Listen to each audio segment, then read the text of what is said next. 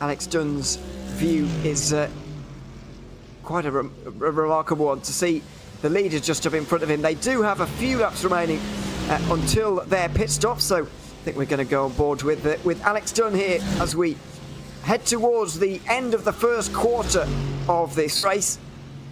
We'll be switching over to part 2 here on RaceSpotTV's YouTube very, very shortly. So make sure you get ready for that switch, because it will be coming up right about now. We're going on board, though, with Alex Dunn for a bit of RaceSpotTV fan immersion over the next couple of moments. And when we return, Joey Tebben will join Stefan Slacker for the next hour or so.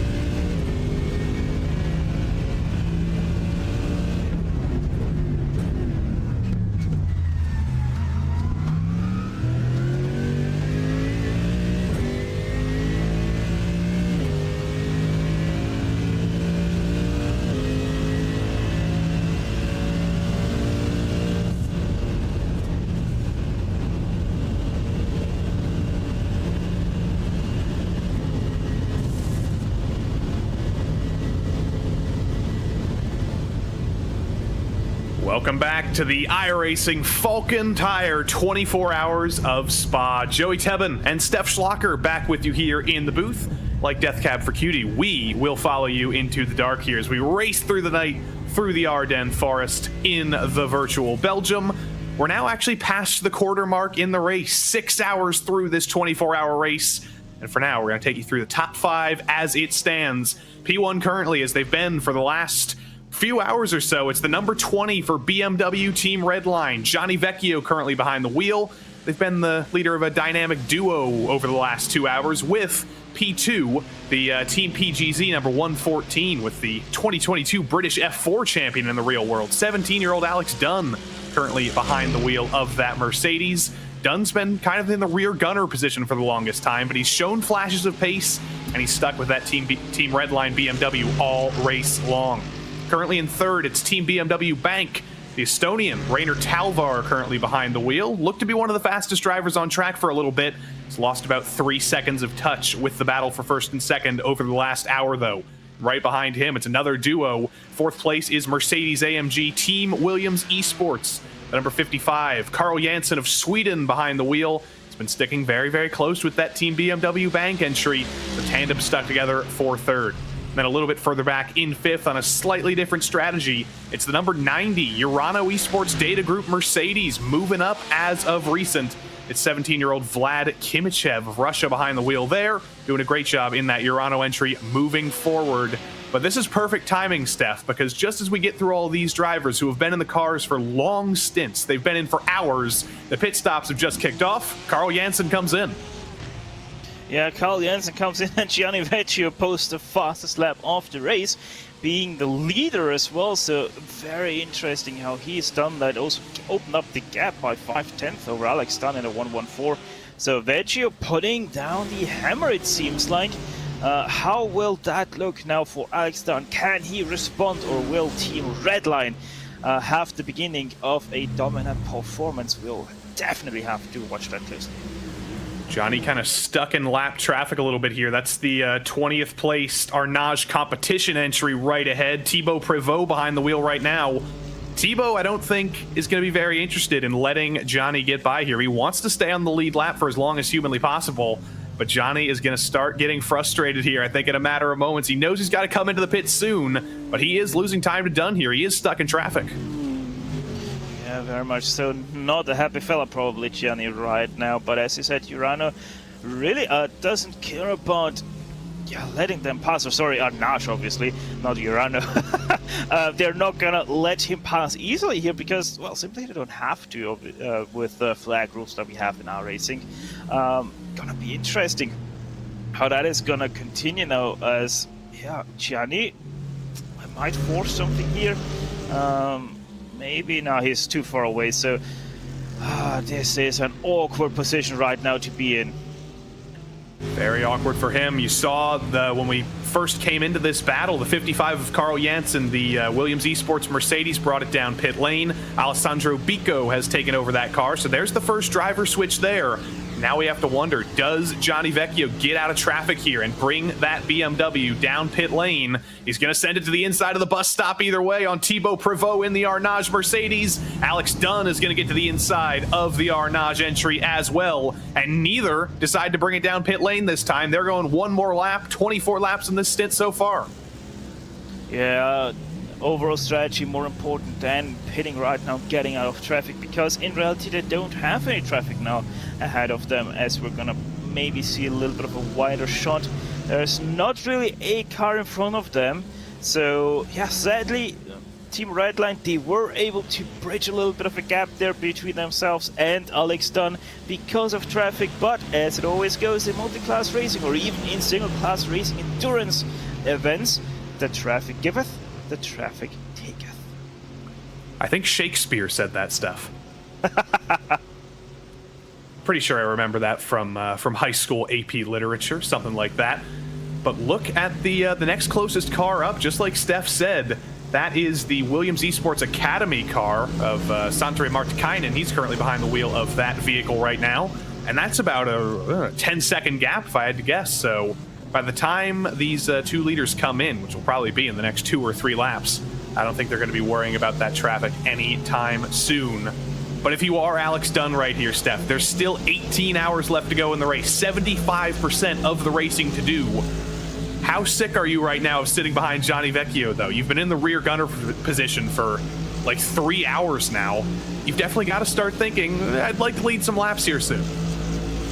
Yeah, probably wouldn't be too annoyed or even at all annoyed, because obviously sitting behind, you can relax a little bit if you know you can easily go the same speed, if you're able to go easily that speed, which I'm pretty sure that Alex Dunn, Team PG said they're very much capable of going the same speed as Gianni Vecchio and BMW M Team Redline, quite comfortably in the slipstream of that BMW. So they're probably not too annoyed. Everything is going to plan, everything is going to strategy.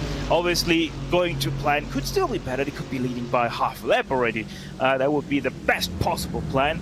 But it doesn't work out like that. So sitting right there quite comfortably in behind your leader, you're saving fuel, you're saving tires, you're going into pit lane right now. I would say life is quite good for Team PGZ. Life is good, and life is on pit lane now. Alex Dunn, his stint is Alex Dunn. He is on the lane now, crawling through, and behind him, Rainer Talvar in the Team BMW Bank number 7 brings it down as well.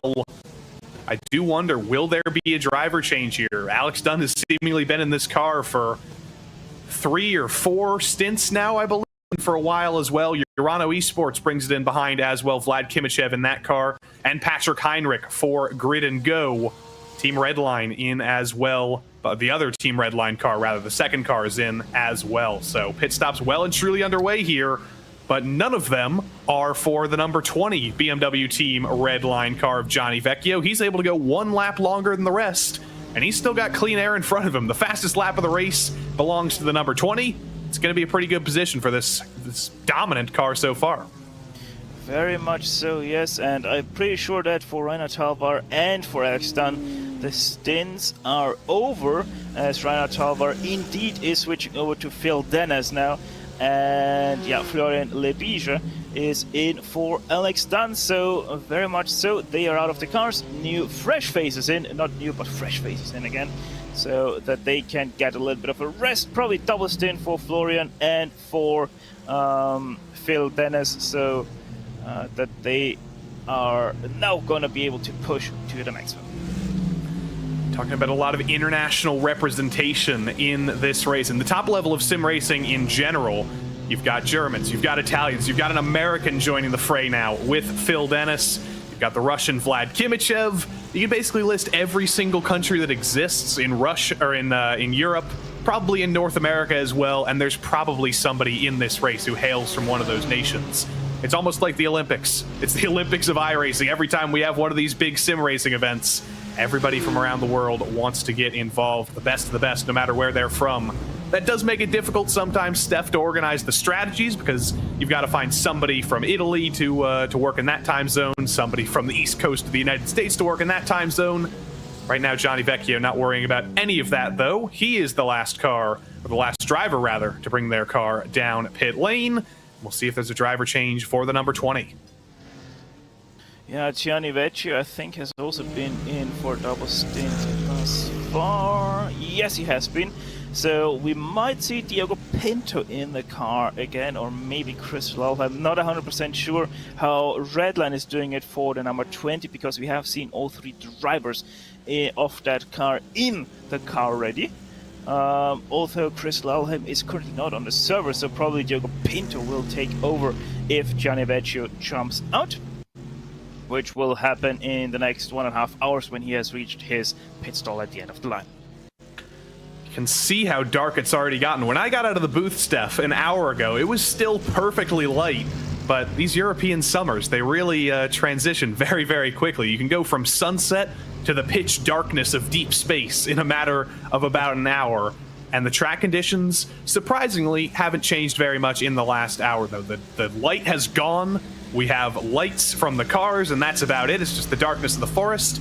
Temperature still holding still at about 20 degrees Celsius, which, if I remembered my college physics at all, I would be able to translate to Fahrenheit, but I can't. Yeah, it is a little bit hotter in Fahrenheit. I can tell you that much. I don't know what the conversion here is between Celsius and Fahrenheit. 68, but apparently. 68, there you go. So, still, for Americans, very cool.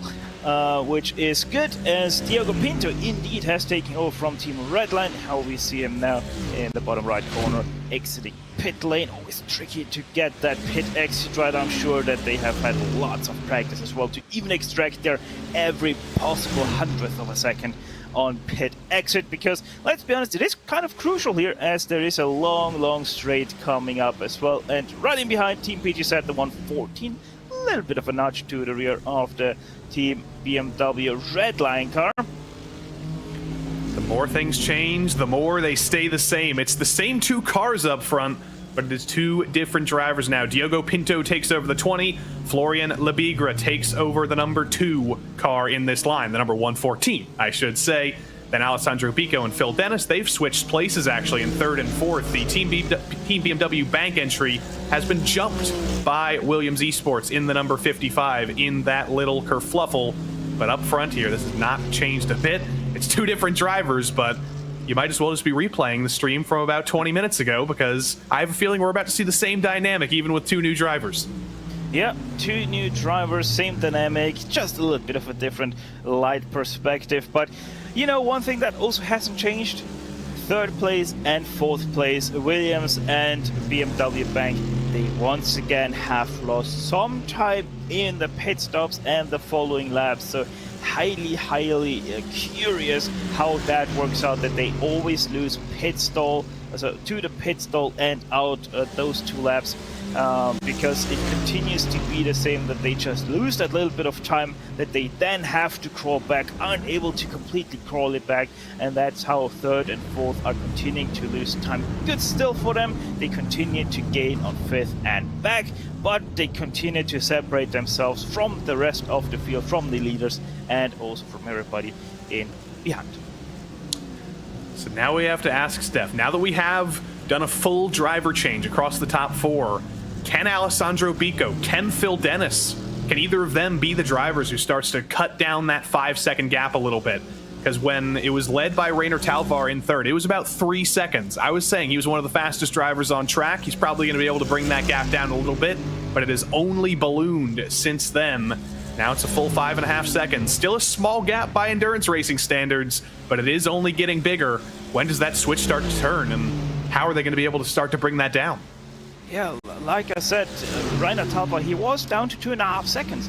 And then after the pit stop, the last one, it was up to 4 seconds, 4.5 seconds. He brought it down again, and now after the pit stop, it's up to 5.5 seconds, and they're gonna have to crawl it in again. And it probably will happen once again that they crawl in those seconds, that they're gonna be probably down to 5 seconds, and after the pit stop, we're gonna talk about 6.5 seconds. So it is just incredible how these two teams, Williams, the 55 and the 7 of Team BMW Bank, are just continuing to lose time into the pit stall, out of the pit stall, and the lap after that. And quite honestly, it might just be down that they don't have the setup that is fast enough on the cold tires, that they just need that extra few corners, even if it's just few corners, to get those tires up to temperature, where the 20 and the 114 are just stronger, and that's why they are able to extend that gap, because it is gonna come down again after the first 2 laps between these 4 cars. It's just that the first 2 laps of their stints are so slow compared to first and second that they are overall losing time. Battle for P12 here, last spot in the top dozen. That's Marlon Dukček behind the wheel of the 3rd Team PGZ entry, or Team PGZ entry, ahead of the 3rd one there. But there's a change for 3rd a little bit further ahead. We're going to take you up there when we can, because Phil Dennis, the driver of the number 17 BMW Bank entry, has just made the move on Alessandro Bico. That's the most aggressive I think they've gotten. Here's the replay of that into the bus stop. Not necessarily aggressive, I would say, but Bico lifts off in that Williams Esports number 55, and Dennis makes it work around the outside.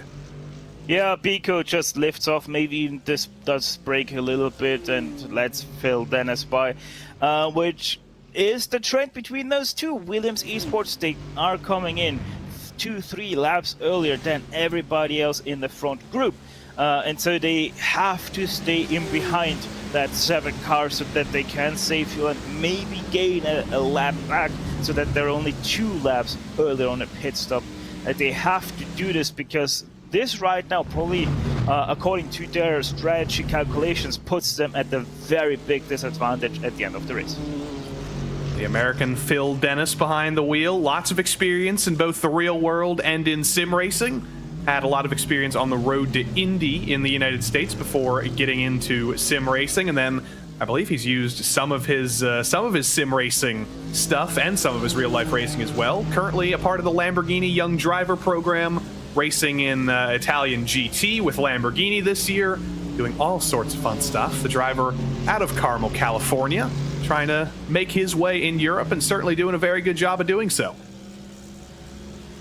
Yeah, very much so. Phil Dennis, most definitely one of the quickest driver that has ever seen a GT3 car, so I'm not surprised that he got picked up by a Lamborghini back when he did get picked up. So yeah, I'm pretty sure he does actually quite well as well in the championship. So Phil Dennis, most definitely one of the most talented drivers, as said, not only in GT3s but pretty much anything he touches. I did see a couple of weeks ago, it's actually his last post on Instagram, so he's going to try and find a way to top this, but he got his first win in Italian GT in that Lamborghini, so riding on that high right now. Not in a Lamborghini tonight, kind of switching his allegiances to BMW in the world of sim racing with BS competition, but that's always a good thing to have as a driver, Steph. Multiple different manufacturers on your end in sim racing and in real life racing. It's a pretty good problem to have 2 different manufacturers to work with. Yeah, most definitely. Obviously, Yeah, just a simple choice of allegiance here with Team BMW Bank. Can't really take a Lamborghini if you're sponsored by BMW Bank, so obviously the easy choice with the BMW. Doesn't have to test any cars which is faster, just can always say, yep, BMW, it is for me. It's a good choice. It's proven to be a very good choice here. Currently leading the race, currently leading this second pack here as well. I wouldn't be surprised, honestly, if he can bring this 6-second gap down. Could we be seeing a BMW 1-2 in this race?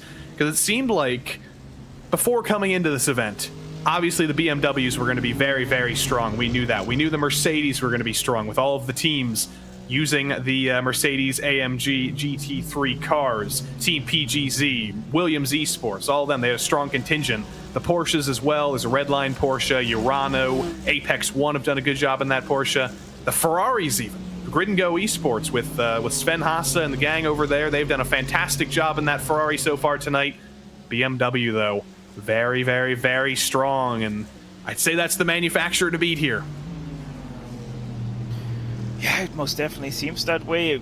I'm a little bit surprised actually by how well the BMW is doing right now. I mean, we still have nearly 18 hours to go, so we're talking quite early about a strong car. I mean, we haven't even seen the night, and as we know, even in sim racing, the night can change quite a lot. So we'll have to see if maybe one of the teams has a much better night setup than day setup. So yeah, it's just all up in the cards still. We have a Mercedes being closely following that BMW for past 3 hours, 4 hours. So Team PG said they might still have a joker up their sleeves. They might just. Currently live here on RaceSpotTV on YouTube, on the iRacing Esports Twitch channel, and all sorts of other places. So thank you everybody at home joining us here. We're starting to get into the nighttime here. We're not quite into gentle overnight relief zones. That'll come in the next couple of hours, I think, as we get into the graveyard shifts. But right now, the first few hours of the night, when the intensity starts to pick up, the intensity is certainly picking up here. This dynamic duo, this terrific twosome, some other forms of alliteration I'm sure I'll think of over the course of the night. It's been incredible to watch, but it looks identical to what we've been seeing for the past couple of hours. And it's so difficult to do that, because when you are a driver like Florian Lebigre, you know you probably have the pace to be fighting for this win right now, but you have to think, there's still 17 and a half hours left to go in this race. You might want to make the move. You might want to make the pass. It might start getting a little bit monotonous, just lifting off and riding in second. But you've got to do that. That's part of the strategy of these races. You got to do it for the sake of your team. Yeah, very much so. The way this dynamic is playing out right now between those two, I just have to think about cycling, you know, your big Grand Tours, how you have the Grand Classement drivers.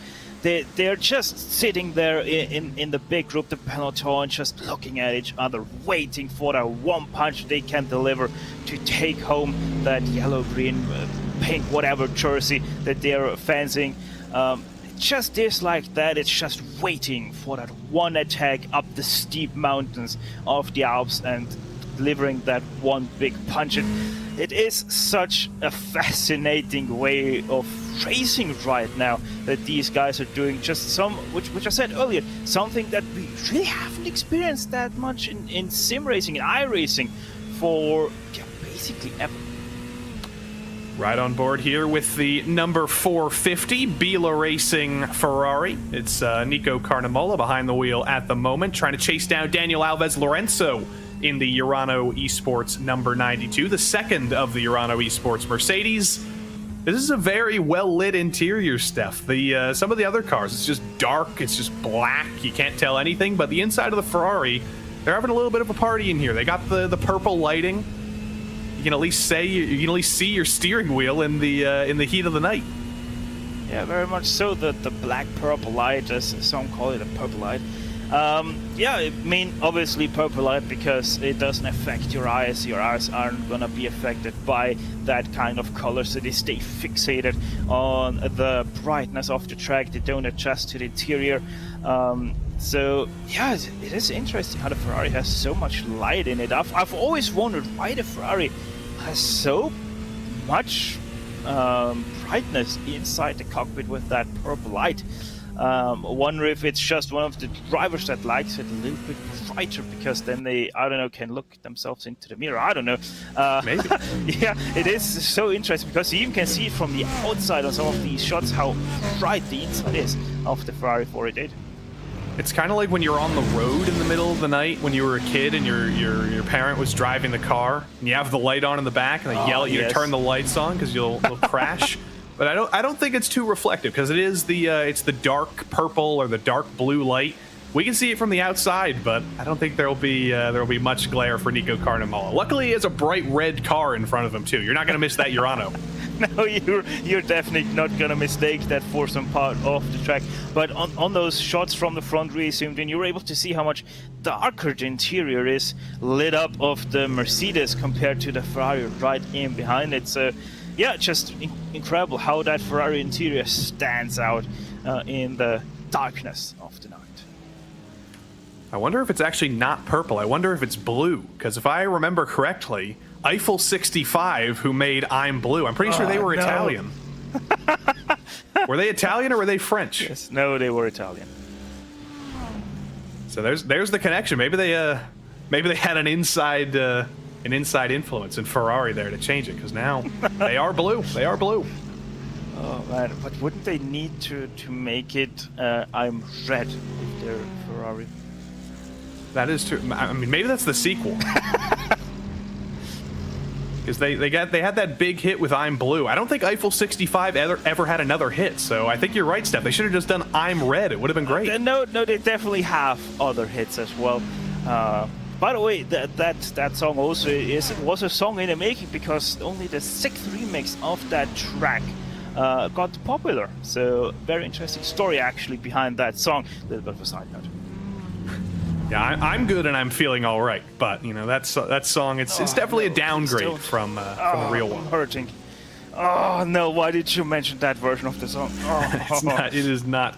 I'm sorry to BB Rexa or David Guetta, whoever made that song. If you're listening, I hope you're enjoying the coverage. But I think I'll definitely go with Eiffel 65, and I think all the Ferrari drivers of the world would agree. Diogo Pinto still leading the spot. Indeed. You can tell we're getting into the depths of the night here, Steph, because we do have to start talking about Eiffel 65 for a while. But I mean, technically speaking, I think Spa is still part of the IF. I'm not 100% sure how that all works other than Eiffel. But yeah, we're definitely in the right region with that song as well. Something like that. But at the top of the Eiffel Tower, it is still Diogo Pinto. That's the wrong country, but it is a tower all the same. So wrong country. We're close. We're getting closer. We're in the region. We're starting to move a little bit west into France. We are in here. the French-German speaking part of Belgium, so it still works out, I guess. Exactly. BMW M Team Red Line still leading the way. When you're a driver as well, sometimes commentators get distracted. Sometimes we start to get off on tangents in the middle of the night. But if you're a driver like the race leader or like second place, you definitely do have to start getting a little bit distracted. You hope that if you are leading the race right now, you've got somebody in your ear right now, either telling you strategies, keeping you up to date somehow, and just hoping that you don't get bored behind the wheel. Because if I was Diogo Pinto, it would be getting a little bit monotonous. Yeah, most definitely. You're not having anything to chase down. Just sometimes you have back markers that could be a little bit annoying because they obviously want to stay on the lead lap themselves. But yeah, little shout out to all the crew chiefs out there behind the scenes, the unsung heroes of all the teams. Even our crew chief himself, he also is gonna be there for us for the whole 24 hours, loaded up on tea and coffee, mostly tea though because he is British. But yeah, no, I'm pretty sure Team Redline, they're gonna have a crew chief. PG Set is gonna have a crew chief, even if it's just one of the drivers. It's always good to have that backup, someone telling you that you're doing a good job with the strategy, with the fuel saving, or even just keeping your lines together. That is already quite a lot that a crew chief can give you of information, that you're doing a good job staying on the line, keeping away from those off tracks, and yeah, just having a great time out there. Having a good time. When you're in the lead, I assume you are most definitely having a good time. Diogo Pinto of course, has been having a good time as of late. Defending Pesk World Champion on iRacing, of course. Can't forget about that. Trading the Porsche for the BMW here for BMW M Team Redline, though. And that wing of the BMW is a little bit less fat than the Porsche wing. I do have to notice that, so maybe a little bit slippier down the straights. We know some teams have been basically subtracting as much downforce as they possibly can to make sure they are as slippy down the long straights of Spa as they can. And just visually, you do have to imagine that that BMW is definitely a little bit gruntier on the straights in a way than that Team PGZ Mercedes. Yeah, I think actually that over the fourth straight, the Mercedes is better, but the BMW has the better drive out of corners, if I remember correctly, from the limited testing I have done in the cars leading up to the Spa 24. But yeah, it most definitely is, as always, just intriguing to see how the POP plays out, how the different cars play out, because yeah, you might have data from the 2020 edition of the Spa 24, but obviously the cars changed since then. They had physics update and POP changed multiple times since then, so probably all the data that they had from back then 100% useless compared to this year's edition. So you're basically starting once again from scrap zero and have to build it all the way up. Taking a quick trip back to 18th here, because we do have quite the battle for P18. Coffin Dancers, VG Racing, and Drago Racing battling here very, very hard for some of those deeper spots in the field. Coffin Dancers, of course, we always love seeing them in these iRacing endurance events, because they are having a little bit more fun. Of course, it's a team of Finns. Who knows how to have more fun than the great people of Finland?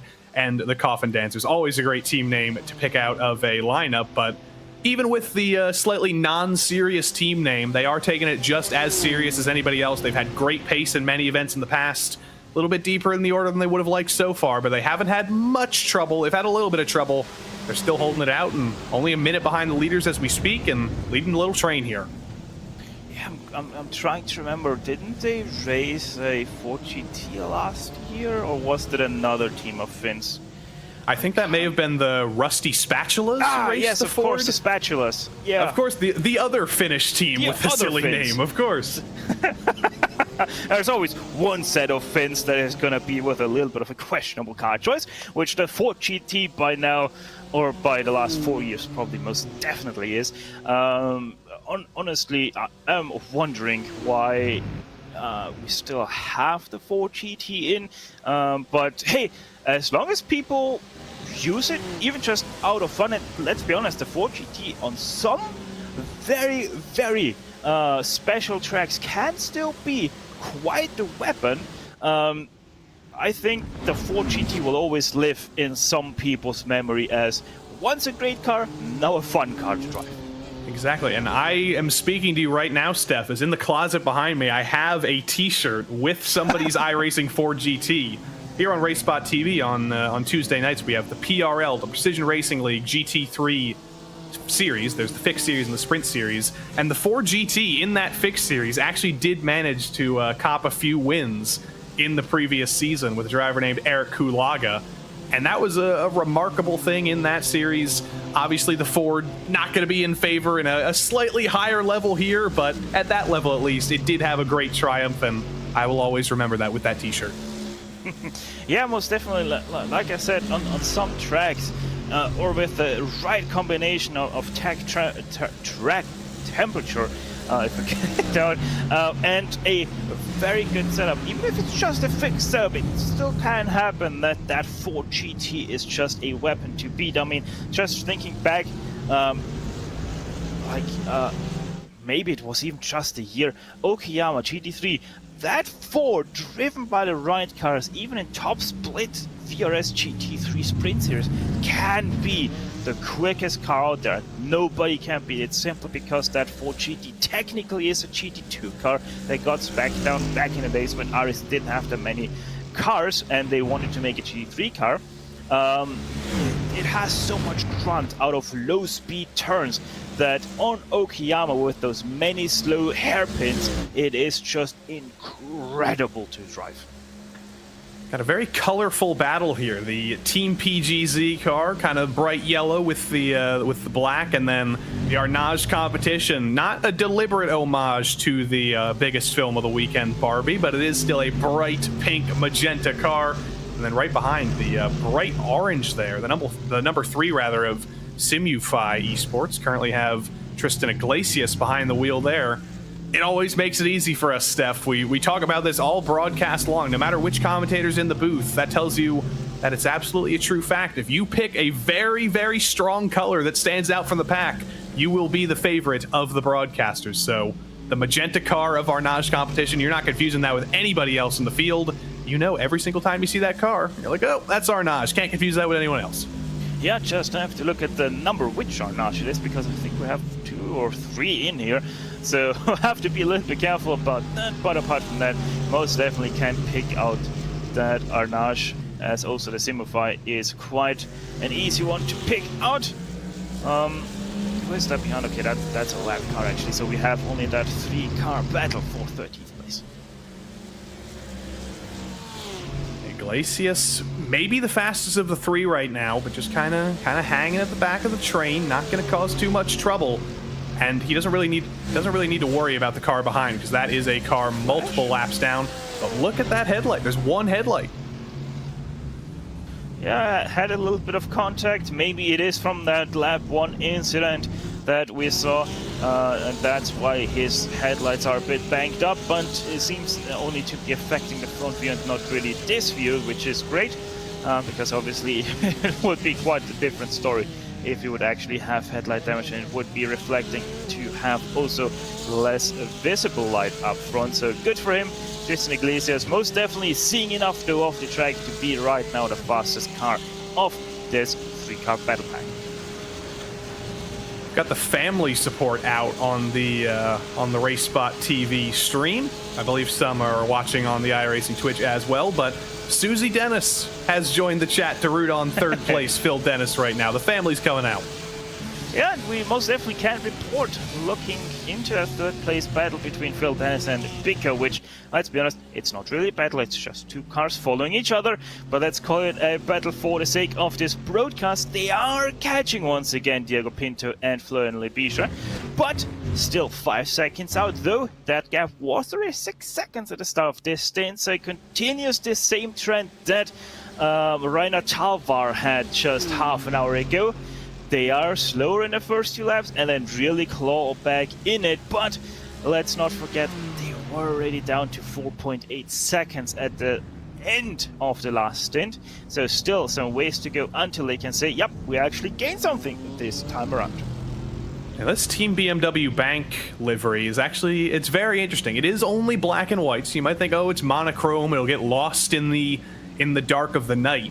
But it actually kind of deliberately does that, because they've spec mapped this car in such a way that during the day, the white and kind of gray accents kind of shine. But once the sun goes down, when it's at night, it basically looks like an all-black car. So it's a stealth fighter in a way. It's dazzle camo, and it's getting lost in the dark of the night. That might be a good thing for the bright white of the Williams Esports Mercedes, just trying to hunt down a car that's kind of like a black hole in front of them.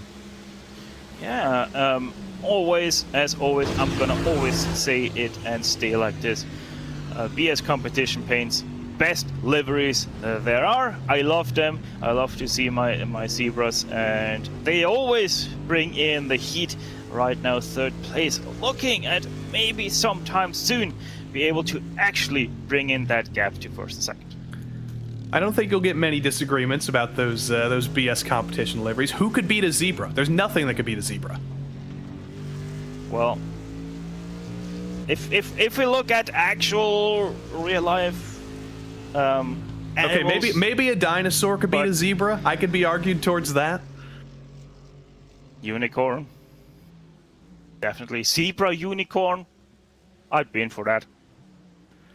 It's all sorts. We're not really representing the animal liveries enough. There's all sorts of opportunities. There's the pink pig, of course, famous car there. I feel like we've seen a cow car in recent years. I feel like I remember seeing that somewhere. Lots of opportunities here. We're talking about horsepower. We're talking about the cars having legs down the straight. There's all sorts of opportunities for for some zoo-inspired liveries. Yeah, as long as the drivers aren't trying to stretch the necks like giraffes, we're all good though. Yes, all good. Just don't let that happen there.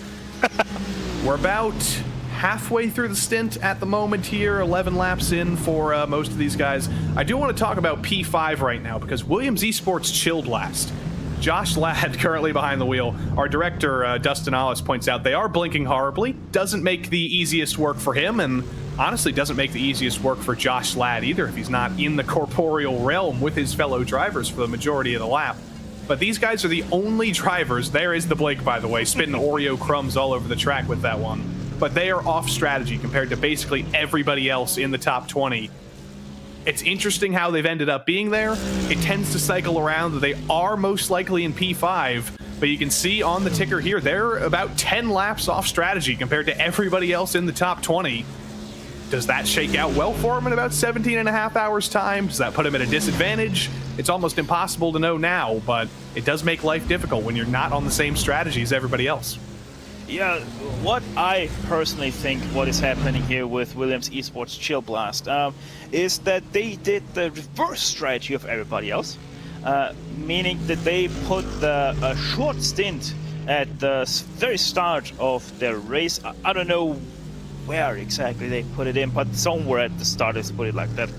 And now they're working it backwards, so they have now full stints till the very end and are planning it like this. They had their short stints somewhere at the start of this race and now can drive full 100 lap stints without really any need of major fuel saving and can just react to what the others are doing. I think that's the strategy behind the number 2 there. Yeah, I mentioned Team BMW Bank's car disappearing into the night with the black paint scheme. Josh Ladd taking that a little bit too seriously at the Williams Esports Chill Blast entry there. Hopefully he resolves his internet issues, because you do not want to be the driver who gets your team a couple of laps down, getting disconnected with the power of the internet. Look at this up front. Team PGZ, Florian Labigre getting as aggressive as anybody ever has in second. Still not interested in making the move for first over BMW M Team Redline. But just going for a bump draft through Blanchimont, going through the Campbell Straight with a bunch of bump drafts. Labigre is not interested in making the move, but he is interested in maximizing the speed of these front two. As behind is a spin. Oh. Believe that's a lapped car. Don't think that was Team BMW Bank, but one of the BMWs, the Team Heusenfeld, Philip Klinger goes around.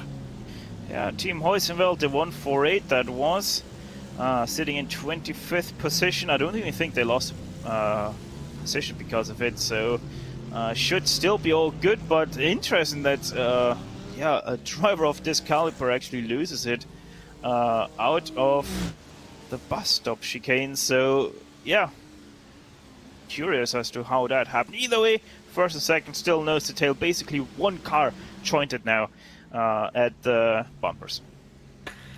And you say that with the bump drafts, it is basically a car. It's basically a bus at this point with 8 wheels. You can get a lot of speed that way. But let's see what happened to Klinger here in that Heusenfeld car. That appears to be a GT3 moment to me, Steph. Just rear to front contact, and it loops the BMW around.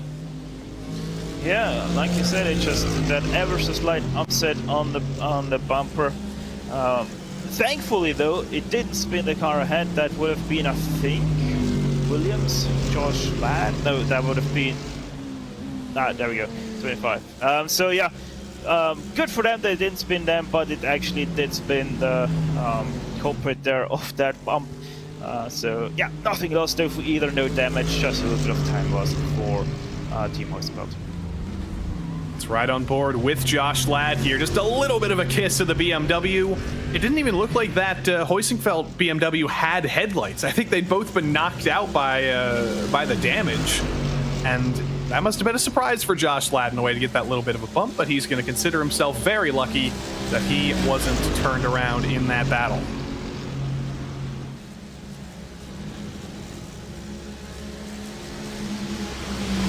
Still just hunting behind Pinto, giving him the pushes when he can, riding behind and saving fuel when he can, and turning this into an 8-wheel car snake when he can, maximizing the speed.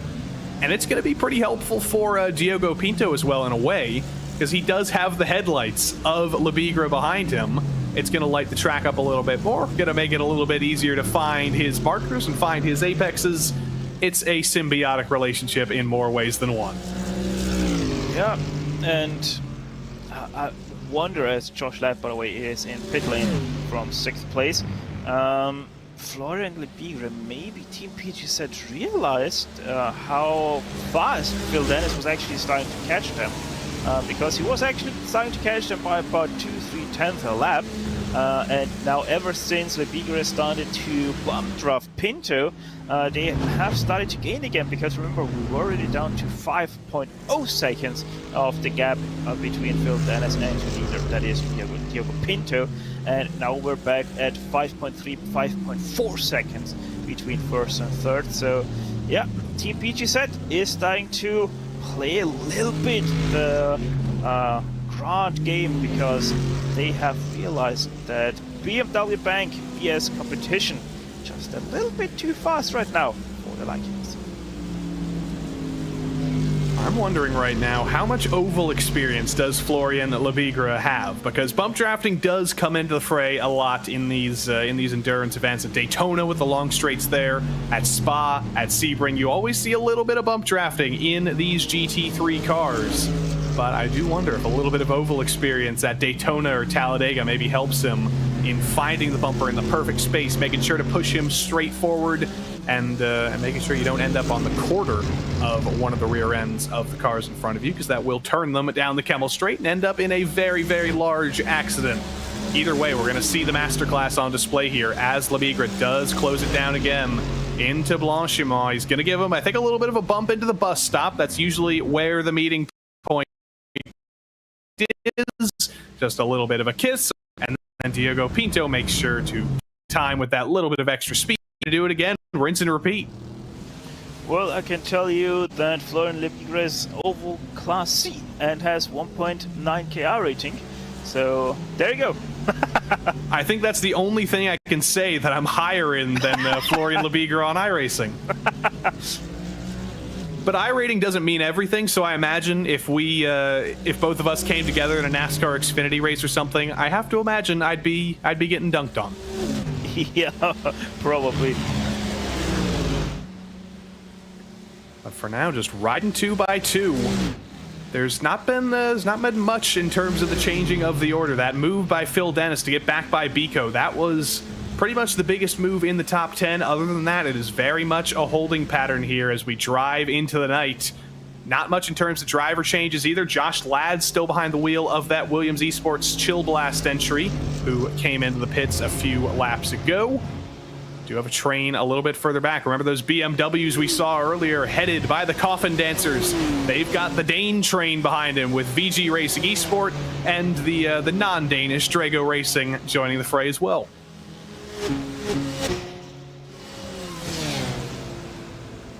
It's Ricardo Rico behind the wheel of the number 9 for the moment. I believe that's a recent driver change. I think he just joined the session and immediately got back behind the wheel of that number 9, trying to recover after a little bit earlier. The two Drago racing cars came together in the early stages of the race at the bus stop. Both of them got damage, and both of them trying to recover after a little bit of embarrassment in the early hours.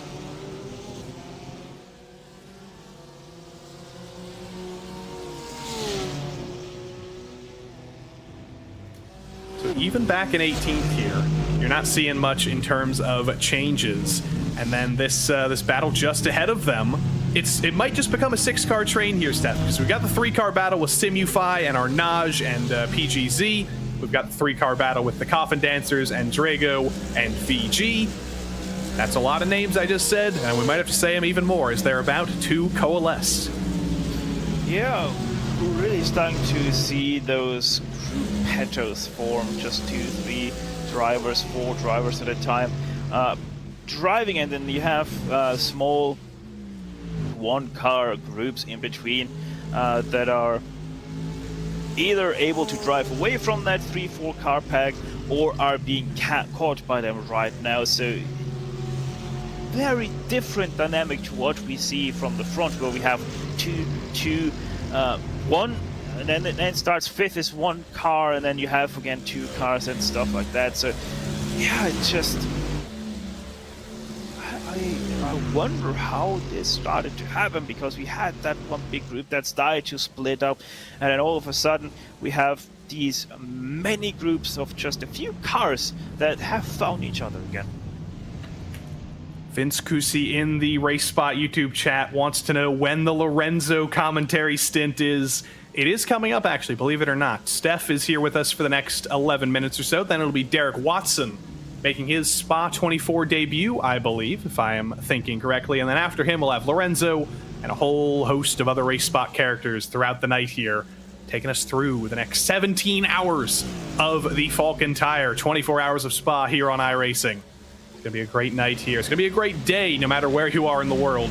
It's the afternoon for me right now, 3:38 p.m. on the East Coast of the United States. Steph, it's what, like 9:30 for you right now? It is 9:38. Wow. I can't believe I got it right. I finally figured out my time zones. He did maths. Unbelievable. And then I believe Derek, who's coming in, he's on the West Coast of the United States, so he'll be just finishing off his lunch, I believe, and then by the time we get to Lorenzo Town, it'll be well and truly in the middle of the night for him. Ewan O'Leary, Arjuna Kankapati, Cam Roger, a whole host of characters. Everybody's coming in, Steph. It's a party.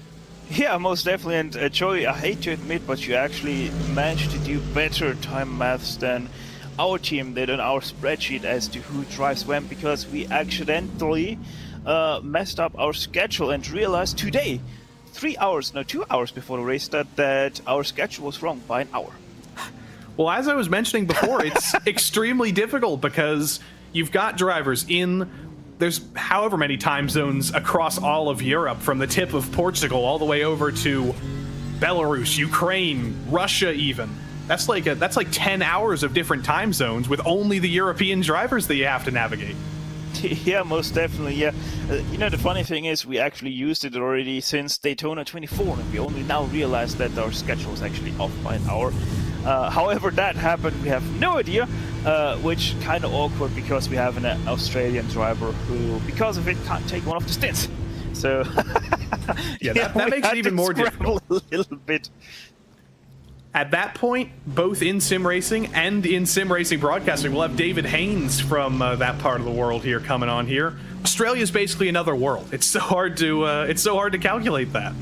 Yeah, GMT plus 10 right now if you're living in, I think, Sydney.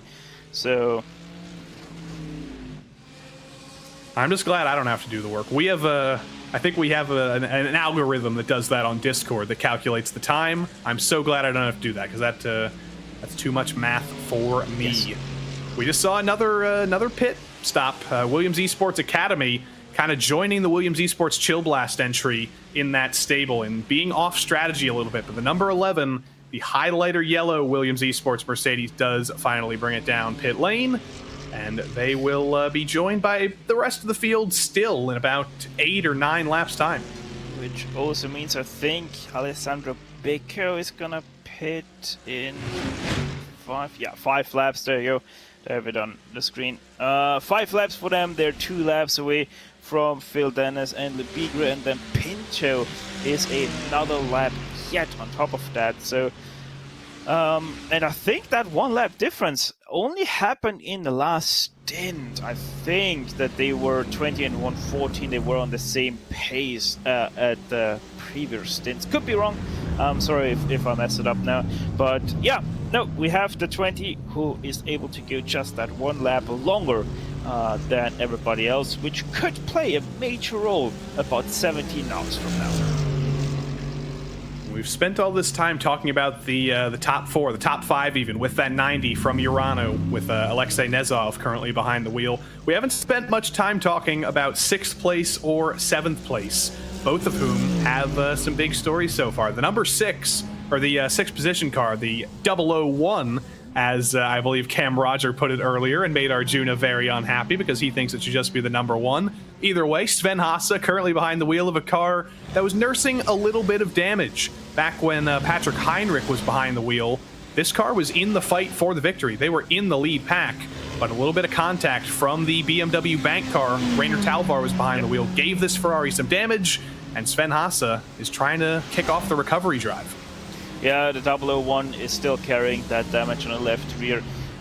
Still doesn't look too happy about it. The Ferrari is still a little bit sad on the rear, exposing a little bit too much for most of the aerodynamic aficionados' likings. But it is what it is. It seems to not be affecting their speed whatsoever. It seems to not be affecting anything in reality as it looks. So yeah, good for them, good for Sven Haase, as they just can continue to focus on what the 001, and I'm saying 001 just to get a little bit out of Arjuna there. The 001 most definitely still looking quite pacey. I think he said that having leading zeros in a number screws things up in programming because it just wants to assume that Yes. the number is the number. But luckily, Steph, I haven't programmed anything since I touched Python in high school, so I'm just gonna act with 0 brain cells there and not worry about that. Yeah, exactly. See, just you say it, 001.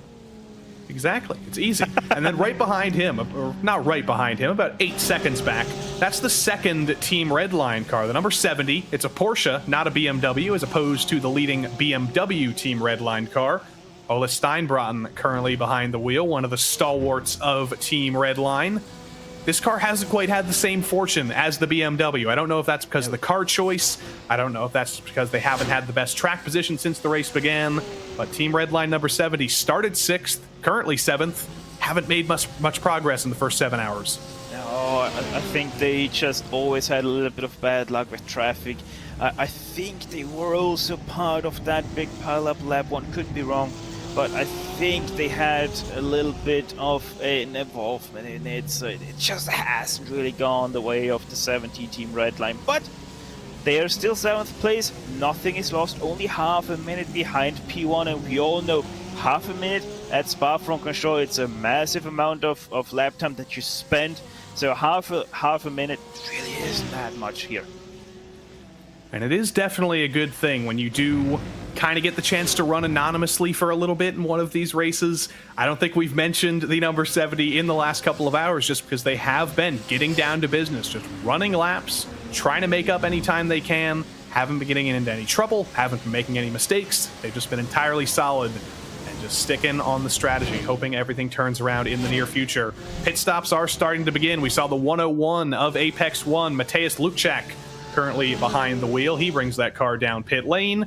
Team Hoisingfeld, they're pitting as well. Pure Sims Esports and Drago Racing's Ricardo Rico is going to bring his Porsche respectively down pit lane as well. We're starting to get into that time of the night once more. 22 laps into the stint for these two, 25 laps for some, and they need to put some precious fuel in those precious Porsches. Yeah, 100 liters worth of fuel is gonna go into a Porsche fuel tank, which is gonna be enough for at least 25 laps, 26, 27, maybe even 28 if you really are stretching it, but quite honestly, I don't think we're really gonna see anyone going to that far of an extent.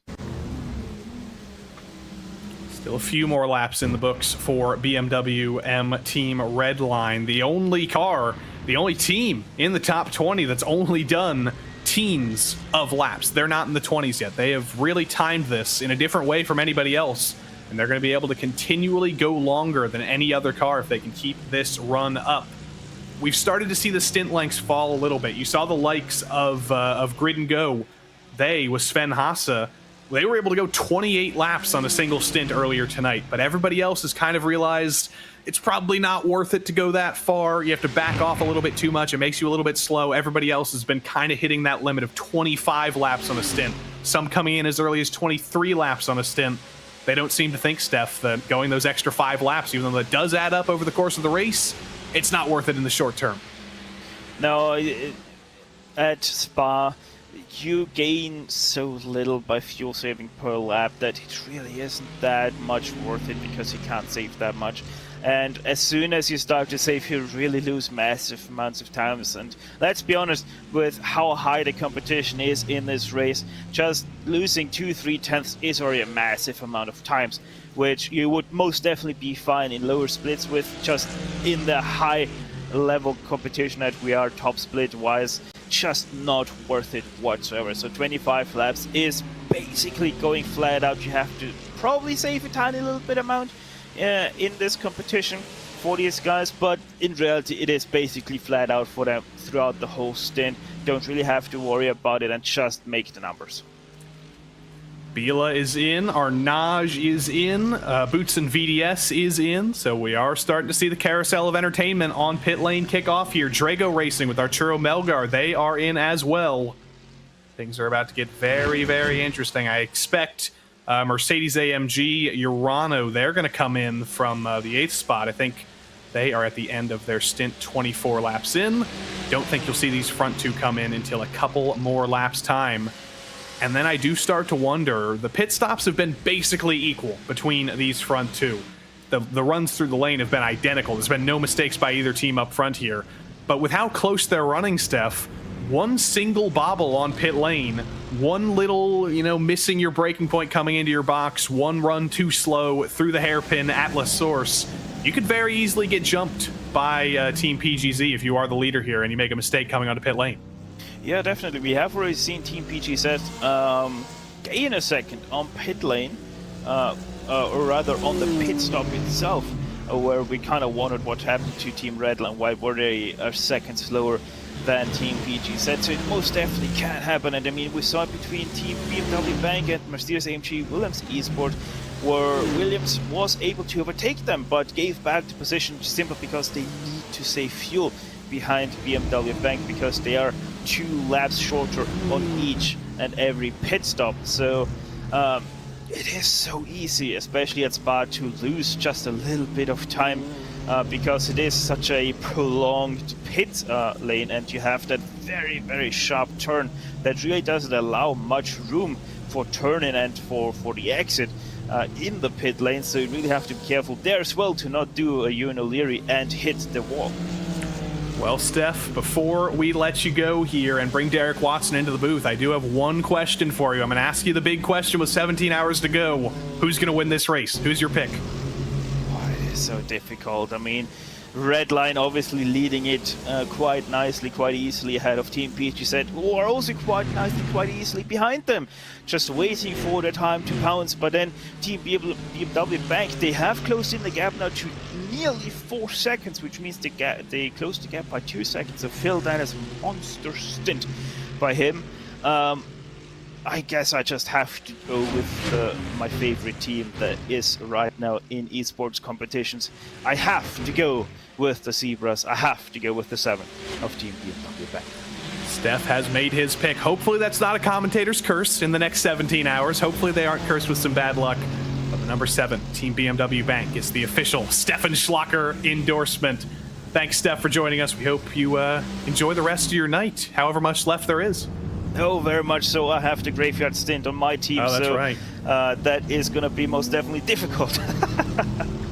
Look at that. Dustin Ollis, producer extraordinaire. He's putting the stamp of approval on there. Phil Dennis, official pick of Stefan Schlacker. But now Derek Watson will be joining me in the booth for the next hour. First of all, Derek, just in some housekeeping terms, first Spa 24 for you. Welcome to virtual Belgium. This is amazing. Thank you. This booth is nice. You guys have done the catering really well in here.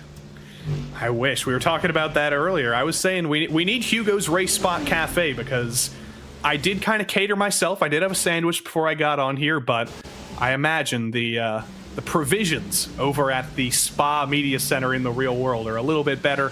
I remember Peter Mackay was telling me, don't remember which track, but he knows all about the caterings of the world. He could definitely tell you who has the best. Hopefully we learn about that in the near future. But what we have learned, Derek, over the last hour, and over the last 7 hours for that matter, is that we do have a big 2 in Team BMW, or BMW Team Redline, rather, the number 20, and Team BGZ, number 114. But both of them are being caught right now by this twosome. The 7 of Team BMW Bank, currently piloted by Stefan Schlacker's favorite driver and team, Phil Dennis, and Alessandro Bico for Williams Esports. They're starting to claw that away, Derek. It's starting to come down, 4.2 seconds. Yeah, I'm really impressed, Joey, by where we are. We're, 17 hours left, basically, but so close. Sometimes in these events by now, the gap is so much bigger than 4 seconds across this top 4 drivers, or top 4 teams, I should say. I think we've learned a lot in the past hours, though, that maybe surprised us, including the fuel saving, the strategy, the drafting. This has been a real eye-opening event so far. Saw somebody in the iRacing Twitch chat asking if we were going to switch to YouTube. We're actually not. It is a simulcast, so we will be live for all 24 hours on the iRacing Twitch channel for all 24 hours of the 24 hours of Spa. And then if you want to watch on YouTube over on RaceSpotTV, that's split up into 6-hour chunks. So every 6 hours, the stream switches. You won't have to worry about that for about 4 more hours, though. 5 more hours, actually, as we speak. Just saw somebody bringing it down pit lane. I believe that was the 116 of Pure Sims Esports. They have come down pit lane for service. And the number 55 from 4th place, Williams Esports. Alessandro Bico in the 55. That's the first taker from this lead battle. Yeah, it's the first taker from this lead battle we're looking at. And it's just, you know, I was trying to find their stint time here to see what it was, but everyone seems to now be willing to go off on different strategies, Joey, and maybe we're not all stuck together. So we'll see how they come back out off the pit road and where they line up. Yeah, 26 laps in the tank there for Bico. I did mention that some teams weren't as willing to go quite as far recently. They've been interested in going 23, 24, 25 laps, not extending to the 26s, 27s, 28s. But that is not the case for Mercedes-AMG, Williams Esports, and Alessandro Bico crawling down pit lane for the moment to get that service. It's a very long pit lane. We're going to start to see where they merge with the likes of Josh Ladd and that number 2 Williams Esports Chill Blast Mercedes. Came down the lane 8 laps ago. That's going to be an interesting merge. These two up front, though, Derek, they're starting to reach some lap traffic. I believe that's the number 75 Sim RC car. I think these front two, before they run into this traffic, they're going to want to bring it down pit lane. Well, I was going to say, this is sort of a positive and a negative, right? The negative is it's going to slow you down potentially, depending upon where you catch the traffic.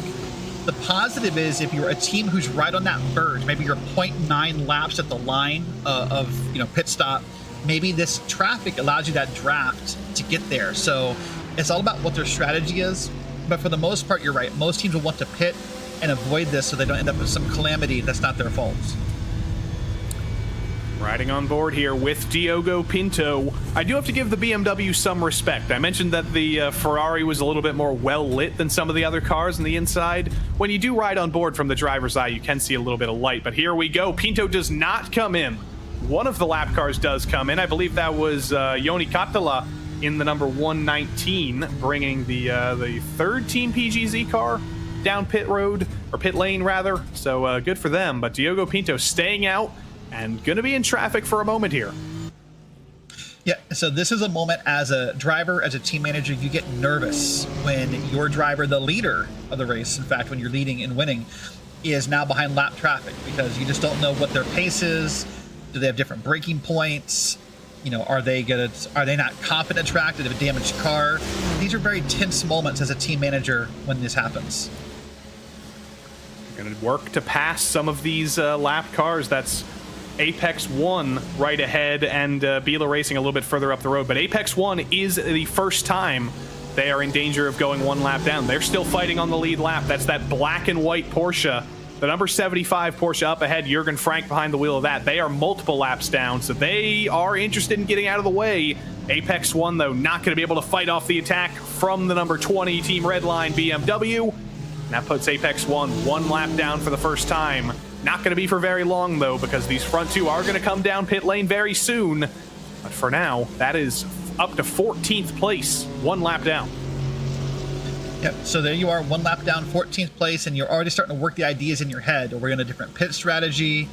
You know, what can we do to, hopefully not end up there when the race is over? But the best advice I can give is, listen, 16 hours and 52 minutes left. Anything can happen.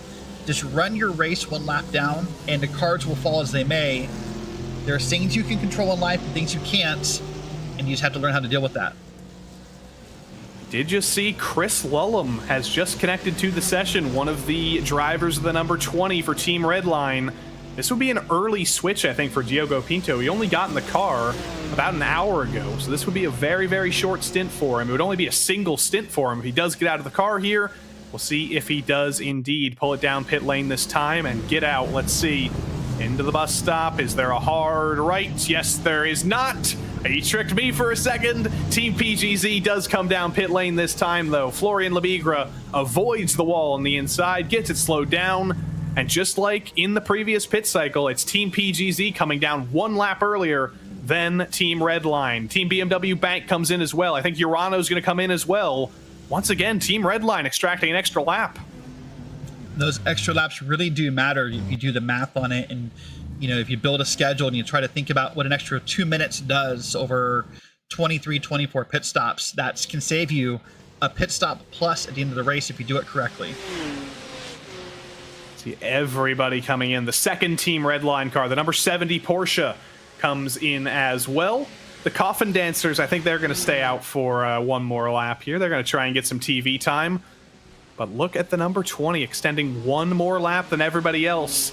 It's impossible to do the math right now, Derek. With 17 hours left to go in the race, you don't know how many more stints there's going to be. I mean, you do, but you don't know what could go wrong. You don't know what bad luck's going to happen. You don't know how that extra lap's going to work out for you. But for now, in the short term, they are stretching it that little bit longer. And I have to imagine that's going to be the strategy for quite a bit longer over the course of the night. Well, this is where, as a successful team, Joey, what you have is you have extra tools at your expense that are helping you figure that out. Whether your team has a spreadsheet or something that you're running right now, and every time you pit, you type in the new time. Hey, we pitted at, whatever time it is, 5 p.m., 6 p.m., and it should tell you what your stint length is left at the end of the race. So there's other tools that we use as teams to figure out this stuff, and I'm sure right now there's a bunch of teams in this server who are burning up some spreadsheets. Google Sheets is probably really active right now, I'm guessing. I think we have to call Google. We're going to need to get a report from the API, because I have to imagine they probably see a spike in Google Sheets usage every time one of these iRacing endurance events comes around. Here, Daytona, Bathurst. I think we can see some legitimate data there. Yeah, I don't want to admit how many spreadsheets I have running today. It's not the most flattering of numbers. You have to imagine that for you and I, Derek, we normally have one spreadsheet when we do an event like this. BMW M Team Redline, who's going to bring it down pit lane right now, you have to imagine there is, well, first and foremost, that there is one person who is designated as just the engineer. They don't touch the car. They don't get a single stint. They are the engineer, and there's multiple other people on the team doing calculations, doing the work to figure out what strategy you're going to do, or figure out what strategy is going to be optimal. In normal civilian sim racing, that's usually one of the drivers of the car. But in the highest levels of sim racing, you let the drivers do the driving, and you let the engineers do the engineering. Yeah, those are really the unsung heroes of this event in my mind, Joey, is the people in the background, the team managers, the schedulers, the engineers, the spotters, the crew chiefs who are making decisions that are so hard to make because it's affecting someone else besides yourself. It's easy to make a decision in life when it affects you. Do I go an extra lap? If I run out of gas in a VRS GT sprint race, I ran out of gas. But if you make that call here and your team runs out of gas, that's a massive impact on what you're doing. It's a tough decision to make. It's a long 24 hours. Now we wait for the blend in about 50 laps time or so. It's going to be, or 50 seconds time to go. I can't speak my words with pit cycles. They're screwing me all up here. But Diogo Pinto will be coming out, blending with Florian Lebigra. And now we see, has Lebigra been able to have the outlap that he really needed here? Could he jump Diogo Pinto potentially? And if he does, is that what they want over at Team PGZ? Is that what Chief Strategist Kash Patel intended, to take the lead? If it isn't, they are going to have to deal with that if they do. But right now, Lebigra stuck behind a lapped car, stuck behind one of the Ferraris. That's going to be slowing him down a little bit. Pinto exiting pit lane already, going up Radion and Eau Rouge. It looks to me like this is going to be a massive lead for Team Redline. They've still got the rest of the pit exit to go through, but with that Ferrari in front, Lebigra has been held up massively, and Redline has pulled a 2-second lead over Team PGZ. Wow, I was just watching that nervous. Like, I'm not even on these teams, Joey, and watching those drafting, and I thought it was going to be a bump draft for a second, turned into a pass. Ooh, I'm nervous, and I'm not on this team. This is the first real shakeup we've seen in quite a while. The two up front, Redline and PGZ, they have been inseparable, been working together, they've been saving fuel together, and now for the first time there is a legitimate gap between the front two. we have quite the shakeup. Not a shakeup in the rest of the order, really. Third place, there was one change. Alessandro Bico's taken third from Team BMW Banks' Phil Dennis. But other than that, the top 4 in the same order, but all of them far more separated than they were before that pit cycle. Yeah, and I'm going to come back to the topic, if you don't mind, about driver changes. You mentioned earlier about there being a potential in the 20 car about, maybe the 1 hour. I would have been thoroughly surprised if that happened, because a 1 hour stint for most drivers is just almost a warm-up, right? Like, most teams, I think, schedule 2 or 3 at a time, because by the time the driver has the time to get into a groove, you get comfortable, you kind of get your headspace, and you can perform. A 1 hour stint is just so hard to do. I would hope most people don't schedule those, because I don't think they're very productive.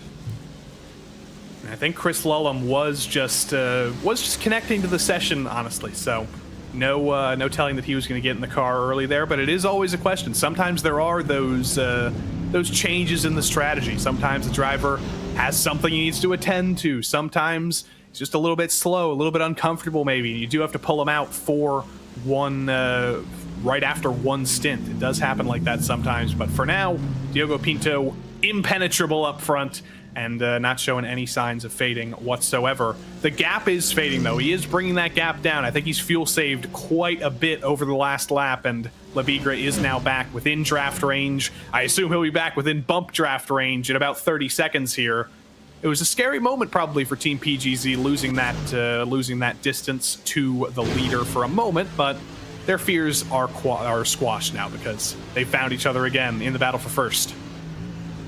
Can I just say, and I know you guys have talked about this over the past hours of the broadcast I've been listening in, the fact we're discussing bump drafting and fuel saving via draft, are we at Daytona? Are we at Talladega? Did I miss a memo? The bump drafts that I've seen today, I think we saw one earlier from one of the BMW teams, are just pretty aggressive bump drafts overall, Joey. Like, wow. Like, I can't believe we're actually having this conversation about this idea. I mean, if it works, it's always good to steal any strategies you can. And Florian Labigre, we did check, and his oval I rating isn't the highest in the world, so clearly not the most experienced driver on the ovals. But you don't need to be experienced on ovals to use the power of the bump draft. We've seen it so many times on iRacing. We've seen it so many times in real life. We've actually seen in many times. I believe there was a GP3 race at Monza a couple of years ago that Antonio Felix da Costa used the bump draft to full effect. It looked terrifying, and it could have ended very badly, but it did work. Yeah, what comes to mind to me are the MX5 races that happen at Daytona. There's a lot of bump drafting in those cars that you see all across that track.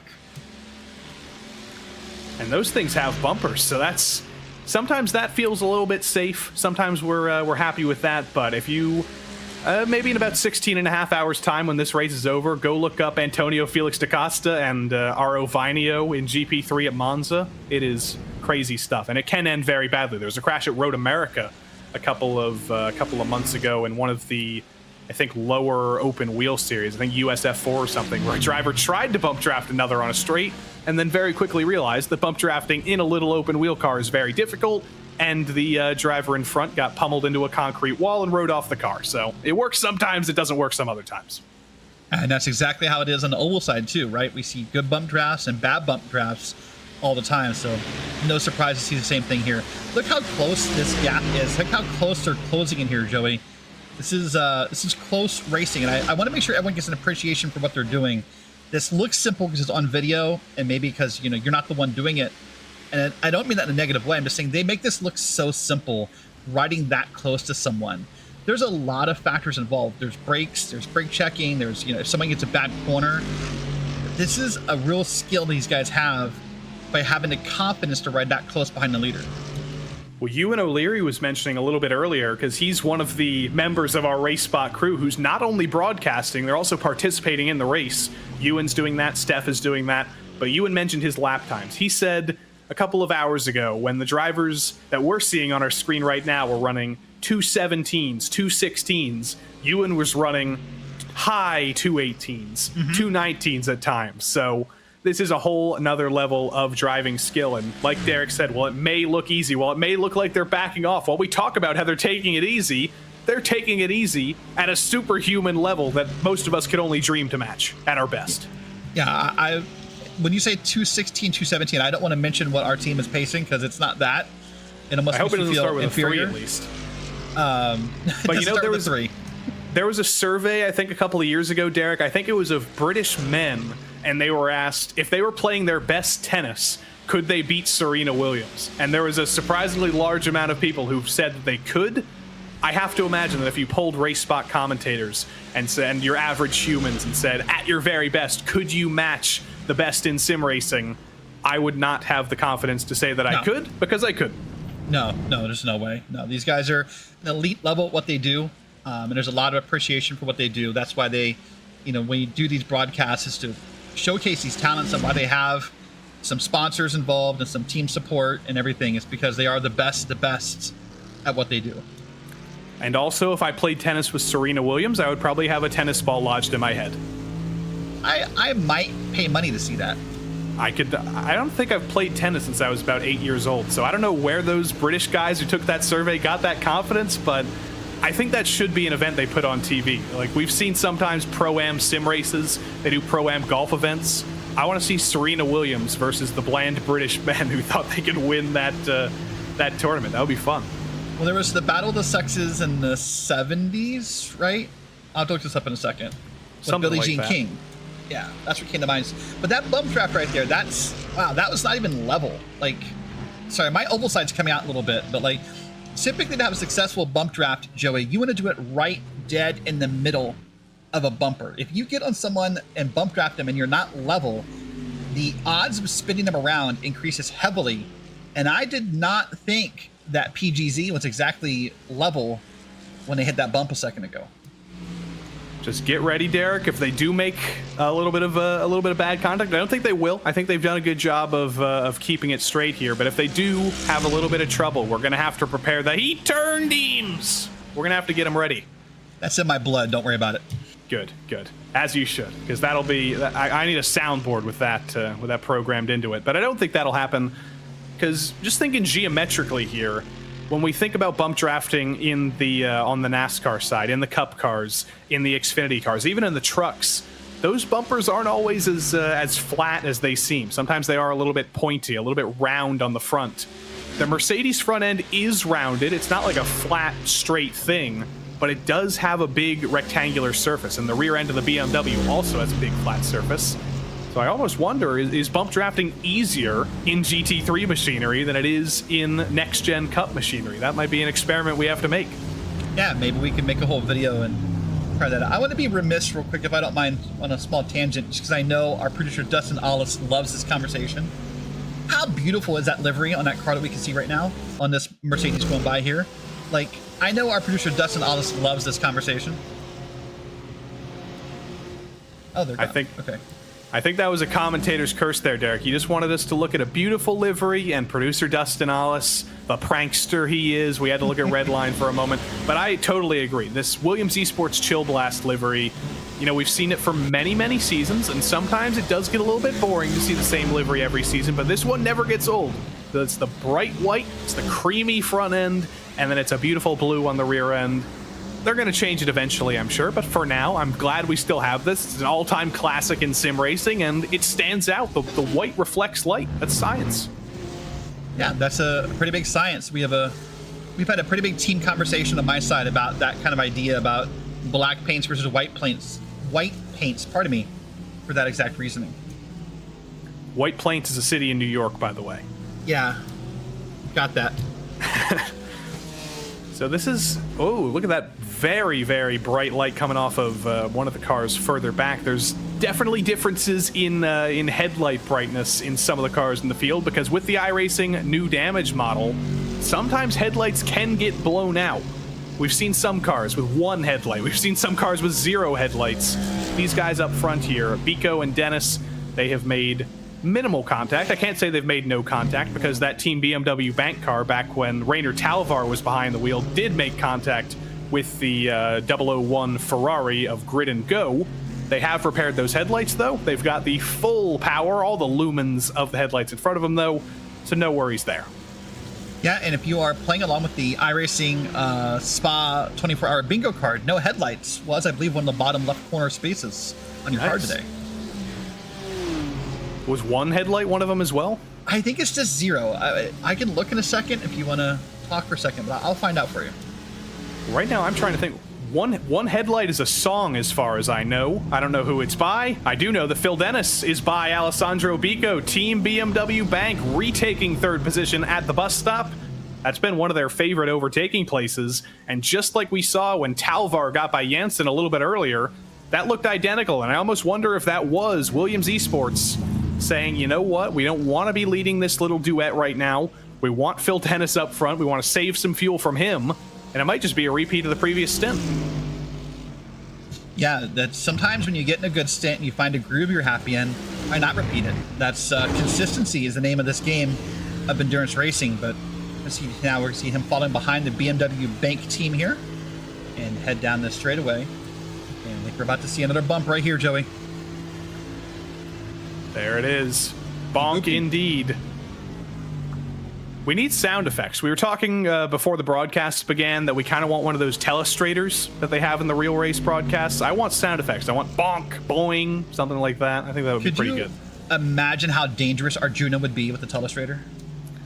I mean, I think, if I'm not mistaken, our current producer, Dustin Alice, does have the power of the telestrator. So, Derek, if we can think anything, if we want to see anything, I do believe that the magician himself can make it happen. Fair enough. So I did find out bump drafting is not on the bingo card. I can tell you that.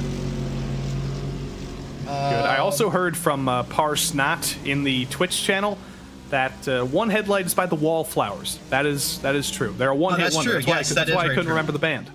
Yeah, car without headlights is on the left-hand side, second from the bottom. There is not a one headlight spot on the card, though. You'll just have to stream the song. If we could, I have tagged you in Discord with a copy of the bingo card for the record. Yes, I did see that. I will pull that up over the course of the night here because I think we're gonna have a pretty easy time filling out the iRacing Spa 24 bingo card.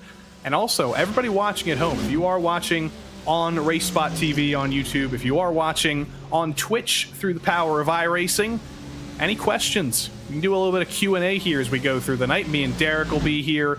I think Arjuna's coming in a couple of hours. You and O'Leary will be back. Any questions, any comments, any concerns, any fun facts? We will welcome it all as we run through the night here because we are starting to get into the graveyard shift, as some call it. In Europe, the graveyard shift is certainly coming for some. Here in America, we've still got some light outside, so it's not quite the graveyard shift for us. But we will get into some viewer entertainment action here in a matter of moments if people do want to participate. But right here, this battle's not going to change for 3rd and 4th, I don't think. Phil Dennis has been a fantastic leader of this duo, but they do have one critical thing right in front of them. That is the Team PGZ 119, currently piloted by Joni Kattila, and he is going to be very courteous and pull out of the way. Right as I mentioned that, Derek, it is not an issue anymore. No more traffic in front of these two. No, and that's the great thing about drivers at this level is they're willing to do the right thing and be safe when they're letting people by. Sometimes that's not always the case across, different races, but these guys know what to do. They have respect for each other. These guys race each other common. So there's that familiarity that lets you know that they're going to do the right thing. Well, Derek, this is where I start to learn about some of the lore that I don't know about. Vince Cusi has asked about opinions on wet toast. And I know wet toast is a thing, but I'm missing out. I'm not part of the wet toast brigade. I think if you asked Arjuna about wet toast, he would be very happy about it. I think if you asked Ewan or Lorenzo about wet toast, they would have some very strong opinions about it. But for me, coming from the outside of the wet toast lore, I don't like wet toast. Of course I don't. Unless it's wet with butter, then that's pretty good. But is that wet? I don't think so, because that's fat. So I've got to be honest with you, I don't know what wet toast is. It's toast dunked in water. So I would rather than, I guess if we're going to have this talk, I don't want to call this across the world, so if I say something wrong, yell at me. I'd rather have French toast, which is, toast dipped in like batter and butter and milk and all that stuff. This is our second toast conversation of the day. I don't know if you heard earlier that they were talking about toast at the Nürburgring being shaped like the track. Did you hear about this? I didn't. Is the bread is shaped like the track, No, or sorry, it's got like a stamp on it? So apparently Joe Peak went to Nürburgring, and the toasters toast an image of the track into the bread. That makes sense. I mean, I got to get to the Nürburgring now. As if I didn't already need to go there. I'm gonna have to get some of that Nürb toast. Think of how big a piece of bread that is, by the way. You can get the whole track map on the bread. Yeah, 13 miles. Yeah, that's one big piece of toast. That's gonna take a lot of peanut butter. By the way, I'm team peanut butter on toast. I hope I'm alone here. I feel like peanut butter on toast gets too claggy. Roof of your mouth. If it's peanut butter and jelly on toast, I'm a big fan of that. But I do know that for some reason peanut butter and jelly hasn't expanded from North America. British people see peanut butter and jelly and they get confused. And it's unbelievable. You're missing out. You really are missing out. Also, peanut butter on waffles is impressive. As we're watching this battle for 12th here, this is a 12th, 13th, 14th battle right here in your screen, Joey. And I just want to see this pink car watching it hit through the curbs here and make their way around the track. It is a little bit like peanut butter and jelly here. You got the magenta, the pink berry car of our Naj. You got the sort of brownish yellow of Team PGZ behind. But our Naj competition, for all the compliments we've been giving them about their beautiful livery, they've been making progress through the field. I remember when we checked in on them a little bit earlier, they were in a little bit of a battle for 15th, 16th, 17th. They have slowly but surely been making their way forward. They got past the second of the Team PGZ cars. They've gotten past the Williams Esports Academy car, which is on a recovery drive. And as we speak, they're trying to catch that Apex 1 entry in 11th. Arnage, definitely down at the start of the race, but most certainly not out. They're making progress. And this is a good time to talk about how different parts of the race suit different teams and different drivers better. Sometimes drivers love the nighttime. They think they can, well, they do turn faster lap times and they're more comfortable that way. They just prefer this kind of idea of just darkness and, you know, typically, I don't know why there's more focus on it, obviously, because it's dark. Some drivers hate the nighttime. And so across a team, you'll have different skills and different talents, whether it be short runs, long runs, nighttime, daytime. And that's what can allow a team like Arnage to find their way through the field in these nighttime hours.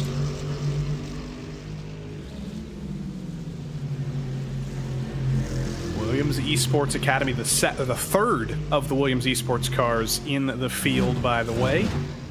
It's definitely, you can differentiate this one from the other cars very easily because as it is the Academy, they have put a beautiful highlighter yellow nose on that Mercedes. Can't really see it in the dark of the night, but once things brighten up a little bit on the front straight, you will see that my favorite color on a race car, highlighter yellow, is very represented on this 14th place car, currently piloted by Jersey Glack, and make it a 13th place car now. That's a nice looking car there. And I want to join into the talk for like hour one this morning that Arjuna had with Cam. As a race team, can you please make distinguished race cars across the team? Because there's some cars in here that I've had a hard time picking out the difference between. I am starting to get a little bit jaded, Derek, because for years we have been asking about new paint schemes. For years, Arjuna has been asking about differentiable paint schemes, and so often we don't see any differentiation whatsoever. As we see, I believe, the two Apex Racing Team Mercedes, they ran into some very early trouble. If you remember that lap one pileup, rather this is the Falken Sim Racing Team, now that I can actually see them on my screen. They both ran into trouble on lap one. They both ended up in that incident, that huge pileup on lap one, but they are critically still in the race. The number 44 that leads the two of these Falken Sim Racing Team cars, 13 laps down. The 22, or the 33 rather, multiple laps down as well. But both of them still in the race, still in the going, even after some early trouble.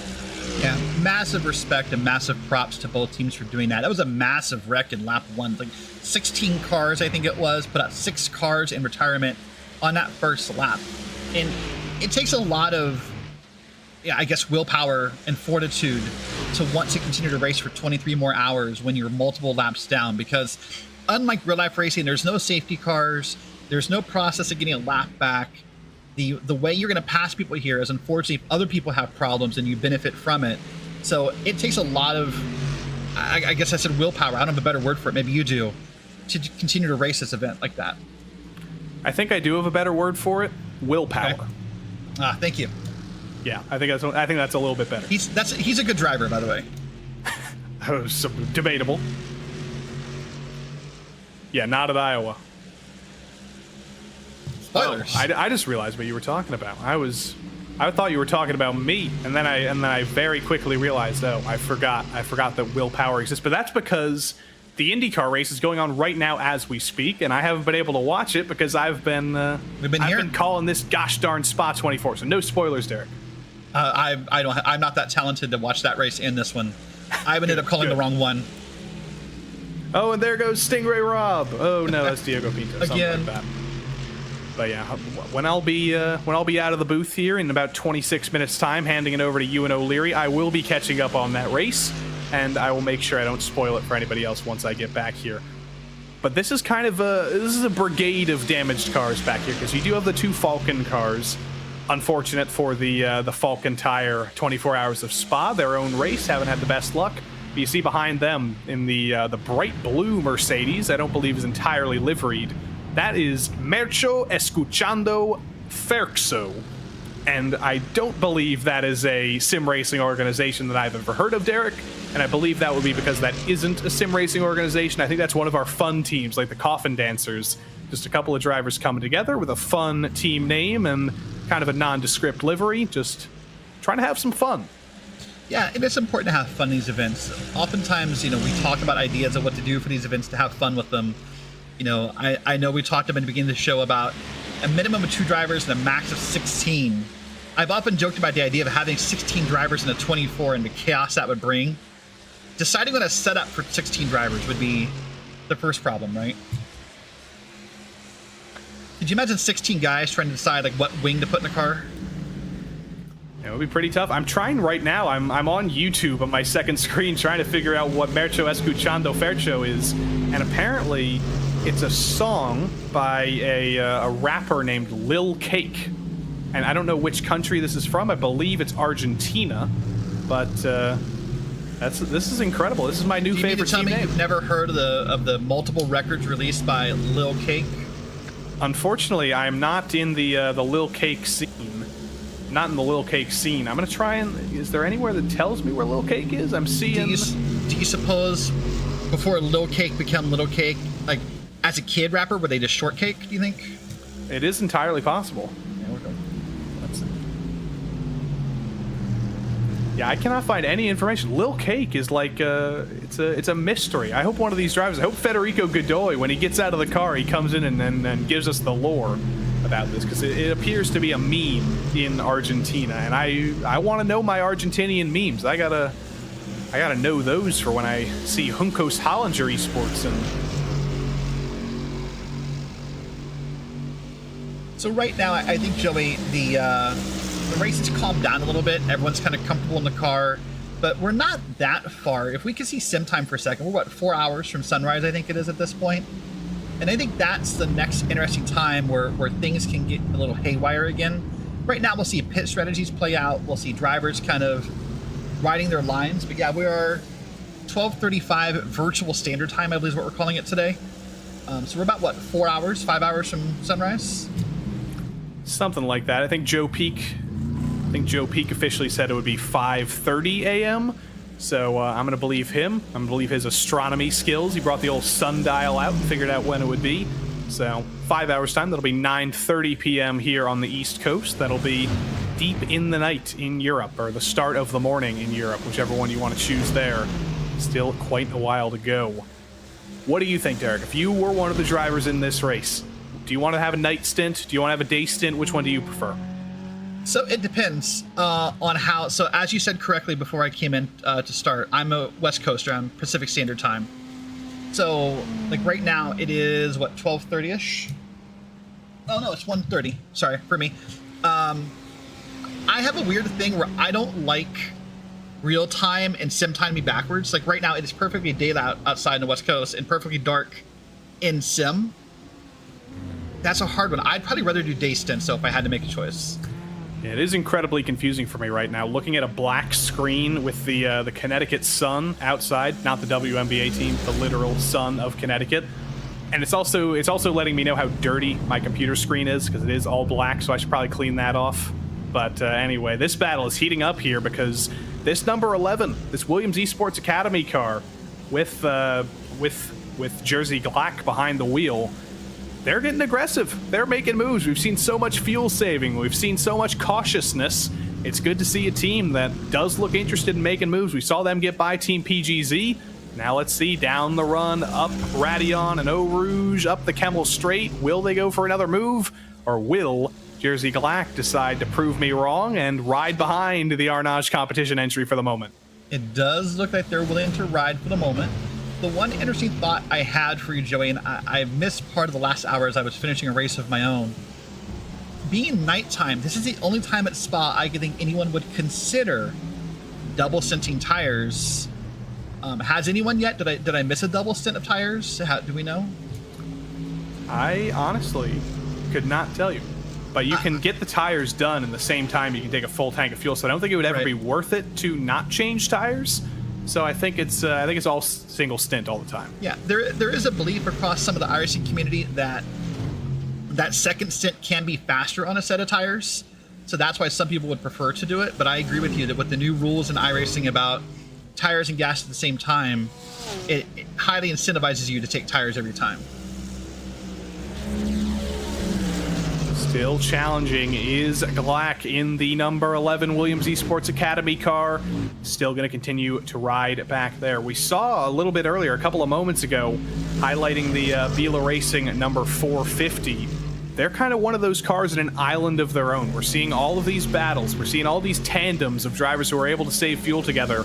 But if you are, for example, the number 92 Urano Mercedes of Dominic Hoffman, if you're the 450 Bila car, if you're the Apex 1 Porsche, you don't have any helpers. You can't save any fuel. You're all in your lonesome. If you are saving fuel, it all comes from just backing off on your own time. You get no help.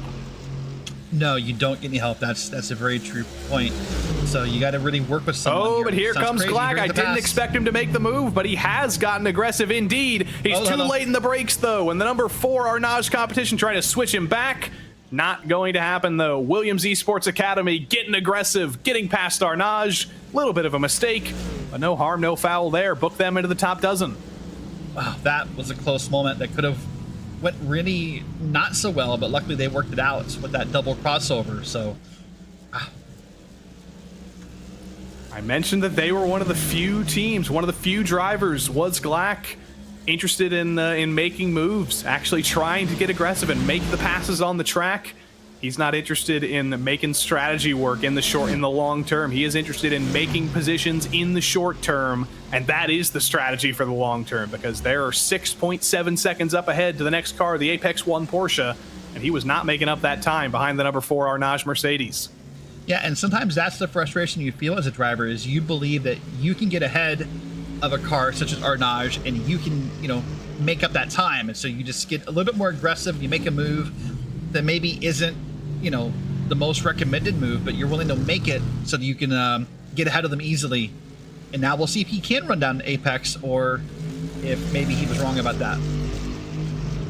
Still lots of time to go here. Once we hit the top of the hour, it'll be 16 hours to go.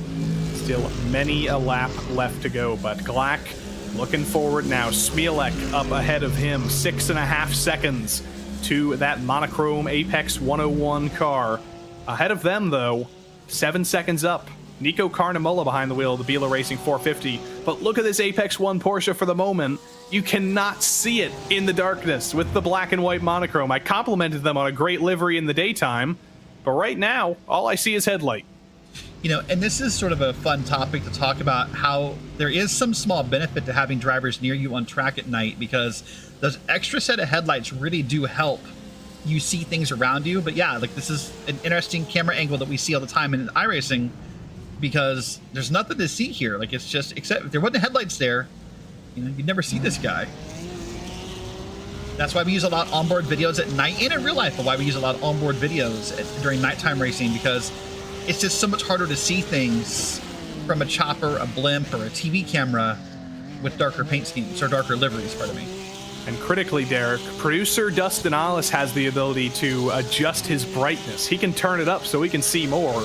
If you're Smielek behind the wheel of this car, though, I guess technically you could turn up your brightness to see better in the nighttime, but I don't think that's necessarily allowed. I don't think that's smiled upon to turn your brightness up like that, so we get the luxury, and he's got to struggle through the night. Yeah, and I don't ever hear that talk, ironically enough, at Spa. The only track I seem to hear that talk happen is for the Nürburgring, for the last special event we did. That's a talk, I think, because of just how, I almost say unlit. That's probably right. Unlit that track is, and how tight the corners are, that more drivers are willing to do that. I don't ever hear that talk at Spa, funny enough. Not well lit? Is that better? I think unlit is a word. I think we can accept that. Okay. I think they would take that on Countdown. But look at this onboard with Thibaut Prévost. This is a beautiful onboard, first and foremost, because it is that bright magenta. But Thibaut hunting down Jersey Glack in that number 11. That was an aggressive move from Williams Esports Chill Blast. You saw it live with us. Now the question is, can Thibaut Prévost repay the favor? Does he want to, or does he have the speed to stick with the number 11, save a little bit more fuel?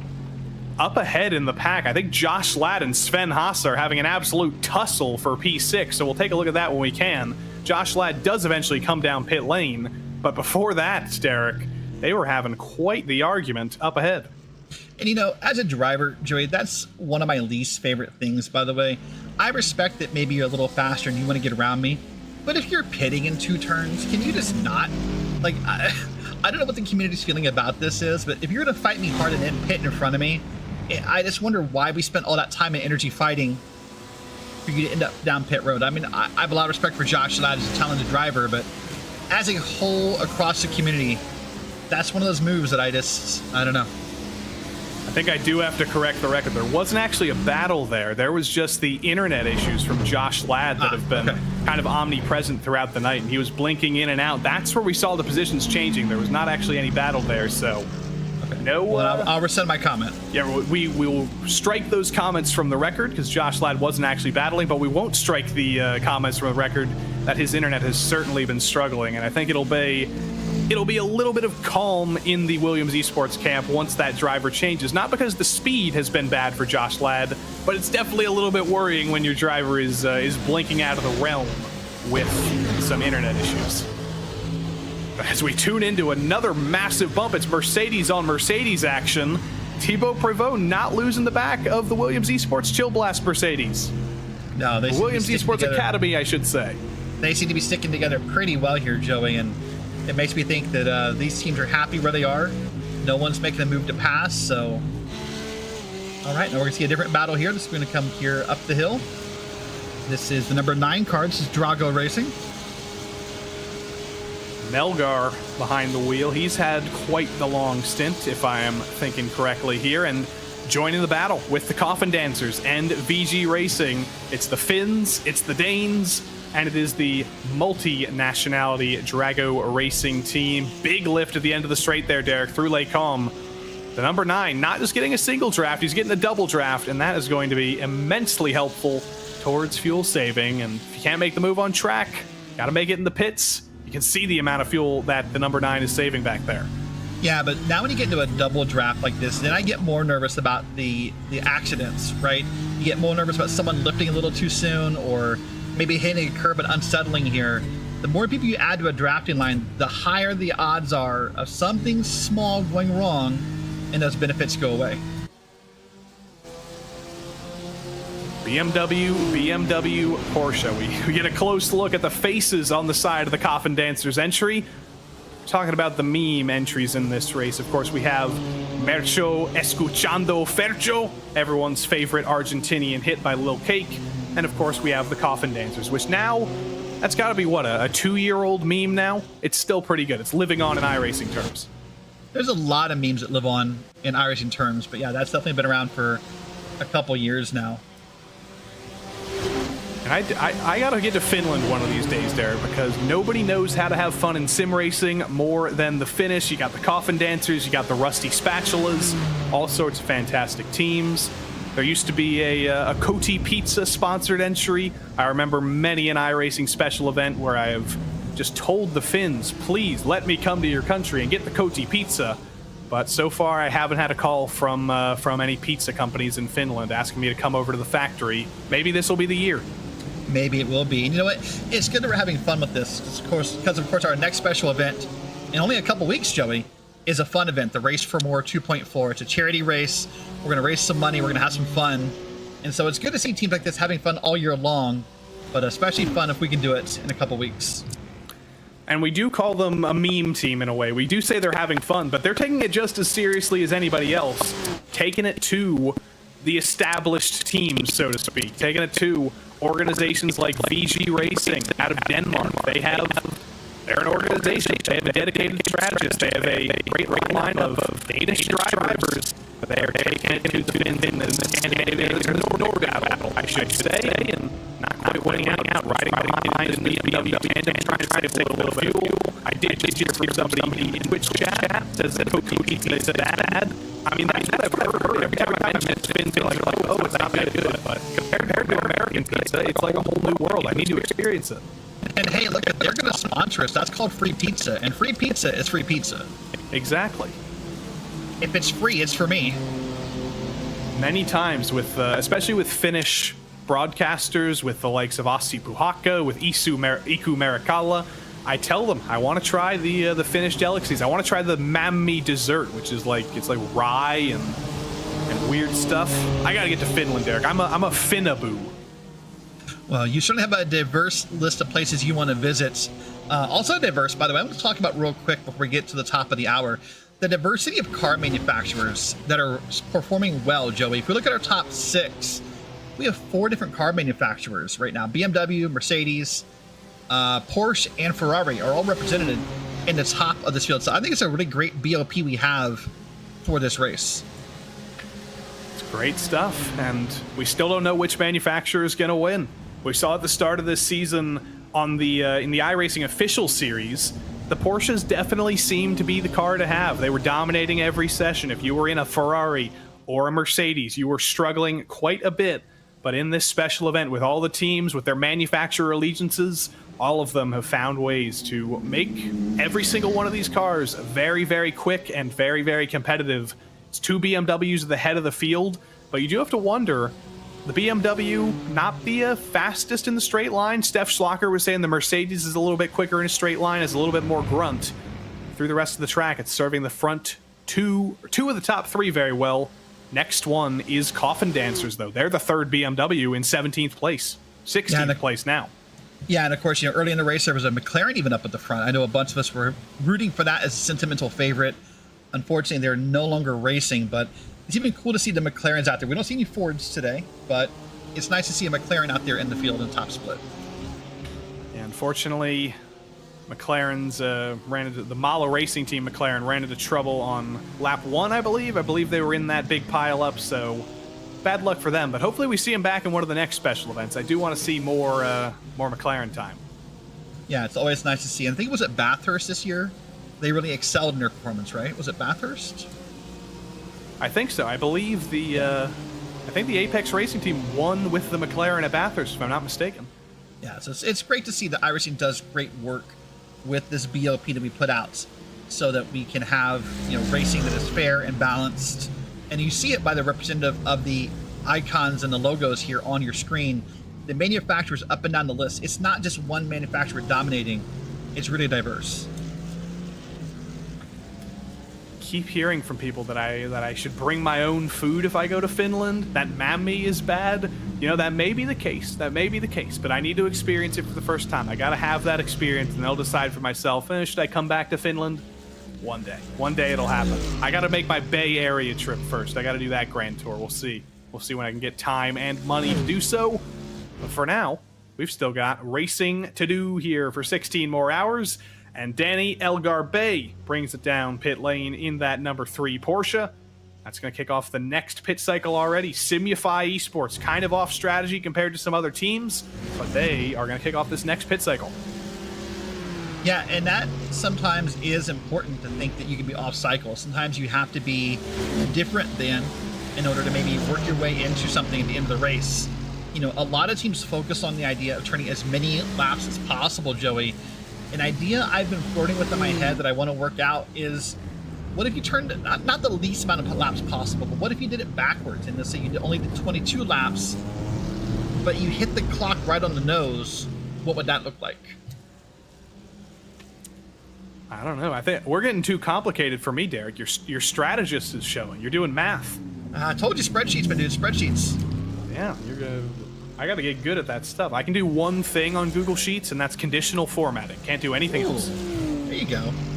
So you can make it look pretty. So you really are a liveries guy, aren't you? Pretty much. That's all I can do. I'm basically a broadcaster. I don't know how any of the technology works. I know how the talking works, and I know how to do the pretty color things. That's all I got. The math, not so much our thing. No, I dropped out of Calc 2 weeks in. That's better than those of us who didn't take it. So you did well.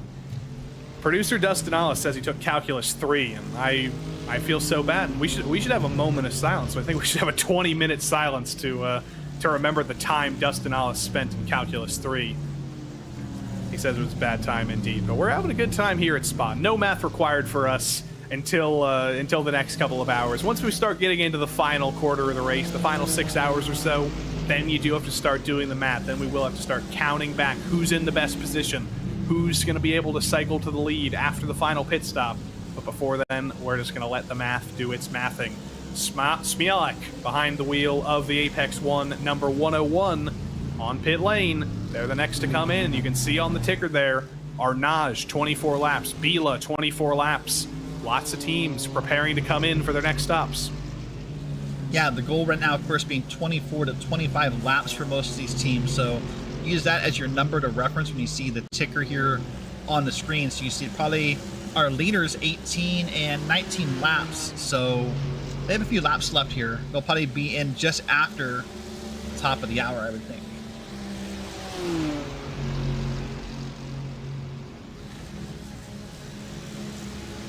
Listening to the sounds of these GT3 cars echoing off the trees of the Ardennes forest here. Even in the virtual world, sound never gets old. iRacing's done a fantastic job of... They make the sounds real. No matter what speaker you're on, whether you're watching this broadcast from your phone speaker, whether you're in the simulator through your headphones, the sound design, always fantastic on iRacing, never gets old. Part of the immersion, of course. And, sometimes the commentators, not the best sounds in the world. Sometimes the cars just do all the speaking they need. Yeah, that's true. Sometimes the cars carry us, so to speak. If cars could talk, that would be a beautiful sight. But unfortunately, they can't. So, commentators, a necessary evil. We can say that much. We're seeing some lapping here. That's Arnage in the they're in 30th place right now. We're going to start to see Pinto and Labigra, Redline and PGZ running into some lap traffic here. We haven't talked about them for a little bit because they've just been once again riding as a tandem, leading this race. But suddenly they got a little bit of drama in front of them.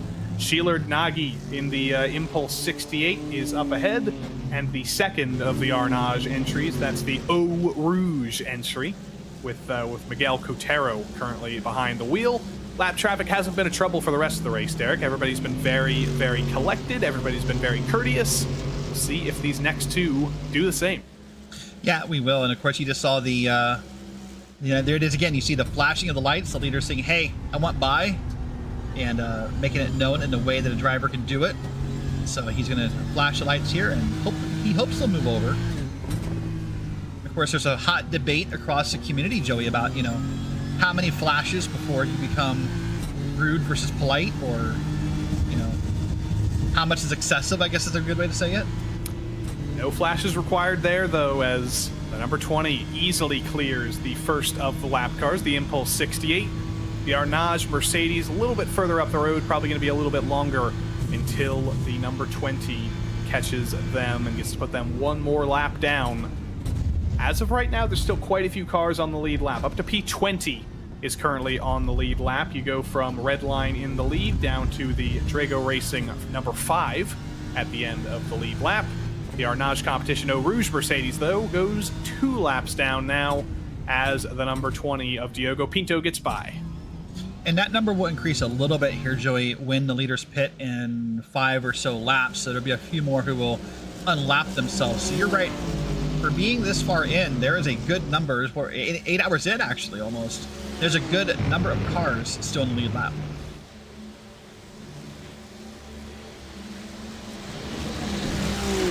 Currently on lap 20 of the stint is Redline. And we do have to think here in 4-5 laps time, something like that. Redline has been extending these stints by 1 extra lap compared to basically everybody else. So if that holds true again, we'll see Team PGZ, Team BMW Bank, some of the gang behind them. They'll be coming in about 3 or 4 laps time. But Team Redline's been able to extend those stints 1 lap every time, and it's done them very, very well to hold on to this lead for now. So they're going to keep going with this strategy. Likes Team BMW Bank are going to be thinking, how do we close down the gap even more? They've actually brought it down over 2 seconds over the course of this stint, Derek. We saw them at the beginning of the hour, about 5 seconds behind that lead battle. It's only 3.3 now. Phil Dennis behind the wheel of that number 7 is bringing this gap down. So I can tell you from the math I did early in the week, not live, don't worry, that extra lap per stint, you're literally cutting a pit stop off the end of the race. That's what we're talking about with Team Redline.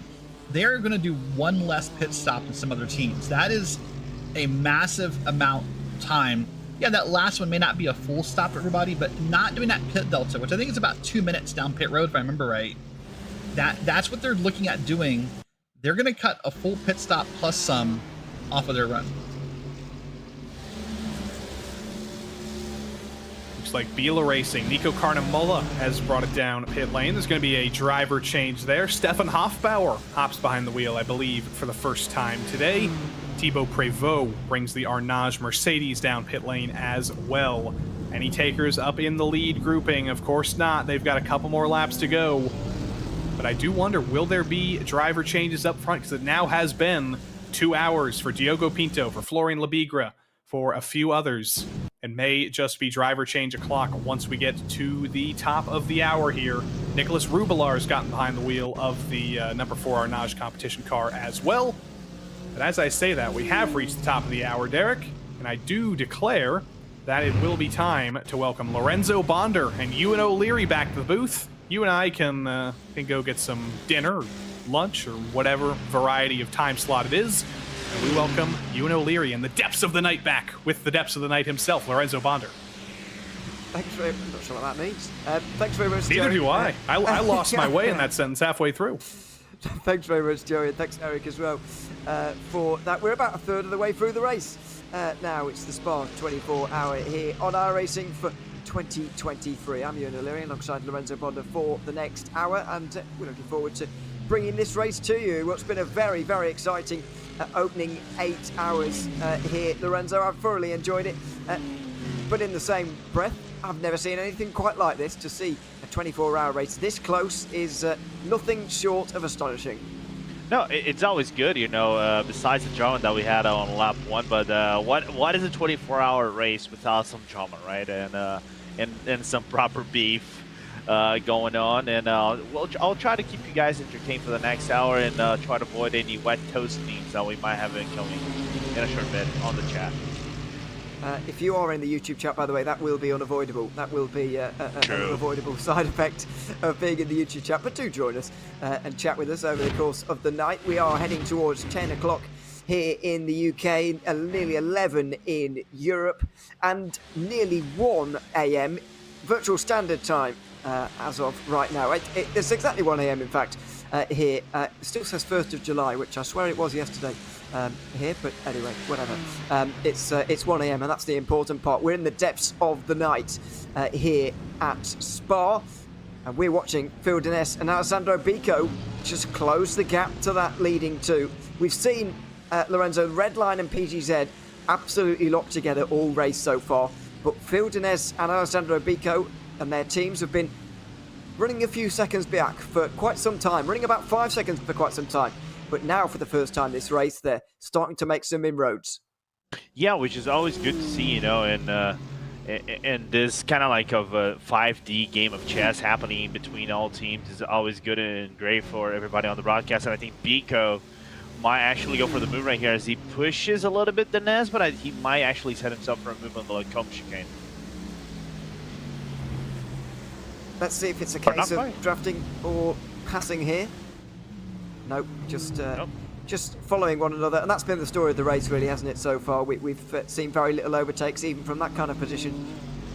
No, I think more like it's been an interesting aspect of a race, you know, in terms of making it the field. We saw some teams trying to overstretch that or something of the nature.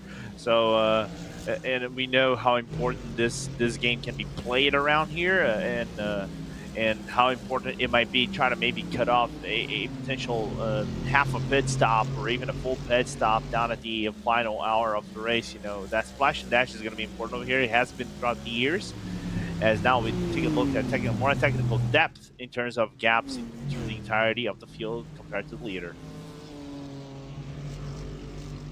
So we're just in sort of the middle portion of the race now, with less than 16 hours remaining here of the iRacing Falken Tyre Spa 24 for 2023.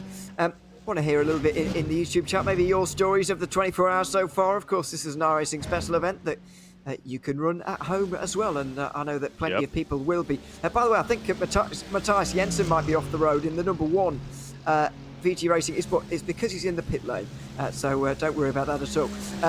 Yeah, it's of course an iRacing special event, and you of course can be driving at home. I know that plenty of you are, so if you're in like the YouTube me. chat at the moment or whatever it is, then make sure you tell us your stories of how the 24 has gone so far, and we can have a bit of a chat about them and so on. As Alessandro Bico comes into the pit lane just after the hour, it's 26 laps worth of a stint. We're not quite going to the ludicrousness of 28 laps, which is what we managed earlier on with Sven Haase.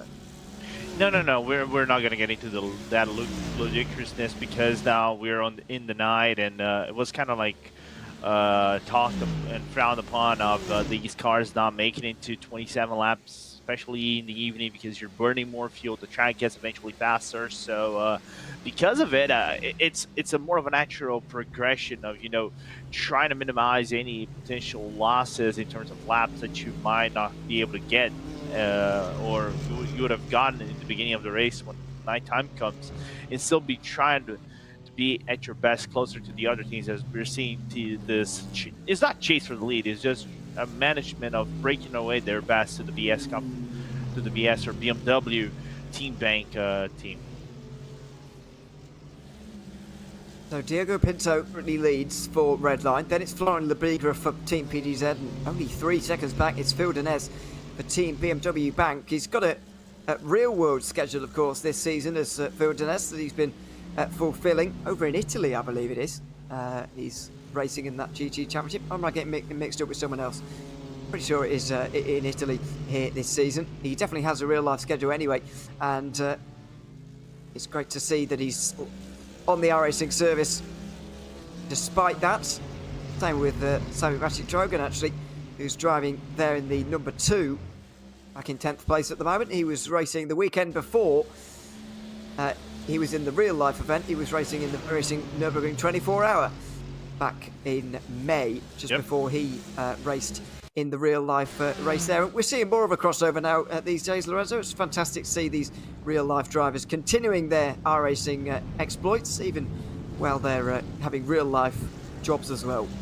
No, absolutely, and this is not something that people might be thinking, oh, this is new or something like it. No, it has happened, I think, since 2018 or 2017, when Lando, actually, I think, was maybe one of the first featured drivers. And Lando was not in F1 back then. I think he still was in British F3, or in the British junior motorsports world, when he broke into the iRacing World GT Championship, and eventually just picked up from there. Max is an example, as Lebigra is just gonna give some bump draft to the car in front of the team red line, and now we're getting more and more drivers. For example, Nico Varone, who we see in F3 in GT. I think we even saw it at the 24 hours racing against the Alexi. It just drove past today, so it's another example of more and more drivers from the real world real world pedigree coming into virtual to try out other things as well. And the most important thing, the most incredible thing is, it's young drivers. So it's not drivers that are like 30 years old or something like it, and you do do it for fun, like TK, for example. It's young drivers in the average of like 15 to 20 years old, or 20, 21 years old. I think I see might be 22, if I remember. Yes, as you say, just to clarify, I think Lando Norris won this race back in 2018 when it was Pure Racing Team. Yeah. I think one that he was here for. I was pretty sure that Max Verstappen had won this race one year, but I think Stefan said earlier on that was just a race that I've made up in my head, and he hadn't actually previously. But anyway, that's entirely possible as well. That he did, or I indeed made it up. Not entirely sure, but yes, the Redline certainly have enjoyed a lot of success here, whether it was indeed Redline or Pure Racing Team, as they used to be, as we look at the driver with the fastest time on the board, and of course some real-life experience himself as well. It's Alexei Nezov for Urano Esports Data Group, in number 90, the best running Porsche in a very well-balanced GT3 field here this evening for the race. Urano Esports doing quite comprehensively better actually than the Team Redline Porsche, which is a good 17 seconds back at this point. But there's another example, Lorenzo, of exactly what we were talking about as Urano pull into the pit lane here just past the hour. Yeah, absolutely, and if we also take into account, I think Alexei has been well trained with this car. We saw him doing that on the Golden Toast as you commentated, so it was a little bit of an interesting event, and him seeing his true pace down the line. And I'll throw it back to you, potential overtaking the line. Let's see, side by side briefly, and Redline will continue on in the lead. Now, how much further are they going to go now? Diogo Pinto, nearly 26 laps complete on this stint for him. How much further is he going to go? Probably only to this stint, if we're being honest now. These are the real key moments, Lorenzo. I don't know if you remember from the last hour, but Florian Lebigra came out of the pit lane about 1.3 seconds behind. Now, I know Redline had to get up to speed, obviously, with their... well, when you're at the pit lane, you've changed tyres or whatever, you need to get up to speed. And they did get back on terms again, but, you know, these are the moments which could give a leader, you know, more than a second's gap, and that could break the slipstream, and then we could finally enter a different phase of this race. No, absolutely. I think this point of the race, I think we haven't even reached halfway gap, and this is important. Like you said, if it gets to 1 second, it stays. I would say if it stays around 1 to 3 seconds, you still have a race, right? You still definitely have a race on your hands, and you can still do something about it. But if it becomes more than that, 5 seconds, 10 seconds, then you might have to think something different, so you can be confident or be thinking about, oh, we might have to do something like strategy B, C, D, or E to get that lap or those seconds lost, so you can have a potential battle for the race. As now Redline comes into the pits, and wondering where PGZ will be behind them or in front of them, depending on the circumstance of how long they take their pit lane. Let's see then the crucial moment of the race for them coming up. But it will take quite a while, as famously this pit lane is tremendously long, as I'm sure you're aware. And it's going to take quite some time before we quite realise what the outcome of this is going to be. Alex Dunn is back at the wheel, by the way, and once again it's a slightly longer journey through pit lane for Williams and Team BMW Bank, especially BMW Bank. Actually, their lane time and their stop were both slower than those around them, so they actually lose a place to Williams as well, and a bit of time to Team PGZ. So it's not great news. Kimichev for Urano actually did lose a bit of time there with the longer stop time. This is Sammy Trogan with the shortest of those on the left-hand side. But this is the key moment for Alex. Back at the wheel again. It's been pretty much him and Florian Lebigra doing the driving so far. The two of them have been alternating, and then a little bit later on we are going to see some drivers for the graveyard shift, which will be coming up in the not too distant future. Out with the final corner now for Dunn, as Chris Lunham is now at the wheel of the Redline car. He gets into it maybe for the first time today. I think that is the case. We certainly seem to think so, but as I've proved many times, my memory is not very good. So Yeah, so don't. Lula was test me. just done with PES. Sorry to interrupt you. That's all right. Yeah, so Lulum, I think he was just fresh up the Porsche Sports Super Cup. I think he didn't do anything more than that. I think so. He makes his way out onto the circuit, and we're in a very similar situation again. The gap over 2 seconds as he pulls onto the Kemmel Straight. Now, Alex Dunn will, of course, have the extra speed here, but he will need a good next lap as well, because clearly that bit of lap traffic he had to negotiate on that lap, on that out lap, has just held him back ever so slightly. There is the yellow and black Mercedes with a key moment in the race. The gap even bigger than it was an hour ago when Florian Lebigra had to pull them back on terms. Yeah, now wondering how aggressive Don is going to be to try to be within that second of Lulum. We know Lulum is extremely fast on that BMW car, so I think it's going to come down to real life experience. Because Don, well, this is an interesting thing. Like we talked about Alexi, he drove for Mad Panda this Spot 24. Even though it's different cars, he drove on an AMG, now he's driving on a Porsche. Now you have two drivers with a real-life background. Dunn, I think, still does F4 nowadays, and Lulum used to do F4s as well back in the Great Britain. So you have two real drivers with real-life experience with different driving techniques and aggressiveness going on the track. Really interested to see how this next stint will break down for both of them. And we also have a new phase of the race. By the way, I don't think it is indeed the first stint for Chris Lullen. Vince Cusi certainly seems to think it's not. So I'll bow down to his knowledge there, and his memory especially, because it's better than mine. Also a new phase of the race for Williams as Sotomuto gets at the wheel, the Japanese driver. It's probably fairly early in the morning over there at the moment. At a guess, it's probably 7 a.m., which is a little bit early when you consider he would have had to have been awake for at least an hour to get up to speed and wake up a little bit before getting into the car, as we have a look at him being overtaken here for third place, or rather him letting Raider Talvar through effectively. Yeah, give him the toe a little bit and kind of put Talvar on the leading charge. I think pretty much a similar scenario when Pico was in the car before Sota was in the car. And you said 7 a.m. If I remember correctly, it is 7 a.m. You might be right. I know it's 7 or 6 a.m. because I was on a 12-hour difference when I actually traveled from Japan from Brazil. So I'm trying to do the mathematics, but never trust a commentator in mathematics.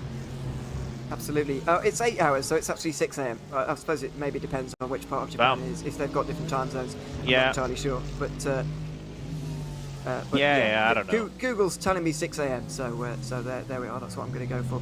But it's not only about it being away right now, is it, Lorenzo? I mean, you think about all the stuff that you have to do to get prepared for a stint like this, with the stakes that are up for, in this kind of race. It would have been a fairly early wake-up call for him. I know our junior's listening, who had an even earlier wake-up probably this morning. But so I don't want to bang on about it too much. But even so, it's fairly tiring to do.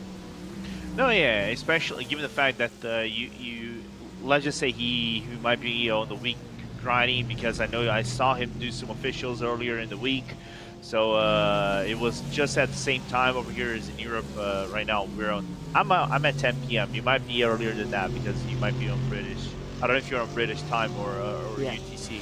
So if it is British, I think it's the same time. But anyway, he used to do like 2 hours early, which was like 4 a.m. back in Japan, or even some hours like that, where it's now 6 a.m.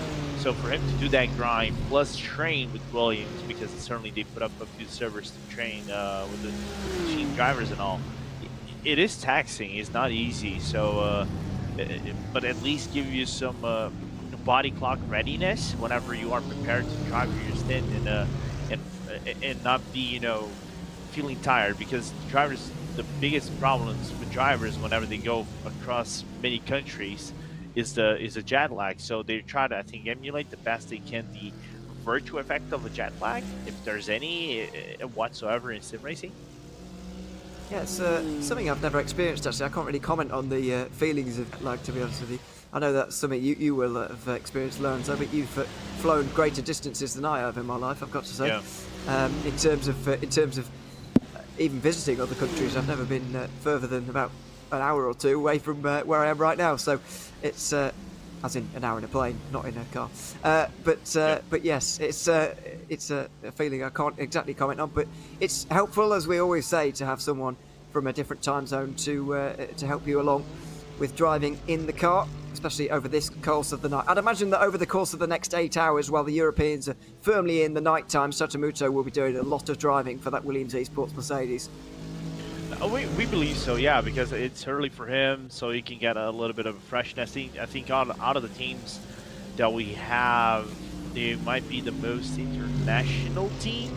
Of course, it's still mostly European-based team, but with Sota, let's say, in terms of distance, might be the biggest one farther out, or even depending on circumstances, race clutch might be. I was just talking to Sean Campbell not long ago, and I'm not going to give some NDAs, but apparently there's a long stint ahead of him before in his race clutch Porsche, so it's going to be quite interesting.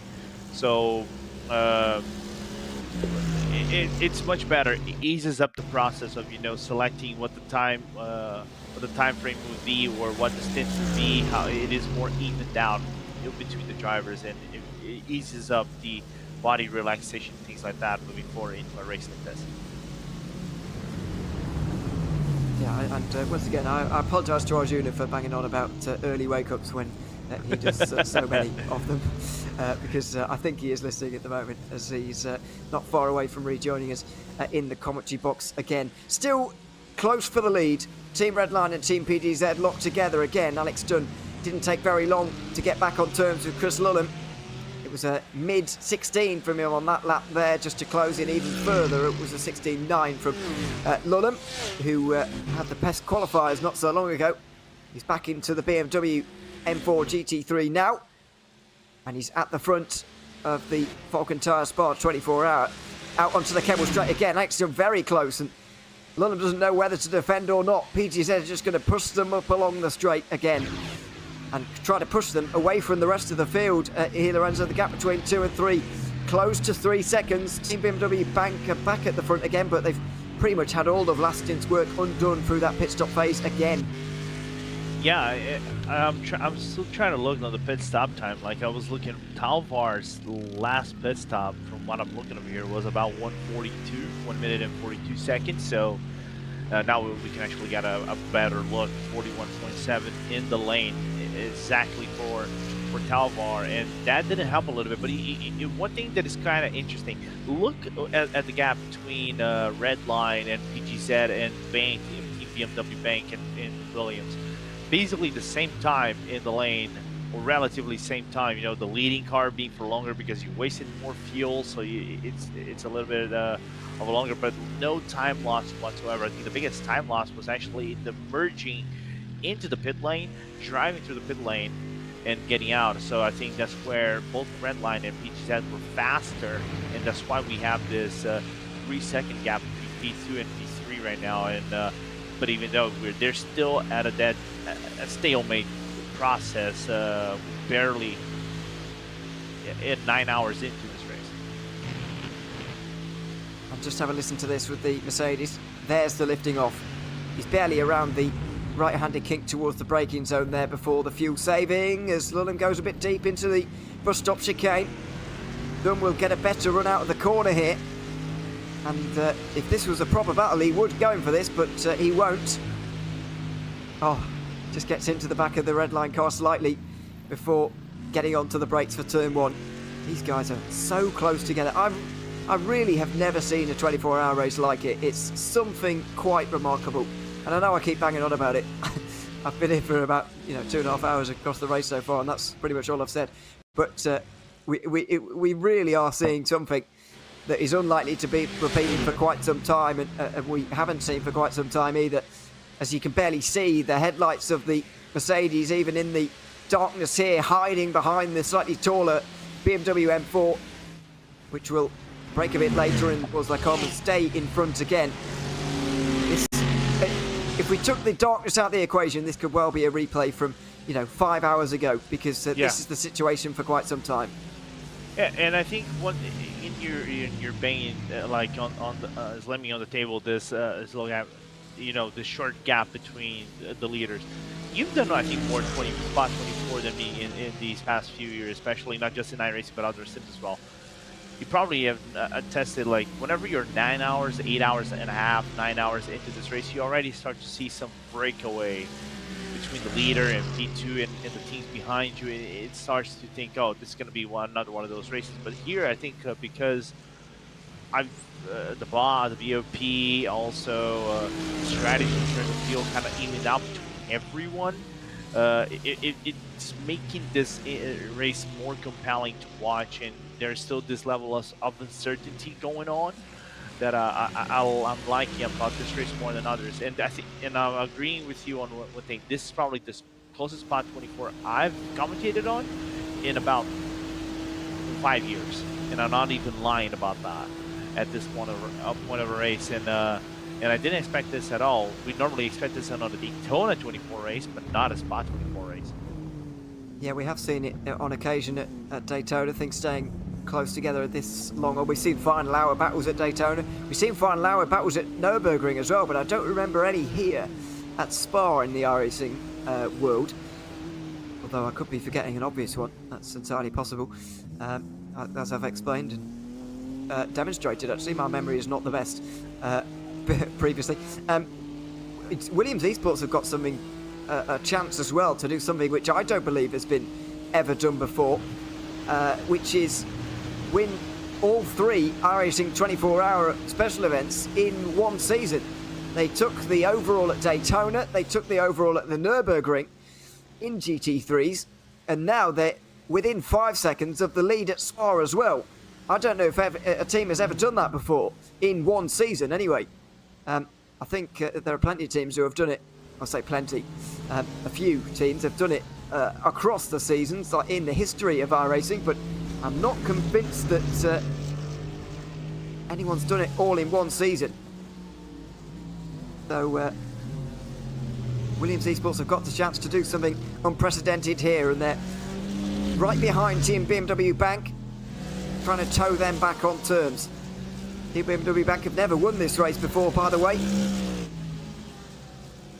There are only 2 teams actually in the race who have won it before. There have been, one team in the race who have won it before, and that is Redline.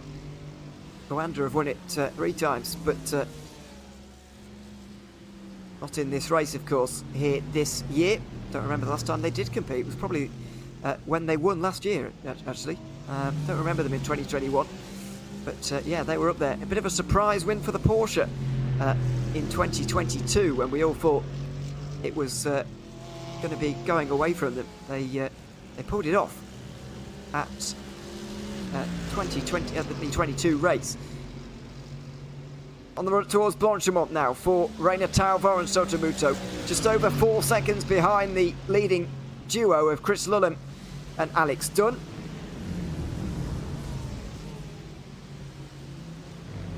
And the top 4 in this race still separated by less than 5 seconds. Over the course of the last 4 hours or so, we've seen Patrick Heinrich for gridandgo.com esports drop away that slight bit. We've seen the other Williams Esports car with now Sami Machitrogan at the wheel drop backwards as well into an interesting fight for 5th place now, being headed by Vlad Kimachev, who's been slowly gaining places for Urano and setting the fastest lap along the way, although I think it was Nesov in the car when that car actually went fastest. But even so, it's that car that holds the accolade for fastest lap at the moment, and it's Porsche holding that for now. It's BMW versus Mercedes at the front though, and that's fantastic to see here, Lorenzo. I personally believe that this has been one of the best BOPs we've had for an iRacing special event ever in terms of a GT3 category, especially at the Spa 24 hours, where one car is so often so dominant. No, this has been literally one of the best BOPs, and a lot of the drivers I think agree with this, because if we look into the official series, there were Porsches running up in the front. Even at the Grid and Go event, not the Grid and Go, the PGZ event that you commentated on, had the previous BOP, right? Even then, you could see like Max Verstappen on a Porsche running ahead. Ferrari's doing being very good also in the front as well. So I think the only car that haven't had a strong performance is the Audi and the Lamborghini. You can see like some Lamborghinis have come to the front, but they don't react well to how the spot goes. But other than that, all the cars were open. It's just how the first car like broke down, and also the strategies, maybe pit strategies for like the Porsche. The Porsche cannot go longer on the pit stop on the field maybe than some other cars do. So how it's playing out to be, it's a very good race overall. There's no over dominant car like you probably would have in some other events like this. This one is just being fair and square for everybody. I think, yeah, in terms of the special events and GT3s, especially the BOP for iRacing has been pretty good this season. In previous season, thinking back to 2021 or so, you know, it was a BMW show in this race. I think Coanda ran a Porsche that year. Well, were they in the race? One of the teams ran a Porsche that year, and it was it finished 5th by quite some distance, I think. Yeah, the BMW was just clearly stronger that year. A little bit more balanced in 22 because obviously Porsche and I think it was Mercedes were the two cars to pick and were at the front. So that was balanced, but that was 2 cars. This season it's 4 with Porsche and even Ferrari up there earlier on with gridandgo.com esports. Maybe they're falling away a little bit and now it's becoming 2 manufacturers again. But how wonderful is this to see Redline versus PDZ? More blunt? I would say there is 5 cars, but there is a massive problem with the McLaren. The McLaren just has a very snappy oversteer, and it's not a safe car to drive around this track. But if they exclude that, this car, the McLaren, is still it would be a car for you to choose. You just have to manage that, and by manage that, we have to add more wing and make the car slower. But anyway, it's just stating what. It's not just 4; it's 5 cars. I can tell you this much. Yeah, it's you wouldn't want to drive the McLaren for a full race distance, would you? At 24, no. I certainly wouldn't. No. Give me a restraint order. One team have decided to go for it, by the way, but I think they're already out the race from early. I actually don't think it was because of the McLaren's tendency to spin, but rather because they got caught up earlier in the earlier incident, did they? Maybe. Marla Racing Team it was who drove that car earlier on. Ruben Bonga was at the wheel at the time of the retirement, but unfortunately they're already out the race. Yeah, I wonder how many changes they made from the other event they ran. Because last weekend. Yeah, the last weekend event, because I don't think there was a lot of changes to that setup. Maybe just something to handle into the night, but anyway, that car looked plenty on the ground, even though I still say it is a threat. It's like, people say about bad things about the Ford GT, I would say bad things about the McLaren around the track like this. Well, if I was to choose one of those two for the Ford, I would go for the Ford, I've got to say. Ford, respect the Ford. Based on pure stability issues, actually. That would be my reasoning, because when you're tired in the night, you want a planted car, even if it is a bit on the understeery side, just because maybe some people don't like that, but you want a planted car when you're tired in the middle of the night, in my opinion, and the Ford certainly provides that, and not the McLaren, in my opinion. Unfortunately, no Fords in this race. I don't think we've had a Ford since 2021, when Fordzilla, in fact, took on the. Was it them? It was someone else. I'm pretty sure it was them. Took on the Ford and finished many laps down, but had a flawless race that year in the Spa 24, and did very well with that. So fair play to them. But no Fords this year. Just the 5 manufacturers on the grid, and we can respect that. That's a fantastic mix for an iRacing event, and it's great to see those manufacturers all competitive here at Spa this evening, even as it is. And we're very much enjoying the show. One of the closest races we've seen for quite some time, as we step into the middle third of the race and the proper darkness now. It's proper nighttime conversations are probably going to start happening very soon. I know they are in the YouTube chat. And we're going to sort of relax our way through the evening as the battles continue on. Yeah, now it becomes more like of paying attention, you know, to your braking spots and everything, racing rather, you know, being toe to toe against the other driver, and and try to go for overtakes and things like that, because it is the night, you are in the Ardennes forest, so because of that, you're not gonna get any natural lighting or something like that. It's still a very short night though, because I think the full night starts around like 9 something p.m. or something like it. Then it goes until like 4 a.m. in the morning. It's an early morning, so so whenever you get a lightning, we should be able to get around maybe 4 or 5 more hours of light. Then morning comes, and when it comes, it starts to get that sun shining around Blanchimont, and some people love it. And yes, I'm being sarcastic over here. I'm seeing, by the way, it's at 1:30 virtual standard time at the moment. I'm seeing, based on, if it matches up to real life anyway, on the 1st of July, sun rose at 5:30 in Spa. So that would be 4 more hours of darkness. But it is the shortest, I think this is the shortest of the 24s. It's certainly the shortest on iRacing that we have, shorter than the Nürburgring 24, which happens closer towards June/May kind of time. And it's definitely a shorter night time than Daytona. There's no arguing about that. No. And that makes this race somewhat unique. If you don't like nighttime driving, then this is the 24-hour race for you. Yeah, absolutely. It is quite different. People say nighttime driving and Nürburgring is much more different. Well, of course it is, because you're driving from a 20-kilometer track rather than a 7-kilometer track. Duh. But other than that, it's just because you are in a permanent racetrack. Nürburgring is obviously more of a semi-permanent racetrack. You have like public roads whenever you go past the I was gonna say Steppenblock, but it's Sabine Schmidt's curve, and you enter the Nordschleife complex, and it's public roads. But other than that, but despite everything, it's just because of how Spa changed through its years. You know, ever since I think the late 50s to 60s, and the track shaping I think back in the 70s until the current layout that was switched, I think, after the 2000s.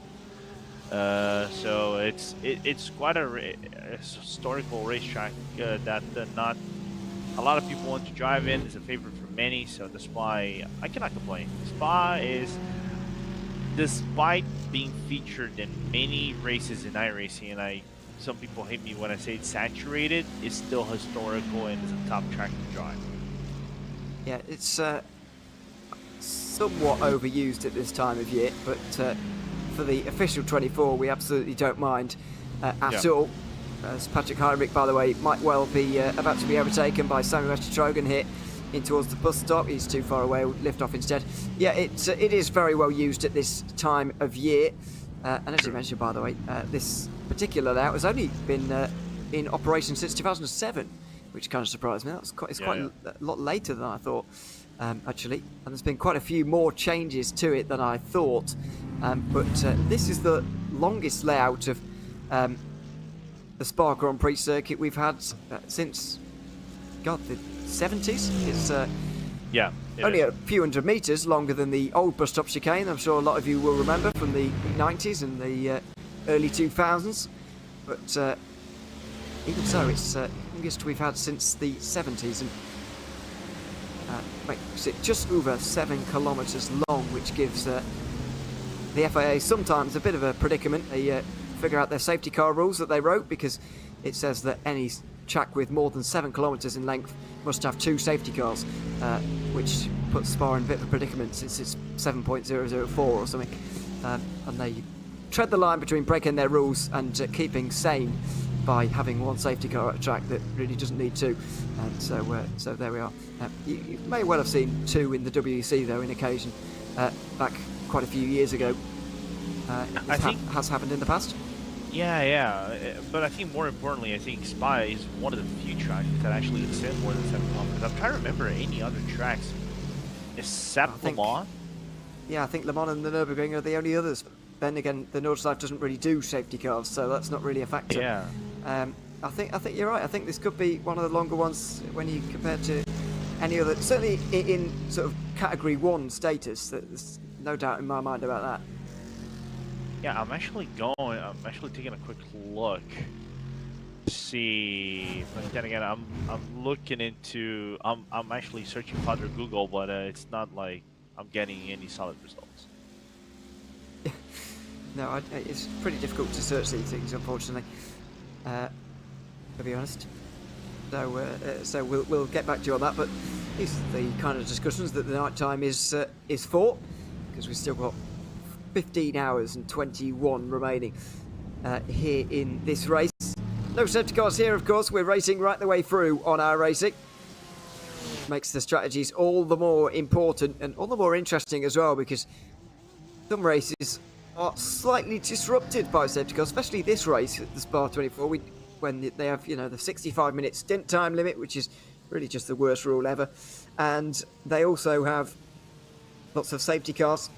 Strategy games can be not a factor sometimes in the running of this race, but they certainly are in iRacing. You have to get it right this year as well. I don't remember any other year being quite so crucial with this. I mean, gridandgo.com esports were looking threatening earlier on with the way that they were running strategy. If Sernhasa was continuing on 28 lap stints and holding with the leaders, then everyone would have been very worried about that Ferrari. No, absolutely, and to make matters worse, that Ferrari is a rocket in the straights. I think it is the fastest car in the straights in the BOP. It loses some tractions on some of the corners. It's not as fast in terms of reacceleration on slow gearing, but whenever it picks up and it gets faster with the higher gears, then it's hard to catch. You have to have an aggressive setup or be very close within the toe for you to catch the Ferrari and make that overtake. From what I got in terms of feedback from drivers and teams. Well, the Ferrari, unfortunately, has dropped now to close to half a minute away from these two leaders, who are still being caught by Reiner Talbot. The Team BMW Bank number 7 does look quick, I've got to say. However, it continues to lose time in the pit stops. And at the moment, Team PGZ are doing nothing to contribute to the pace out front. Team Redline is just doing it all, and I wonder whether those games are starting to play on minds a little bit, because Redline will almost, I guess, get used to PGZ following them so closely, but it's got to play on your mind a little bit, the fact that you're towing a Mercedes around the entire way and they could still beat you at the very end. Yeah, but not only that, I'm trying to look into the lap, into the last few laps. Tyre and Muto were 2 seconds, 2/10 of a second. 2 seconds would have been mind-blowing in my opinion, but 2/10 of a second faster on the last lap compared to Dunn and Willem. Even though they're pushing each other, Dunn is not going to make an overtake or something like it. So, and you can even see the last laps for all teams. I don't think they're going to be way too concerned, but for now. But if this keeps dropping, and I would say if this gets around 2 seconds, even, then I think a yellow alert will, or a red alert will start to sound around the red line and Team PGZ streams. So, like, to pick up the pace. Let's see how close it gets this time, because it was only about this distance back at the end of the last stint. Are we going to restore that leading 4 that we had after about the opening 4 hours of the race? There are the stint lengths, by the way. We're expecting around 26 laps on a tank. Obviously, to normal people like me, that is completely unattainable, even at, especially at this pace. I'm not sure I could qualify at the pace that these guys are racing at. I've got to be honest. It's I can't. Quite scary. I can't, even though I got P7 on a VCO Infinity event with the IR18. But then again, the IR18. Yeah, you were commentating on it. I was even watching the video. That. Yeah, it was like 2 years ago. It was 2 years ago. It feels like it. It probably wasn't actually. It probably was about a year and a bit ago. Yeah. It was about May time, but yeah. Yeah. I don't remember that. Maybe I was asleep. No, you were definitely commentating on it. I know this much because I was actually watching the broadcast. I think you were commentating with Justin, I think. Okay. But anyways, it's like I got P7 on a race, but I have to count that red line shot. They died on lap 1. I think Quenda or someone else like died lap number 1. Then some other drivers died. I only did one overtake in the race, so it was like P12 to P7 without making much of an effort. Oh, fair enough. But other than that, the pace kind of was there. But anyway, it's but GT3s, no chance. I am horrible on GT3s around this track. It's just I cannot get up the pace like these guys can, and I'm doing stints in a little bit on my Porsche. Are you driving in this race? Oh here yeah, today? absolutely. Oh, okay. Absolutely. Even we need to know when you're gonna make your Spot 24 debut, because I think this is the first time in many years I've seen you debut on racing or competitions. Like you Yes. you debuted on Wednesday. So how was that like? I was the first. It's the first time featured on RaceSpotTV, and everyone will be hoping last time featured on RaceSpotTV as well, because I hit someone. I don't, live on stream into turn 1 at VIR, which I hate, by the way. I didn't like it much before, and I really don't like it now. I hit someone in plain sight at turn 1, and I feel terrible for who I hit, and I couldn't find them on Discord afterwards to apologise, so I just feel terrible. Yeah, I so have that a question wasn't particularly though. successful. Go on. Was it that turn 1 that is is like a right-hand hairpin, or did you start at the inner layout? No, it was the full layout, the full course, full normal. No. So it was at the hairpin, big stop, lap 3 or something. I was in the slipstream and just didn't brake in time, and so yeah, nearly went clattering into the back of someone. I nearly did it later on in the race as well, but thankfully I just let off the brake and accelerated into the wall instead of hitting someone, because it was safer to accelerate out of the way, if you see what I mean, at the hairpin instead of trying to stop in time and inevitably hitting someone who was a lap in front of me. So that was a successful debut. By the way, Zach Sweeney is not impressed. He's like looking for something or some vengeance, something like that on the YouTube chat. Yeah, oh, Vince saw it as well. Oh God, I can't believe he was watching that. Is he supposed to be European as well? What was he doing at 3 o'clock in the morning? It's like 3 o'clock. I come at 3 o'clock in the morning and get tired by whenever that stops. Well, for me, I don't know what he was doing watching me do that, but yes. Speaking of which, by the way, you'll be very pleased to know, Lorenzo, that I am making my Spot 24-hour debut this weekend. And I am racing. Nice. So, what are you racing with? I'm racing with a couple of guys from RaceSpot, Lewis and Cam, and I'm racing with Enzo Fazzi as well, who you may know. Oh, okay. Enzo showed a screen that of you guys being taken out earlier in the race. Oh, he did get taken out earlier on in the race, but it wasn't disastrous for us. Enzo did one of the best opening. I know we had a big crash here, by the way. You may remember it from earlier on in the race, around 8 and 3/4 hours ago in this race. We had a very similar crash actually in our split, of dramatic proportions, on the Kemmel Straight though, and Enzo gained 13 places in one lap as a result. Nice. So he's an absolute unit, and was 10th by the end of the first hour, from 26th on the grid. But then we had that little incident, as you saw. He handed the car to me in 13th. I kept the car in 13th, which I was pretty pleased with, despite a few slightly embarrassing moments. And then Lewis crashed.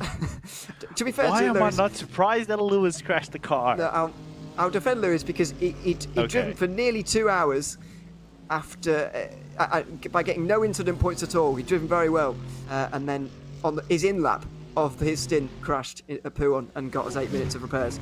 So we were outside of the top 20. We're now back in again because of Enzo, and it's up to me and Cam to keep that for the next 4 hours or so. But at least you're making your debut. How do you think so far of your debut, of your first stint? I've enjoyed it. It gives you a whole new perspective, doesn't it, on what it means to do 24-hour racing? Because not only have I never done one on iRacing before, I've never done one at all on any sim before. I've done 12-hour racing and I've done other long racing before, but never 24-hour racing. And so yeah, it gives you a whole new perspective on how you do it and all this kind of thing. So yeah, I've enjoyed it so far. Not so looking forward to nighttime driving though, if I'm honest, because I can't really see where I'm going, and that's a bit of a problem. I know it's the same for everyone, but anyway. No, because it's like obviously people say nighttime driving is obviously it's difficult because you don't have the your braking markers or things like that, or your reference markers for you hit the proper braking. Of course, because you have better lighting in these cars and all the technologies and everything, it's easier for you to maybe predict where you're going to where the braking zone is going to start, or predict where you are in the track, things like that, with lighting and everything. But still, it's very difficult. Well, I'm doing that in about like 2-3 hours, so just hoping I don't crash the car like I did. At least, Ewan, I'm gonna tell you a story. So I did 18 races this year, crashed 20 races this year. Guess how many of those races I actually crashed? You crashed in 20 races this year? Or you No, competed? I did 20. I did 20. Guess how done many 20. I crashed? Yeah, 15. you're actually correct. No, sorry, No! I'm not even Oh, lying. no. 15 out of 20. That's a high percentage rate, by the way. You should probably sort that out, because that's high. Wasn't one of those at Daytona as well? Yeah, I crashed in every single special event Oh, no. I've done. I crashed. Here's the thing. I crashed at Daytona twice. I crashed in Spa. I crashed, I think, at Sebring once, but it was the crash at Sebring was not my fault. I was actually pinched. It was like the other driver. He was a faster car. He dove. He basically did a dive bomb on me, and he crashed me out. So I couldn't do anything about it. And after that, I think Glenn. I think I didn't do Glenn. I was watching the MotoGP in the Netherlands, but Nürburgring was the hardest for me because I actually trained all week with the car. I did some testing for different setups, and we were leading GT4 in split 3, and I actually did my first stint. Was perfect, kind of like what happened to Lewis, but on mud curve I just went 5 kilometers over, and I could overcorrect, and I actually couldn't save the car in the grass, and I hit the car. Yeah, mate, you should see my clip on my Twitch channel. It's the most watched clip on my channel. I was fuming. I was literally fuming after my mistake, because I couldn't believe in myself. So I put it like something. Spa, I don't care if I crash. Probably I will crash. Most likely I will be the one that crashes the car and totals it, but I will try to have fun. Absolutely, that's what it's all about. Oh, I remember. I did Glen. I crashed twice on Glen, and then I did a IMSA endurance race on Glen. 10 minutes ago, a LMP2 crashed me out with a 100 I rating. But then again, what's I rating? Yeah, exactly. Yeah, it's put us into quite a low split actually in our particular group. I think we're split 15 or something. So we're a long way back. But we don't deserve to be anywhere near these guys, if I'm honest with you. As I say, we qualified with a 2:17 something. Oh, well, say we. Enzo did, because he's quick. And these guys are race pacing quicker than we can qualify. So that says a lot about the quality of them, and fair play to them as well. Someone in the YouTube comments, by the way, mentioning how this turns from race commentary to podcast. It does a little bit on occasion. Do excuse us, but we're nearly 9 hours into a 24-hour race. And right now, you can still see for yourselves exactly what you need to about what's going on. It's team BMW M Team Redline leading Team PGZ, with the latter fuel saving from the former, and the two on your screen, Team BMW Bank and Williams Esports, still trying to close in from further behind with the slipstream. But it's all about that, and it's all about fuel saving at the moment, and that's all we can really say from these first 9 hours. And talking about fuel saving, if there's one thing that I absolutely laud iRacing for, is removing the clutch saving whenever you're at high speeds, because you know this like as just as well as I do. Whenever we used to watch or commentate on not only these races but also league races, the amount of clutch and save, or the clutch and coast, right? These cars used to do, and they would get like 2, maybe 3 laps extra, depending on 3, 4, maybe 5 laps extra, depending on where the track would be. and now you have to more rely on the normal you know, lifting coast, on the traditional lifting coast, right? And be more efficient how you navigate the car. The car does get a little bit lighter than whenever you're doing the clutch, because you're still keeping the rev engine going in the car, and whenever you pick it back up, it becomes a little bit more of a challenge.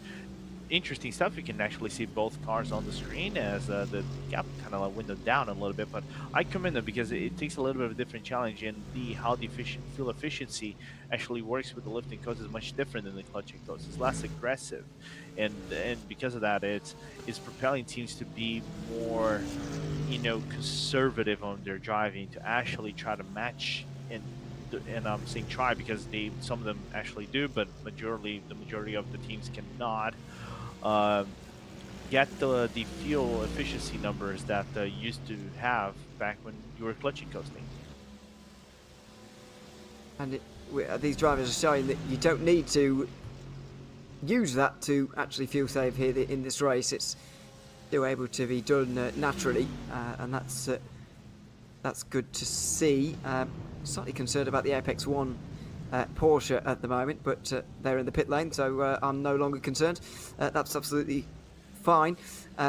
Just wanted to make absolutely sure for them. It's been quite a while since we've seen one of the top contenders actually drop away. I think the last moment of that happening was for the two Williams Esports car, Sammy Trogan now at the wheel. I was hearing earlier on, I don't know if you heard this, was Josh Ladd having internet problems or something along those lines that was sending him backwards, and maybe that's just hurt them a little bit because they're no longer really battling for the lead, but for 5th place with Urano on backwards. It's basically the internet equivalent of a mechanical failure, basically. Can't do much about it. It just sucks. It's gut-wrenching. It's not nice to see for them, unfortunately. This is Dominic Hoffman, by the way, who I haven't seen all race long. It's part of the Urano setup these days.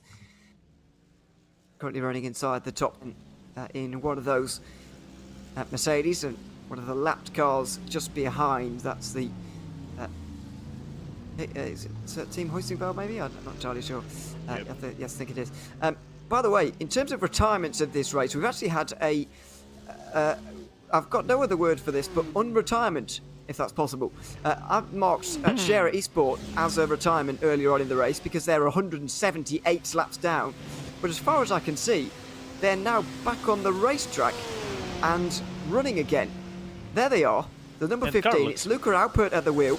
This is formerly Phoenix Racing Esport, by the way, for those that didn't catch that team name change back in the spring of this year. Yeah. Luca Alpert is back out there on the circuit, and fair play to them. More than 100 laps, more than 150 laps from the next running car, more than 20 laps down from the next retired car, and they're back out there on the road. And let me just add it up. The car looks mint. Surely 100 laps? Yeah, still. I was going to say, surely 100 laps, maybe 20,000 minutes or something of repairs, optionals, maybe these 30,000 minutes. But anyway, who cares about that? Still in the race, car looks mint. Doesn't look like it is damaged at all, but it is just the spirit of trying to finish the race and have some fun. That's what matters most. Pretty difficult to see at the moment, but fair play to them.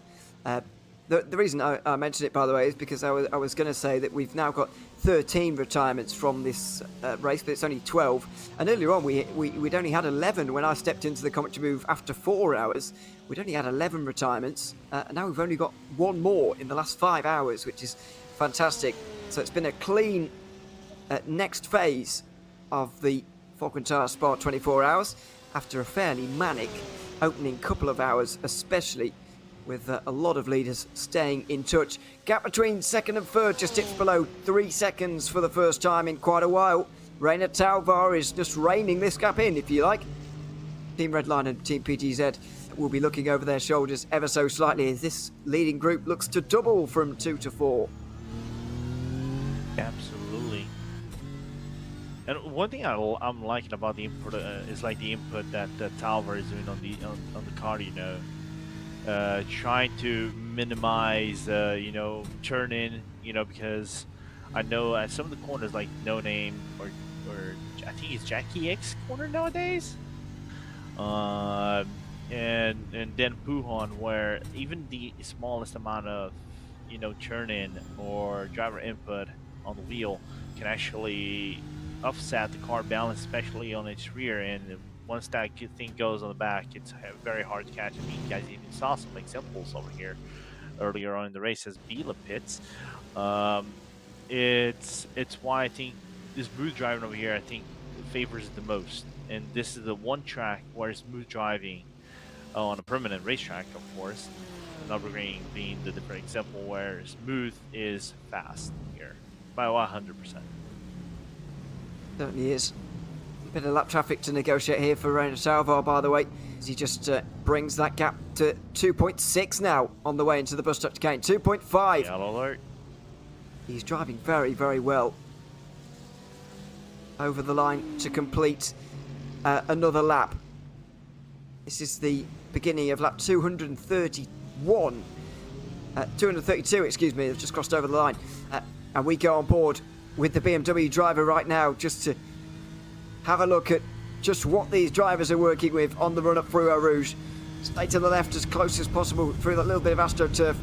Get to the right as much and then hop over that curb on the left, but don't get a slowdown on the run up through here because it's absolutely degrading. And then a big flash of the lights, and I think maybe a flash from Williams Esports as well, who also want to get through, and they both do in towards their car. Yeah, and I think this is a little bit of a blessing in disguise already. Nearly 3/10 of a second, kind of like managed between both of them, because Reiner just got that draft to work with and going around the corner. So that is really good. Just gives more headaches in Alex Dunn and Chris Lulum head moving forward into the race. Well, this map is becoming a very, very interesting one with nearly 9 hours complete in the iRacing Falken Tyre 24 Hours of Spa for 2023. A big thank you to Lorenzo Bonda, who's been joining me for the last hour. Zach Sweeney will now be on his way in. You'll be hearing more from Lorenzo in peak nighttime commentary mode alongside David Hames a little bit later on. So make sure, especially if you're going to be awake at that time, that you'll be tuned in with him and David throughout the middle of the night.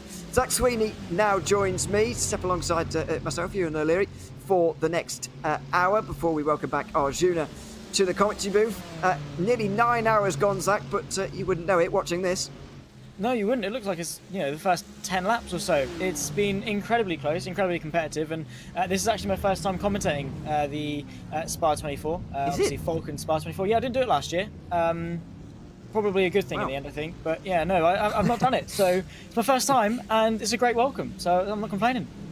Probably a good thing. Thanks for that. I was on the start of that race. Yeah.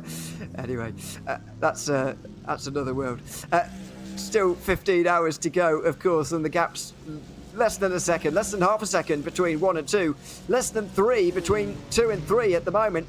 And what a job Team BMW Bank are doing here when they're actually on the circuit. Unfortunately, when they're making pit stops, they continually lose time. So effectively, these pit stops are just undoing all of the work that they're doing while they're out on the circuit.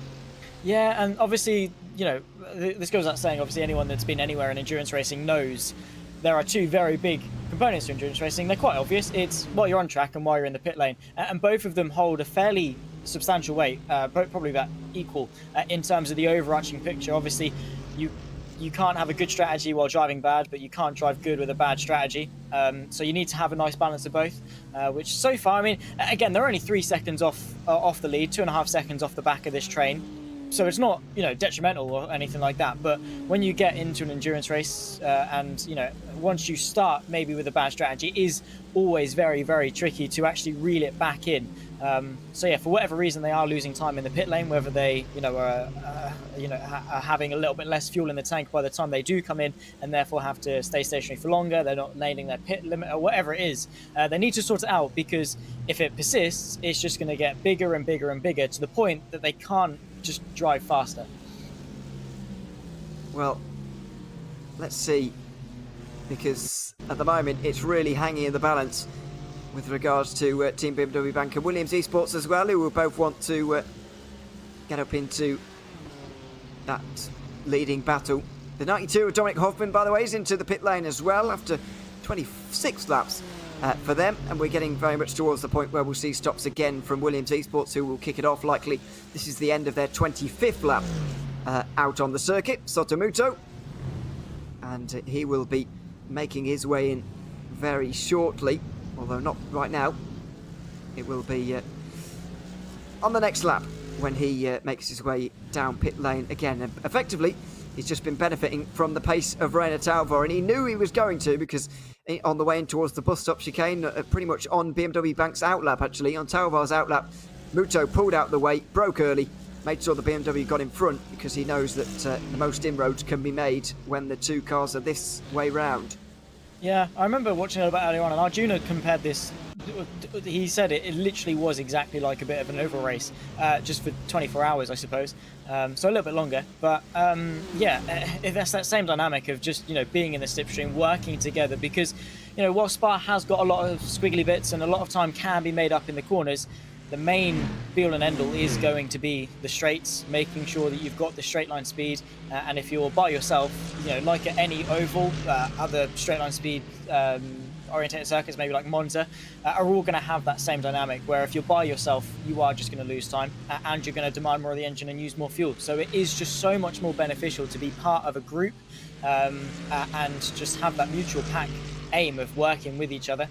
At least to an extent. Obviously you're all competitors, so you're always trying to get something out of it, whether it's latching onto the back of someone to close a gap, to extend a gap, to save fuel, or you know, just to go quicker, essentially.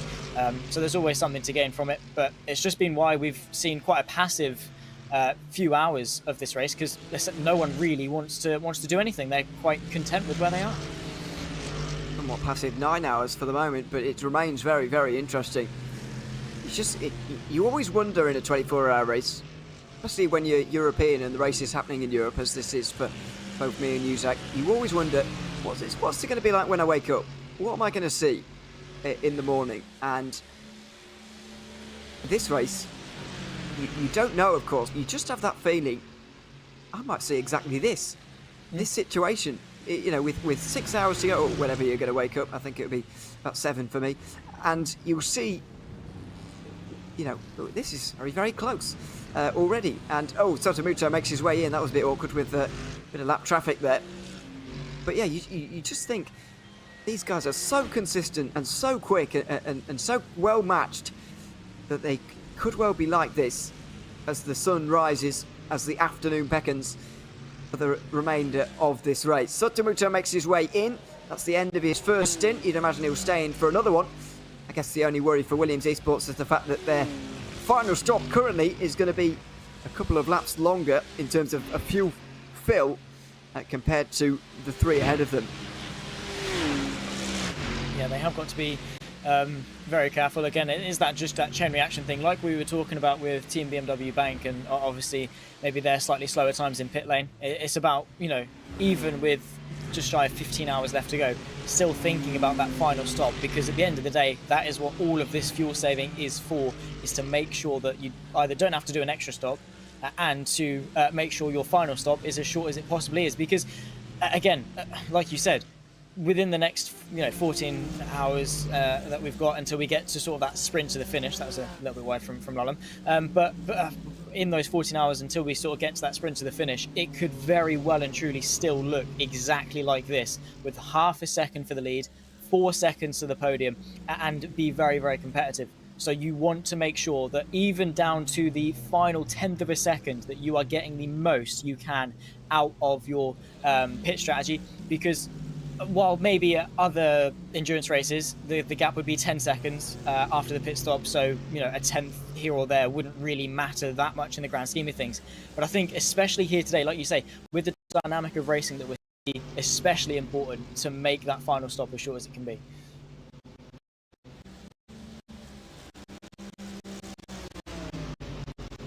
And it certainly is. Sorry, Zach, I have my mic on mute there. Well done. Apologies. You tired? I was just saying that luxury at the moment. You can see their stint at the moment, numbers less than the rest, and that's 25 now complete for PGZ and for BMW Bank. So it will be one more before they make their way in with 26 laps. If you were in one of those cars, though, in the 114 or the 7, even with this amount of time remaining, would you go about rectifying that now? Would you try and stretch a 27 just to make sure that Redline maybe don't have that advantage in their back pocket heading in towards sunrise tomorrow? Oh, well, I'd have been in the wall 9 hours ago, so probably not the best person to ask.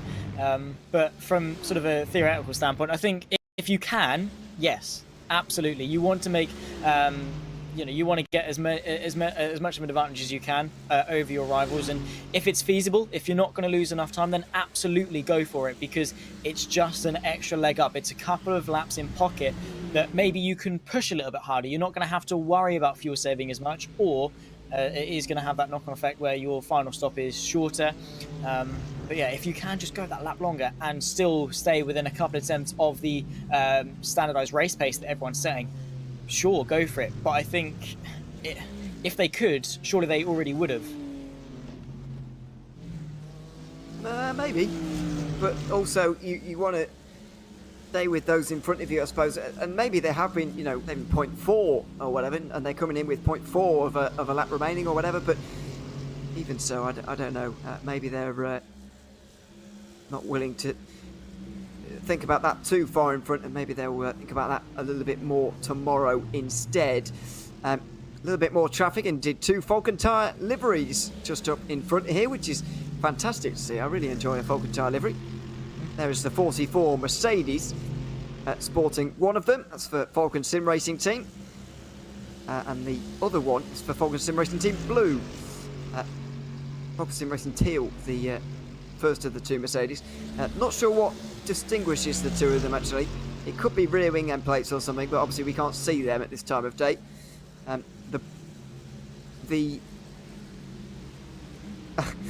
I guess so. Our producers say that one of them is teal and blue and the other one's blue and teal, as if that makes a difference.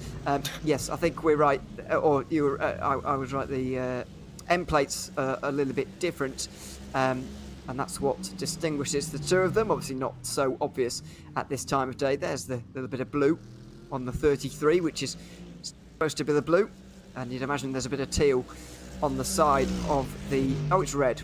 Well, is teal red? I don't even know what colour that means. Is teal red? I don't know what that colour is. What's teal? Ewan, I could tell you that.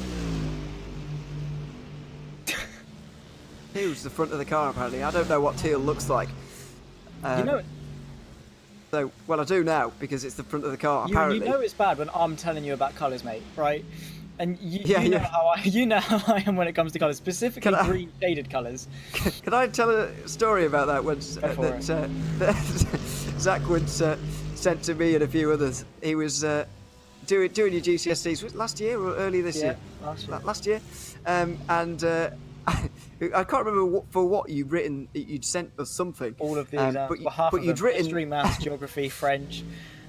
Yeah, he'd written something on sort of a notepad, I remember, as Redline just used up one of their off tracks there. You'd written something down on some sort of notepad in green pen, and we were all kind of like, "Why have you written that in green?" and Zach was like, "No, that's a black pen. What do you mean?" And it was there and then when Zach discovered he was slightly colourblind and couldn't quite tell the difference between some of these colours. But yes, you realised you'd written all of your exams in that shade of green, which if you're not from the UK, I'm sure you're familiar with the notion anyway. You're not meant to write exams in green pen or anything other than black, indeed. And so that was a bit of a cause of panic, but yes, you're now correcting me on colours, although that is far too light of a colour for you to really get confused about it, I would say, based on what I've seen you looking colours. Actually, no. Because when I'm out and about, obviously I have a big and into the pit lane a couple of cars as well, but when I'm out and about, and I have a hatred for mint green Fiat 500s, and when I see them, so the person I'm with, right, it's usually my girlfriend, and I'm like, and then she'll be like, "Oh, it's a mint green Fiat 500." I'm like, "It's a white Fiat 500. What do you mean?" And she's like, "Zach, no, It's mint green. I'm like, Oh. no, it's white. Even light shades. I'm iffy. Okay, I didn't know that. Fair enough. I'm just Well, special, mate. Yeah, well, I didn't know what eel meant, and someone was talking to me about the colour cyan earlier as well, which I did. I'm not very good at colours apart from the rainbow ones. As a child, I seem to have just learnt those ones and just thought, well, that's it now. and now I've entered 20 years old and I just do not know any. So that's a bit of a problem. But anyway, we'll move past the Falken sim racing cars and exit podcast mode briefly, because we've got an important mode of the moment, the race coming up again. Chris Lulham is into the pit lane for Team Redline, as you may have just seen, and Alex Dunn is on his way around to collect him again. Interesting tactical use of Chris Lulham's, or one of his off tracks there, through no-name corners. I don't know if you saw that on his in-lap there, but these guys are so good at keeping it between the white lines that they've actually got off tracks to use tactically. And Lulham did a bit there on that in-lap.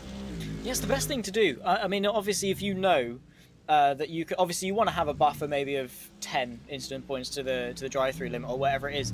But if you know within that limit you're not going to go off track, use them, because there's sort of a certain amount of leniency that you've got whereby you will be able to not get a slowdown. So if you can gain time and just get a 1x, do it, absolutely, especially in moments like this where you need to sort of get out in front. But I think it's going to be quite close. It's very close. I think Team PGZ are going to have it. They've got to just duck around the red line car, and for the first time in hours and hours and hours, Team PGZ gain the lead over Team Redline, who I think have been slowed up slightly by a bit of lap traffic. And now, do the Mercedes team have a time to use their slightly warmer tyres, which have already been around one outlap? Do they have the chance now to get away from Redline? The Falken Sim Racing Mercedes will get in the middle of them as well. And now Chris Lulham's got a big job on his hands. The Mercedes will get out of the way. But Lulham's got to get those tyres up to temperature, and he's got to get back into the slipstream of the 114. He has indeed, and a 1.2 second gap is definitely a very difficult feat ahead of him. It's going to be push, I think, for at least for the next 2 or 3 laps if he can close up. Huge stuff from Team PGZ and from Alex Dunn. Great driving to maximise that undercut, to get the tyres up to temperature and also not succumb to a bit of lap traffic. So Chris Lulham, tactical 1x or not, unfortunately it's not really made much of a difference, and also a 0.6 differential in the pit stop time. That is crucial. And it may have just given... well, it's not small enough of an advantage to have given Dunn the lead, is it? But it is slipstream. It is the gap that's prevented the slipstream from being in effect here. Renaud Talvar, by the way, is not actually much further behind the red line car as he was. Williams have lost a bit of time in this pit stop phase, but Talvar's not too far away. And if he can have another good stint like he has over the last hour, then he'll be with these guys by the halfway mark, probably earlier. And we could see something very interesting brought into the bus stop chicane. I think Alex Dunn has just gone for the lifting off, and he's for the fuel saving a little bit. And Lulham has not done it into the bus stop on that occasion, just to make sure he's back in the slipstream again. Yeah, I think he's better off just pushing for a couple of laps than suffering for the whole stint without slipstream. He'll save more by pushing and then lifting off and being able to sit in the slipstream of Alex Dunn. So it was a stint for Team PGZ behind. It's now a stint that presumably Team Redline are going to be behind because, they want to turn it, saving some fuel. Alex Dunn, of course, can kind of sort of set the pace that he wants to go at. He can almost lift off quite to his leisure, because I don't think Lulham will be too interested in going through. And well, maybe he's under a bit of pressure because he is going defensive here, and Chris Lulham is going for it unless he's just letting him through. Well, there was definitely lift off there from the Mercedes, and Redline clearly want to lead. Now, is that because they want to push the pace on enough so that PGZ can't save that extra lap? Because at the moment Redline hold the extra laps advantage on fuel, and if they push the pace on from the front, PGZ have got to catch up or keep up, and they can't fuel save quite as much as they would want to do a 27-lap stint. So is that why Redline want to lead this race and make sure PGZ are behind them at all times? Potentially so. Again, it is about control, I suppose, being out in front, being able to dictate what you're doing. You're not, limited to what the car in front is doing or anything like that. So maybe Lulham is trying to go for a bit of a quicker stint potentially, but well, Alex Dunn, at least for now, at least for the half lap that he's been behind, is still within half a second, which is definitely a good distance to have. These two just have to be careful. They don't want to, you know, sort of play chicken with the lead too much, because obviously they've got Reina Tava and Sota Muto not too far behind, and obviously with them being quite close together, they could obviously work together themselves and maybe close the gap bit by bit, as you say, towards the halfway mark. But yeah, God knows what's going through these drivers' heads, but well, let's just, well, for each of them, they're going to be hoping that they're the ones with the right idea. Absolutely. As I said, at the moment it's Redline who hold the advantage, but it's not a big one in terms of fuel, and it's certainly not big in terms of the gap on the road, as you're seeing right now on your screen. It's a very, very small gap indeed, as you can see. Reina Talvar here has got Sotomuto not far behind as well. There you can see the Mercedes just behind. There is a couple of lapped cars in between. They're not on the same lap. I think that's the two Falken cars again, who are just running in tandem, looking for any photo opportunity they can muster. And why not as well? But we'll have to get out of the way of these two, because they'll be coming through quite quickly. But the fact that they're not quite working together and slipstreaming the way they were means that the gap has gone from 3 to 4 seconds almost before Talvar's got up to speed here.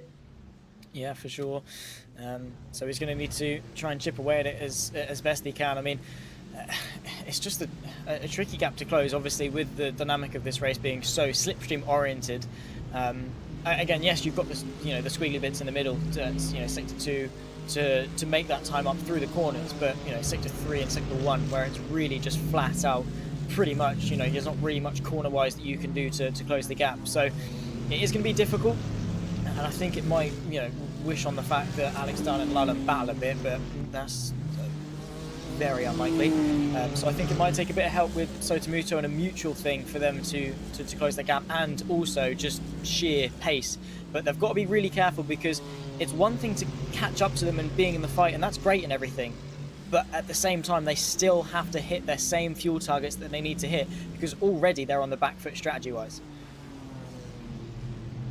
Well, how is that going to change over the course of 14 hours and 40 minutes that still remain in the Falken Tyre Spa 24 hours for 2023? It's been a very, very close race so far, one of the closest in history. And let's hope that it's going to remain this way the whole way to the end. Last lap graphic on the left-hand side, just lying to us slightly there, suggesting that Alex Dunn did a 1:46.7.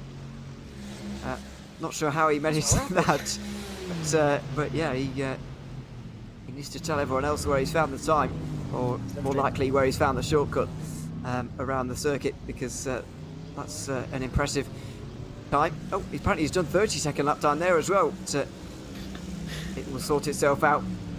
Apparently having one or two technical problems, which could be a nerve-wracking moment there for him. For his team as well. We don't want one of those issues settling this battle between Redline and PGZ. Absolutely not. Oh no, for sure. I mean, it's always the last thing you hope for, even sort of as their rival. I mean, I'm sure Redline would want to win this on merit, not because PGZ have disconnected or whatever that have cost them loads of lap time, but I suppose Redline have also been in a similar boat with a few years ago when was it Max Verstappen's pedal, I think, that went with about a minute and a half lead. So everyone's been there, I think, with the technical difficulty side of things, but it's never the way as the sort of the beneficiary of those technical difficulties that you want to win, and definitely from a viewing perspective, it's not the way we want these battles to be settled. We want it to be this close, preferably for the next 14 hours and 38 minutes, for it to be settled on the final lap. That would be an ideal situation.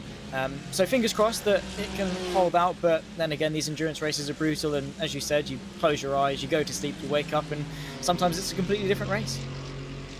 It can be. It certainly can be, and we'll see if it is when we get there in about 14 hours' time.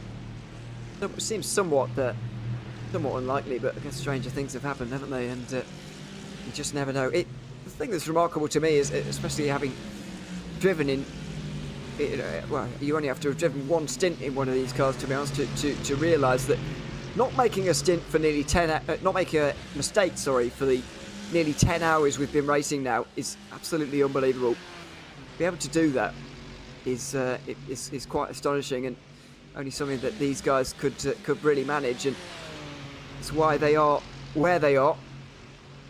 And it looks like at the moment a team could finish within 30 seconds of a 24-hour win and not be on the podium.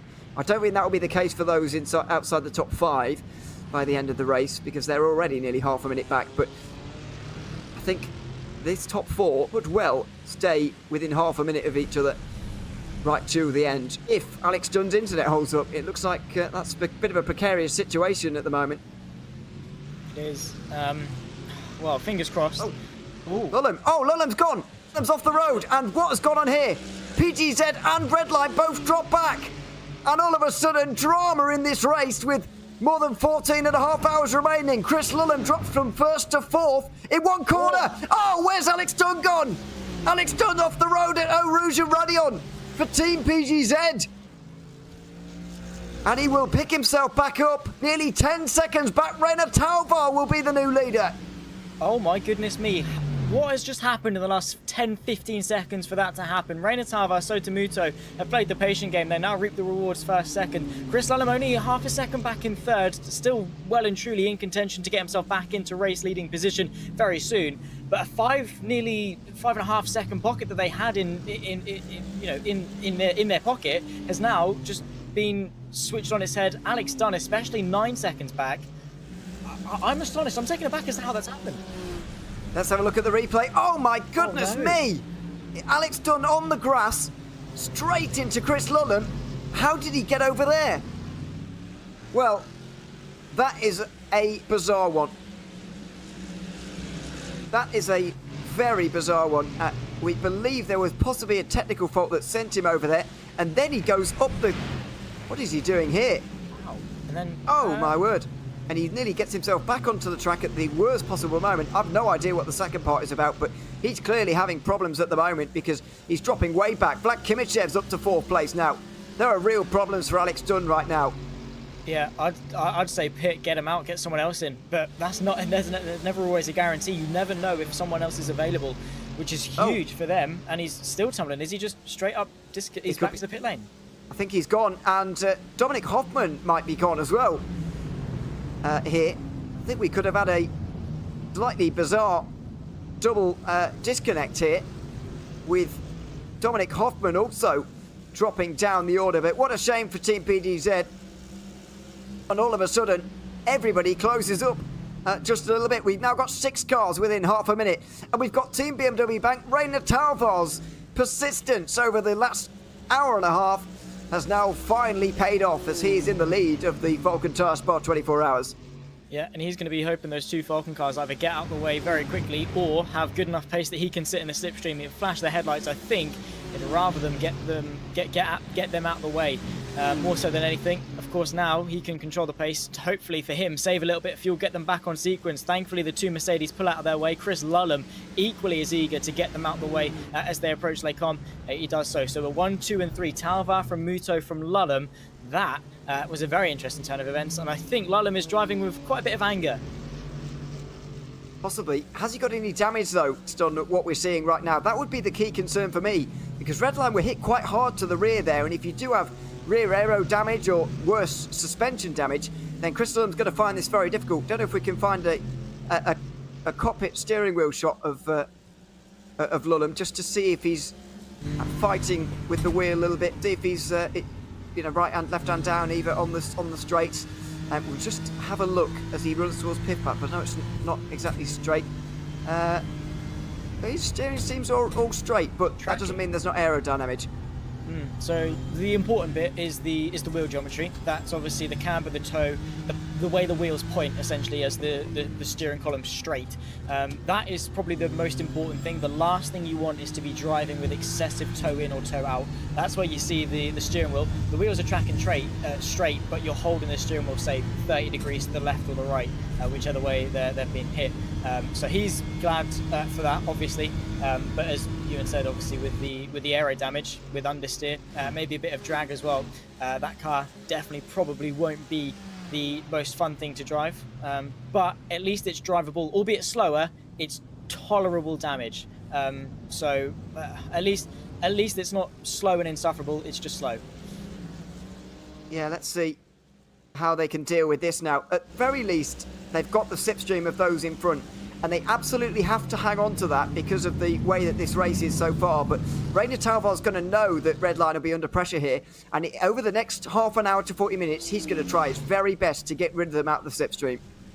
I think he might. That'd probably be the best case scenario, but that's never the easiest thing to shake. You know, when they're this close to each other, to build out that gap, to break the slipstream at this level of competition is always easier said than done. So I think at this stage, Sotomuto is probably the one in the strongest position.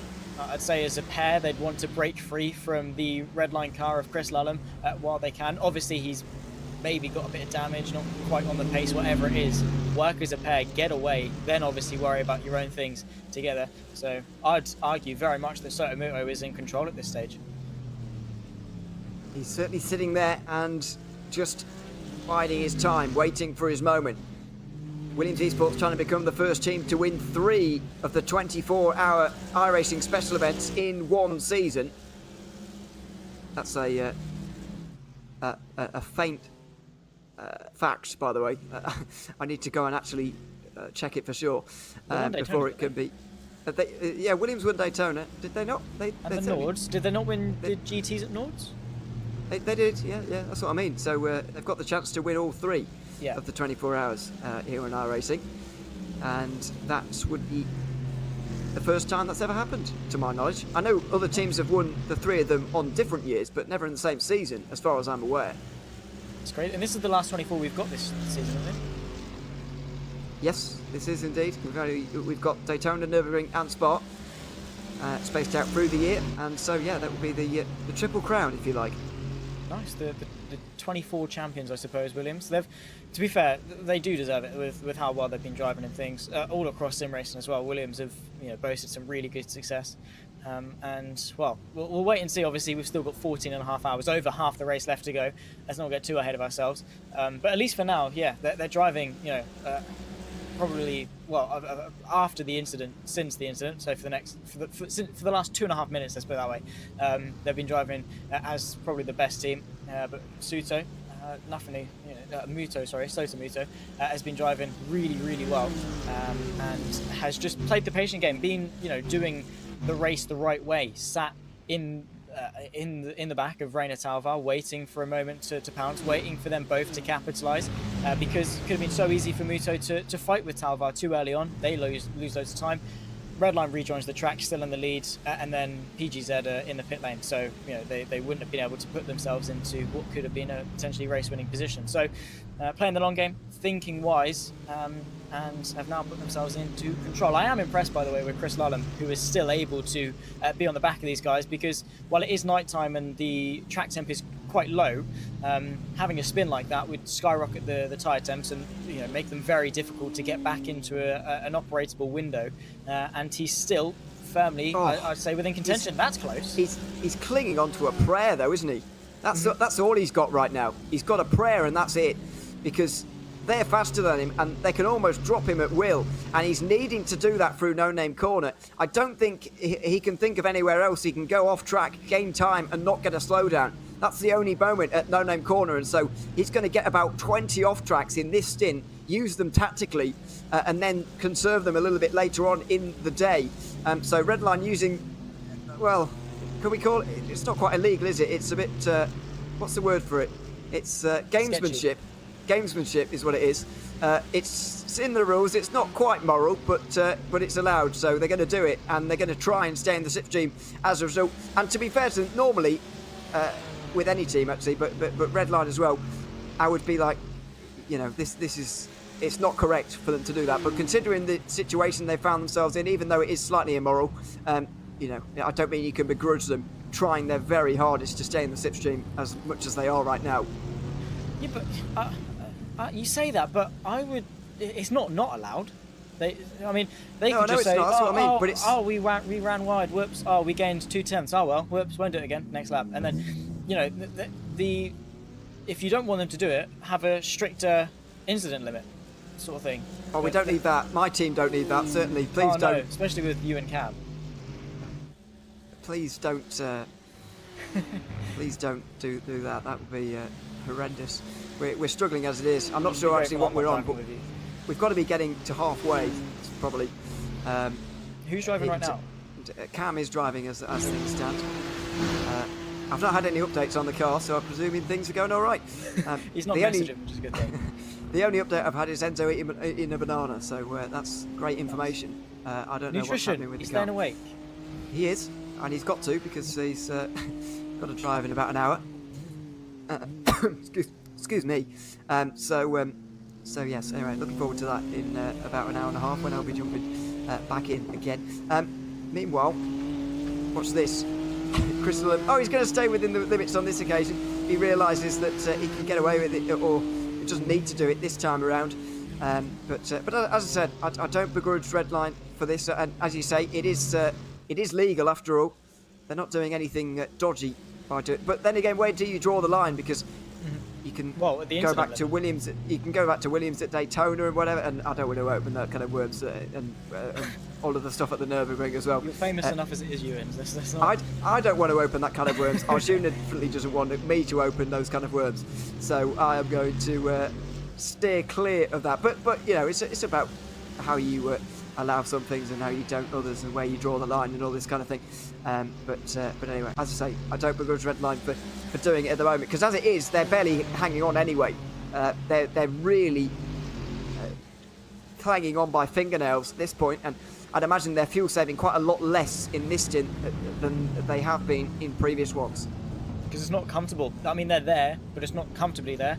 They have to push just to stay there. So Chris Ullum obviously not in the best position. He's not, like Sotomuto, where he's just sat there lifting, coasting, matching the pace of Reina Talvar. Chris Ullum is like, oh, right, I cannot let them get away, and he's pushing quite hard. He's not lifting and coasting. Well, he might be, just not as much. And we've seen that with how much he is pushing at the limits and using those incident limit points to stay in contention. And that's barely. He's probably getting a whiff of slipstream, which will help, but it's not going to be huge. It's not going to be a target that he'd want to achieve.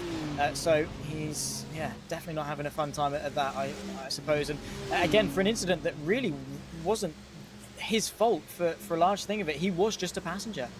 He was. He certainly was. And by the way, Vince Cusi is arguing that you don't actually gain much through by going wide at no name anyway. Well, if he didn't gain any time, then why is he out there, is my argument.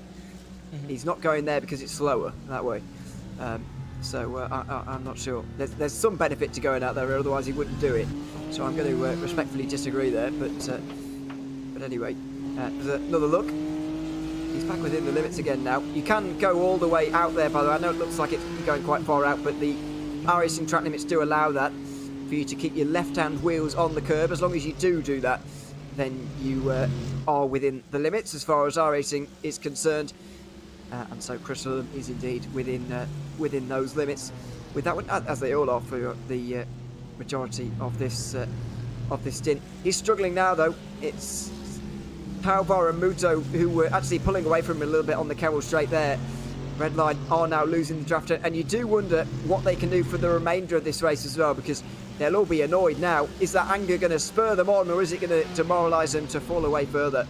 Yeah, that is the two extremes of it. I mean, you can either use it and just say, right, no, now we're just going to drive faster. We're just going to have to be better to compensate for doing that.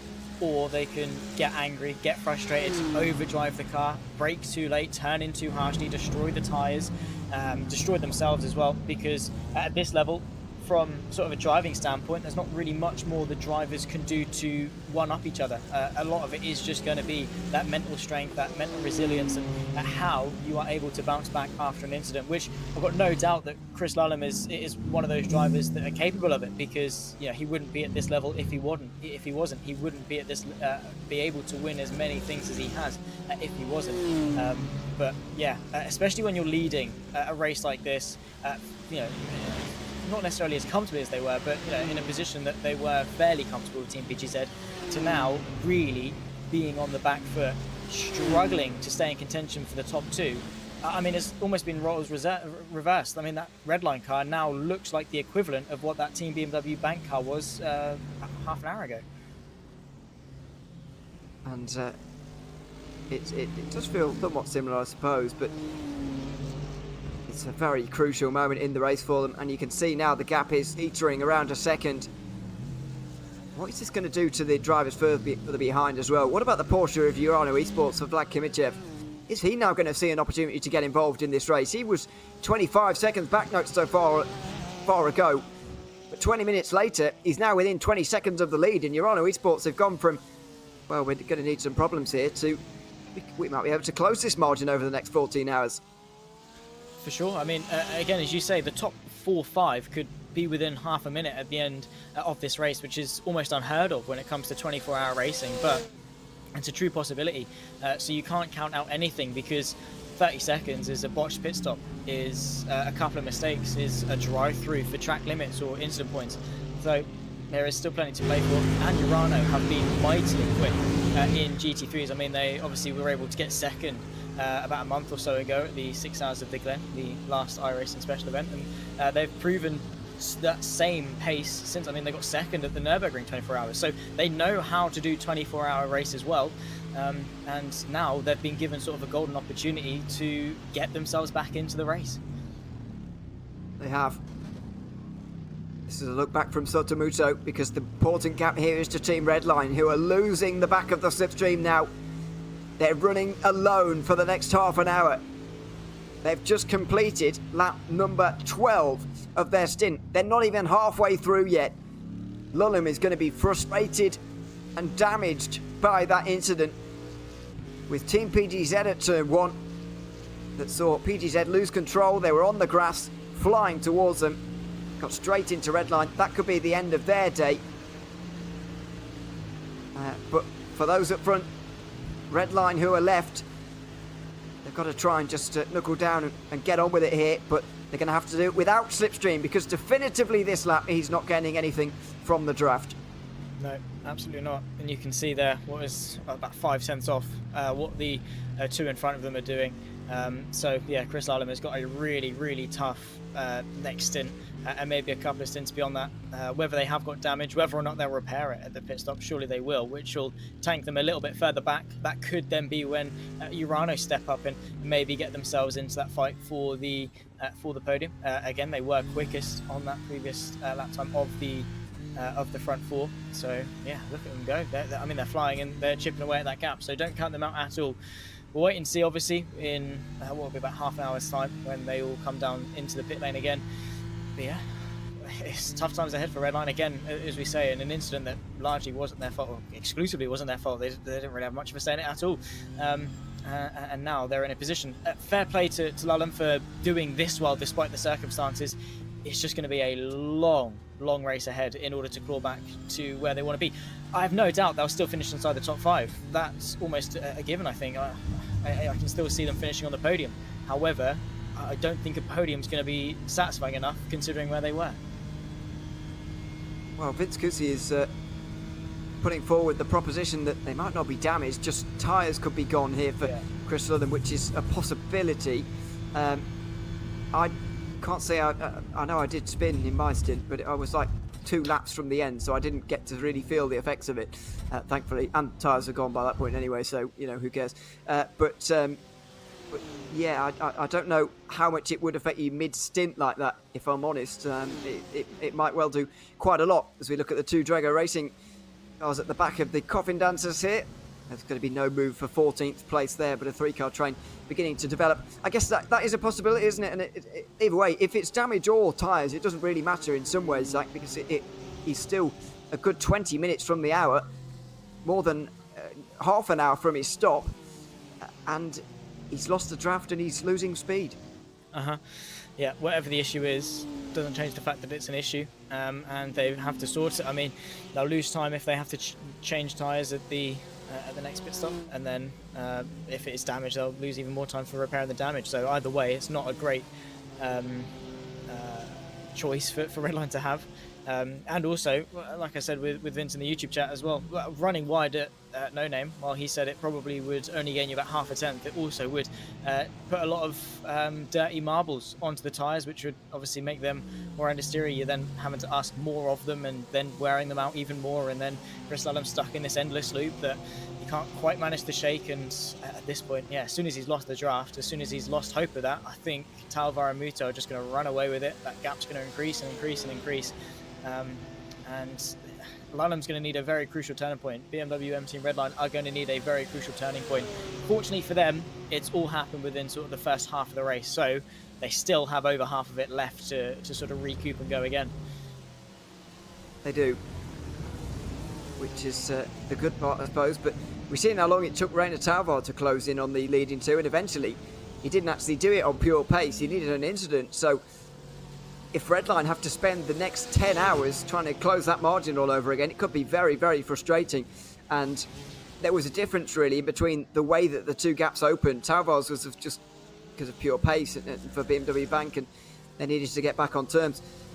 For Lullam and Redline, it's going to be because of that incident that wasn't their fault, and that's going to be in the back of their mind for the rest of this race. And I wonder whether that just changes their mindset as they go forward with the remainder of this race and that inevitable gap closing that they're going to have to complete over the course of the next 14 and a bit hours. But what an interesting proposition it is now. I mean, it was an interesting race before, but now it's just taken probably its biggest turn since the very start. Yeah, it was quite a tame, passive race for the most part. And while we had, trains of cars that were quite long, it was, there wasn't much going on. No major crashes or spins or big moments like that. And then boom, Alex Dunn has his technical issues, and Redline are out of the race lead. And a big turning point, big moment, and it's happened at this point. It was waiting a long time for it. I think it was a big build-up, waiting for something like that to happen, and it has just shaken the race upside down. It's not necessarily upside down, but it's definitely given it a good shake up.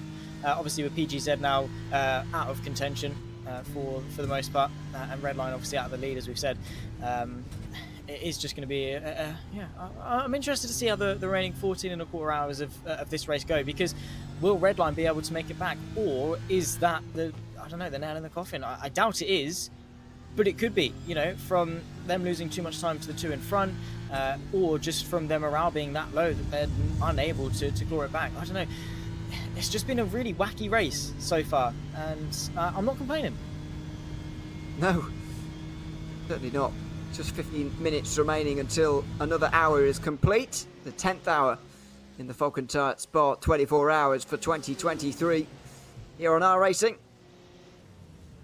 Thousands of drivers up and down the splits competing here this weekend, and you could be one of them too at home, maybe next year. Maybe you want to compete in Petit Le Mans or something along those lines, or one of the other iRacing special events. I can tell you from personal experience of the last month of owning iRacing or so, and starting from pretty much scratch, it doesn't take very long at all to get the license you need, and it doesn't cost you very much either to get the cars that you need to be competitive in one of these big special events. You just need yourself, a driving wheel, a computer, and some friends, ideally, if you're doing a longer race. Or you could do it on your own if you want to as well. But yes. Get yourself involved with the community, and I'm sure you'll find people who are looking for people to drive with themselves as well, because I've got to say our team was nearly one of them until Enzo decided he was willing to do nearly 10 hours of the driving. We were probably in need of it. But I know we are horrible people. Admittedly, me and Cam can't really feasibly do that much more driving because we're commentating as well. So in my case anyway, I'm working or driving for 12 hours of the race, which is quite considerable, and Cam for 10, so fair enough. Lewis is doing 6 hours of driving, but that's more than he wanted to do anyway, so I can't complain too much for him either. But Enzo's just a bit of a unit, to be honest. That's all I can that's all I can say. What's his iRating? Oh, I don't know, but what's yours? Mine's about 1.5k. We're in about 15. So that says about all you need to know. As Beeler Racing might make an actual pass for actual position here rather than fuel saving. This is going to be a bit revolutionary. Down the inside for P28, and Beeler Racing get in front of Impulse Racing into Lecom in one of the first serious passes we've seen for quite some time. Yeah, nice little bit of a battle, and it's spanning up and down. Good stuff. Obviously, the other Bila car is up in 7th. A couple of people coming into the pit lane, and a couple of things going on with a couple more technical difficulties. So people having to get out of the way of slower cars and things. But yeah, nice little battle, and it just goes to show that all the action isn't always at the front. It can span the entirety of the grid, and well, to be fair, we've got quite an extensive grid. So yeah, we were just having that confirmed from our producer about how Alex Dunn found himself on the grass on the left-hand side there, basically having internet technical problems. He couldn't see anyone, so or anything, well, certainly anyone, and so ended up on the grass to avoid everyone. Well, basically, he thought he was closer to turn 1, so thought by pulling onto the grass he can avoid hitting red line. In the end, he ended up doing exactly what he was trying to avoid, which is very difficult to do when you actually can't see where people are and so on. Unfortunate for Team PGZ, it's given them damage, and I think it's put them out of this race at this stage. I've not seen them re-emerge, unless I am mistaken. They're not out yet.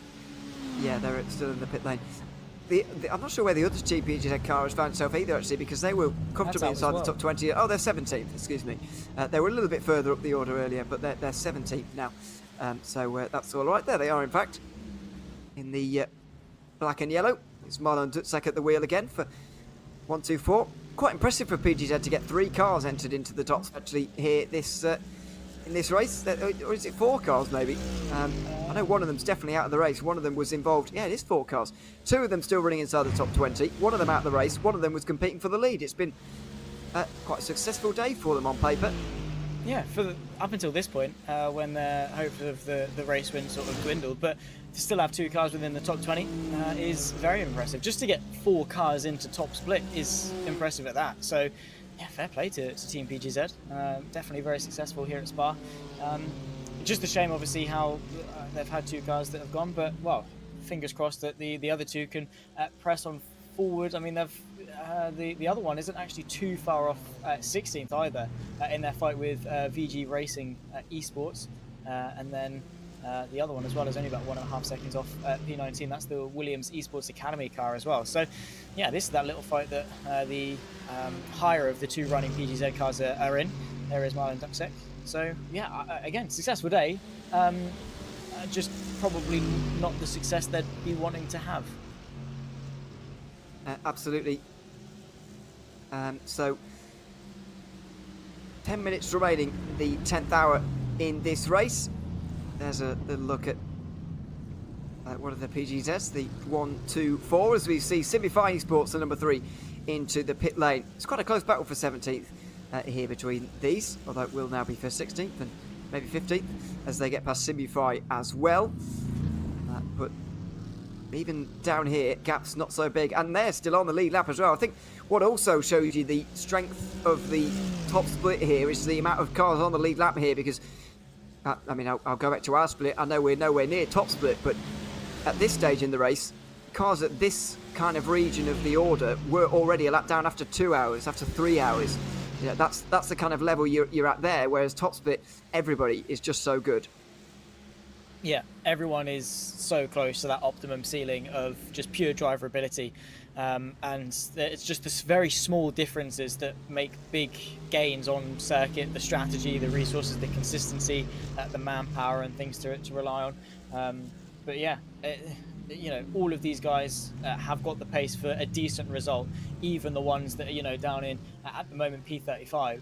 You know, they still have deserved to be in top split for a reason. Their pace is still good. I mean, the best lap time for the car running in 35th at the moment, the Valkyrie Excite competition car, is a 16.5, which is, you know, only about half a second off what Team BMW Bank are. So to have sort of a half a second between the leaders at best lap time and, you know, P35's best lap time is incredible, and just goes to show the level of competition that we've got in iRacing, the level of competition that we've got in sim racing in general, and the big steps that have been taken forward to now have the best of the best constantly, always down each other's throats for the best part of, well, what hopefully will be the entire 24 hours that we've got here today. Absolutely.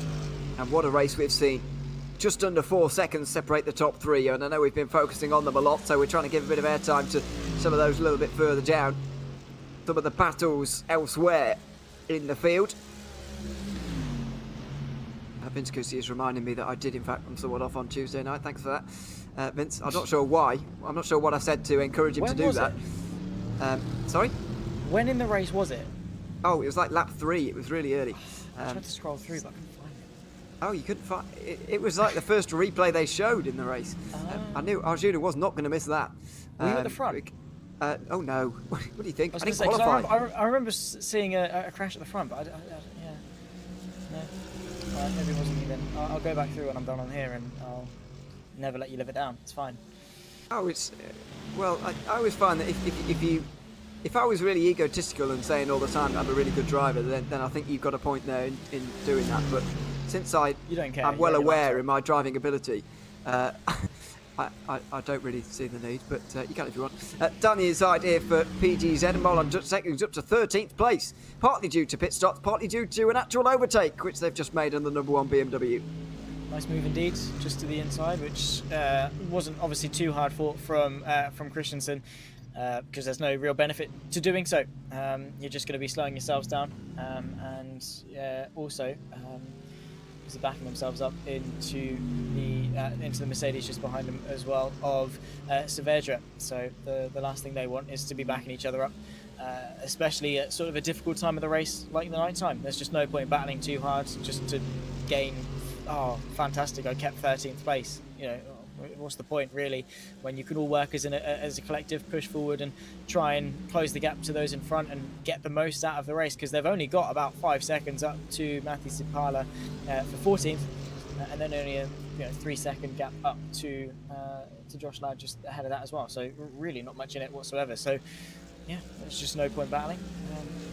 It's a good move, and PGZ once again showing how good they can be, even sort of in the quote unquote, well, what are now the higher up cars, but what were the lower down cars. Absolutely. A very good evening to everyone who's still tuned in here. I know it's approaching 1 a.m. in Europe at the moment, and approaching 3 a.m. That's virtual standard time right now. It is the graveyard shift in Sim.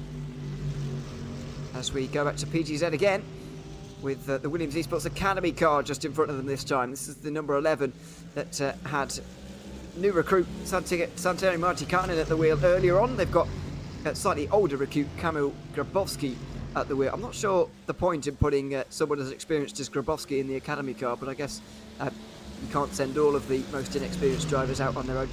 And to be fair, based on what I've seen of the Academy drivers, they're not particularly inexperienced or unknown names at all. Just maybe not quite to the level of the Williams Esports Chill Blast car, for example, or the Mercedes AMG team Williams Esports 55, which is currently ready in second position. But for Williams to have 3 cars inside the top 20, it's also a success for them in what's been a very good special event season. Oh, for sure, yeah. Williams have been one of the top dogs. I'd say it's been Williams, Apex, Redline and Urano that have been the 4 main ones over the course of the 23 special event season so far. They've been the ones that have always been at the front, on the podium, winning, doing well. Obviously, Apex really haven't had the best of days today. Fantastic livery to bring, but unfortunately not the best race for them. For Williams Esports, they've just got such a strong roster that even their Academy car can make it into top split. And it is good to obviously have the experienced driver to sort of guide the team and give the more inexperienced, the Academy drivers a chance to have someone to learn from, and to have someone to sort of lead that Academy car, and hopefully give them some advice, bring them up to speed, and maybe one day have a shot at the big boy team in the form of the Williams Esports Chill Blast or the Razor car. So Grabowski, I think, is doing a really good job of just fielding the car and hopefully giving the others something to learn from. Absolutely. Grabowski has been a driver in World Championship competition for quite some years as well. I remember him being in the first GT World Championships back in the day when that was a thing. Been around in sim racing for a very long time, but I won't bag on about it because I don't like Don't like making people feel old, to be honest, but maybe I am on occasion. Here is Marlon Dutzek again with VG Racing Esport just behind, and also the 16 as well, which is currently being driven by Marcos Saavedra. That Mercedes, they've had a decent run to be up there in 15th place now after lingering at the top 20 region earlier on. They're the last cars on the lead lap, by the way, as Rainer Talvart begins to put a lap on some of these drivers right now. Run up the hill again. Is there going to be a repass here, possibly from VG Racing Esport? Doesn't look like it. They'll stay in line. And with 2.5 minutes until the top of the hour, and not much longer until these guys will be in, that seems to be the sensible choice. This is the 23rd lap of Dutzek and Christensen's stint, excuse me. So he's got, well, about 2-3 laps max before he has to come back in.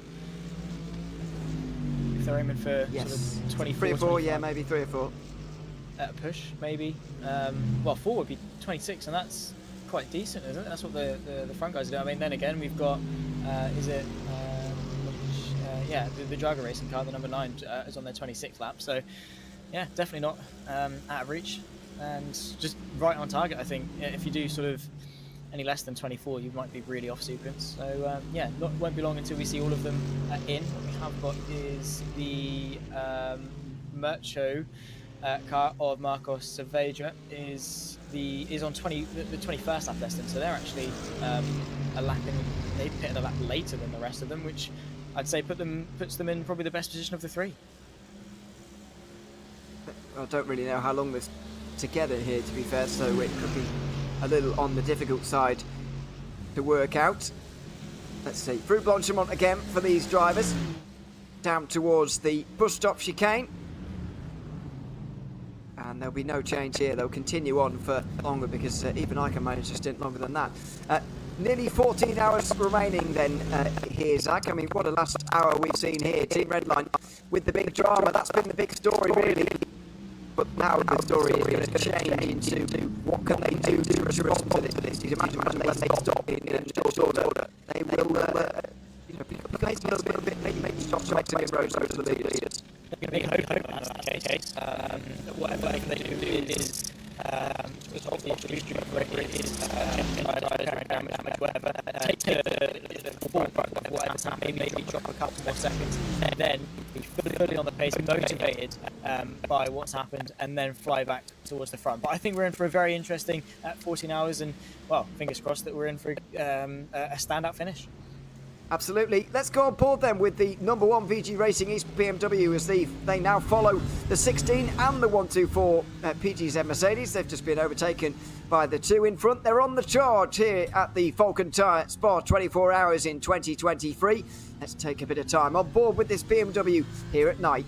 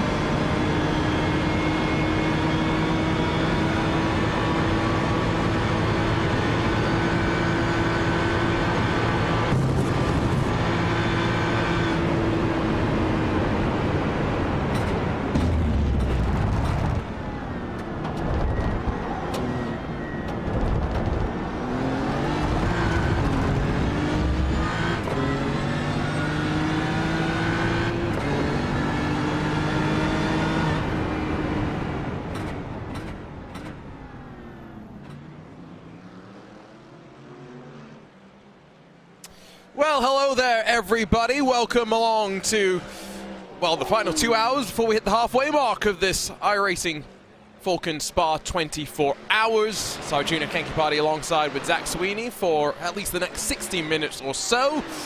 And it was the last hour where the potentially most race-defining thing so far has happened, with BMW M Team Redline, of course, now having some damage. It's BMW Bank and the Mercedes AMG Williams Esports teams that run 1 and 2. Zach, what are you looking at right now in terms of out there on track? Yeah, rubber's built up, the marbles are out there, not far away from starting to see the first bits of sun. It's one of those interesting phases of the race.